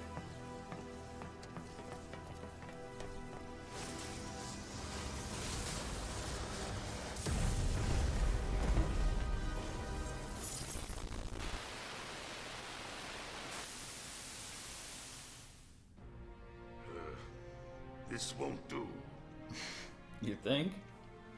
Sir, analytics reports that the feed went down after an anomaly was registered during the test. An anomaly?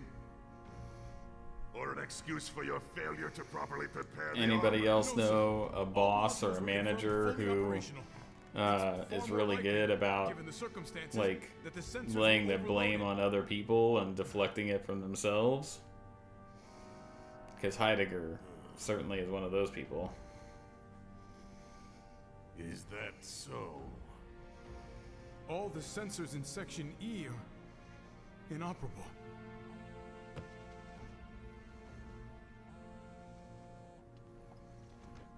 The President. And since it's not a comedic moment, we don't get somebody who has a funny in-universe reference ringtone, right?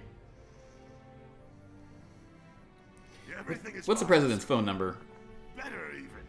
There's been a development. Oh yeah, Tom, you're coming back just in time. You're gonna start getting some of the blending of the Yuffie DLC with Remake. It's gonna start happening really soon. We know exactly where they were headed. If the armor is intact, then you'd best determine the nature of this anomaly soon.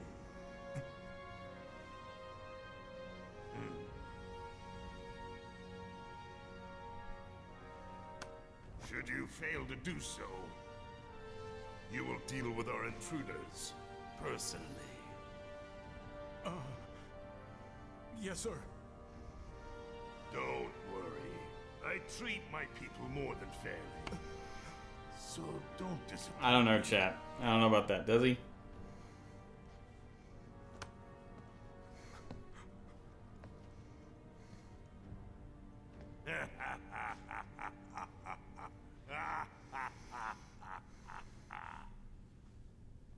The passage is beyond these shipping containers. Let's slip through them. So what's a section, chat, that we feel like, or a couple of sections of the game where we feel like it slows down just a little bit, right? Well, we got the section coming up where they're sort of like wandering around underneath the plate, and then the sewers, right? Perfect moments, perfect times to displace some of that stuff by doing some cut-ins with introducing Yuffie, right? So that's what we're gonna do. All aboard. But I like how that fight with the Crab Warden was really dynamic. And then now you're sort of like getting back into, okay, well now how are they going to get to the reactor? And adding some new scenes, right?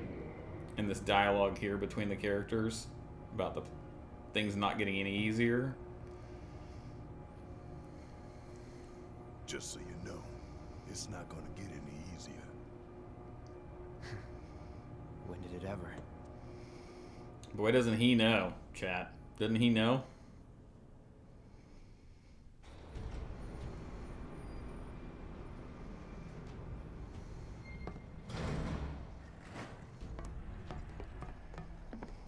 The music down underneath here was also pretty good. Through here and straight on to Reactor 5. You make it sound so simple. Only 'cause it is. That there's the reactor support pillar. So what's the plan? After plan E comes F, G, and then H. Thought E was the last. This here is Section F. We cut through Section G and head for H. A cargo platform in H will get us closer to the reactor. Biggs should be somewhere over there. Looks like the sun's going down on Midgar. Right. Double time. And again, I do like this section, even if it feels like the story maybe drags a little bit underneath it here. But I like it because it gives you greater context for what the people in the slums live under, right? That they live under these lamps, that they don't have direct sunlight a lot of the time. So Shut up and move.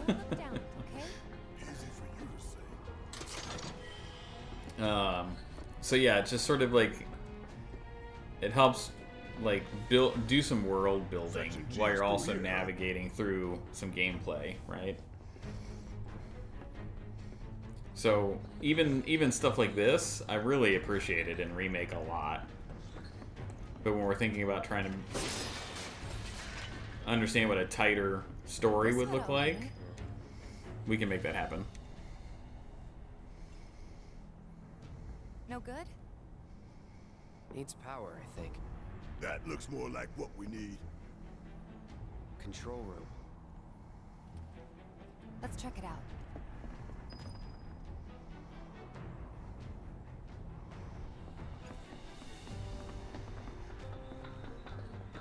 Maybe no one uses that entrance. I'm getting the feeling no one's come down here for a long time. No plate inspectors, huh? Also a fair point. Between that and not caring about the bugs possibly causing train derailings, like you really get a sense Shinra just is asleep at the wheel in terms of caring for the city and its people.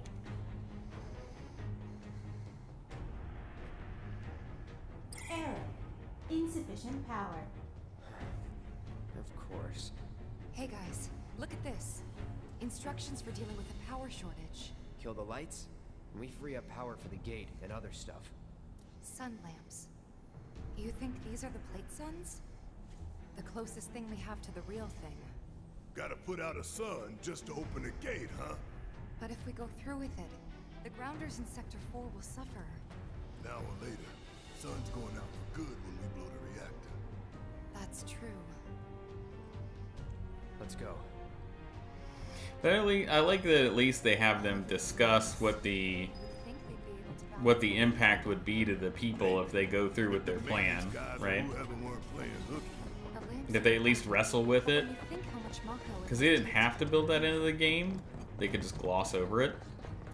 Like, oh yeah, they're the good guys. They go do the good guy thing. But I like that they actually address it. I like this shot here where he's climbing a ladder and like just like it's blinding.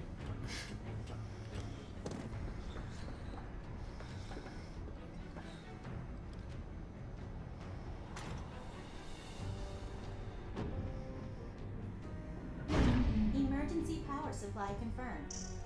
Disengaging locking mechanisms. Okay, that's that. Great job, Cloud.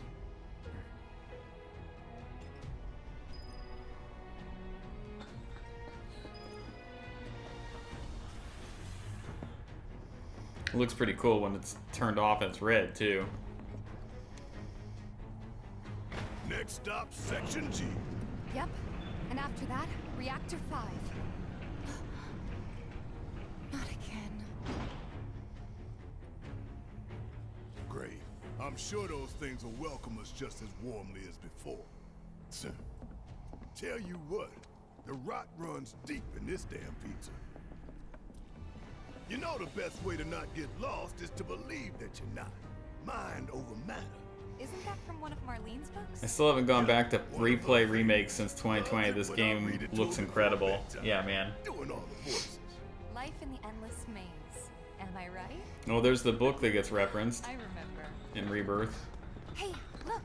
I think we can climb onto that pipe. Sure seems that way. Damn it. Barrett, damn. He's not looking forward to this, Chad. I feel no fear. Yeah, no fear. No fear. No fear. No fear. No fear. Little fear. Okay, a little fear. This is a good moment. Hey guys, you know, these fans are really loud and... You chickening out? Hell no! I'm just worried that your bony ass is gonna He get reacts blown so severely to what Cloud We said gotta keep that he almost moving. smacks Tifa and she leans back. Follow me. No worse than a windy day, huh? One with a tornado warning, maybe? Don't look at the fan, whatever you do. Right.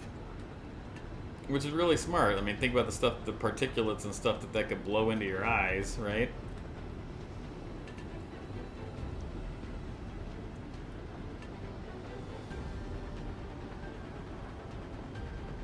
And I like how when you see the materia, like somebody, like one of the characters calls it out, and if you look over at the materia, Barrett scolds you. What did Tifa say about looking at the fan?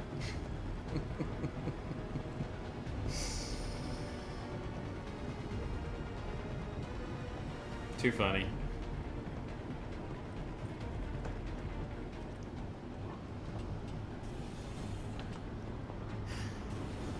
Made it through in one piece. Think that took a couple years off my life. All of Barrett's lines in here are just so good. John Eric Bentley, great job, great job. I mean, everybody. Section H is just up ahead. Everybody did such a Slow good and job in this steady, game, guys. And that's our objective? The cargo platform? Yeah, I'm pretty sure that's the one. Nice to go over all this stuff again. Yeah, for sure. Especially with the context of Rebirth, right? This is it. The cargo platform Biggs was talking about. Let's not keep him waiting.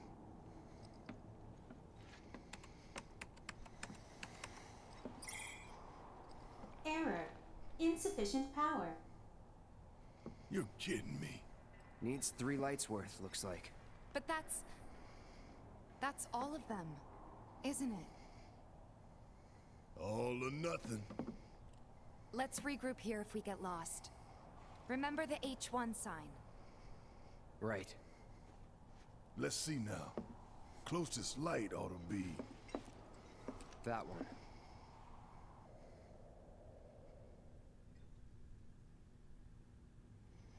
Alright, they're gonna go take out the lights, chat.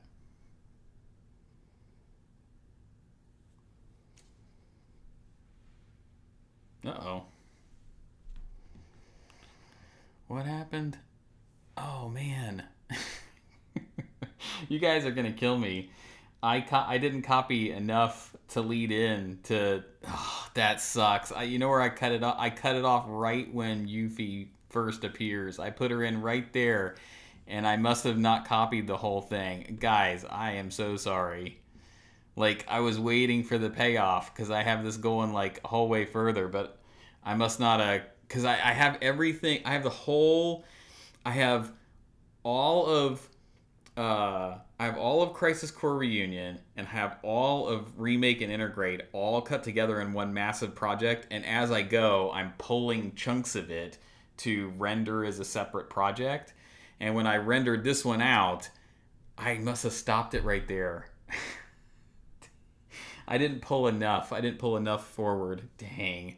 That's my bad, guys. That is totally my bad. But hey, at least I know the next part is like... Because part of the challenge of getting all this done for everybody, including myself, is like just the time it takes to do this.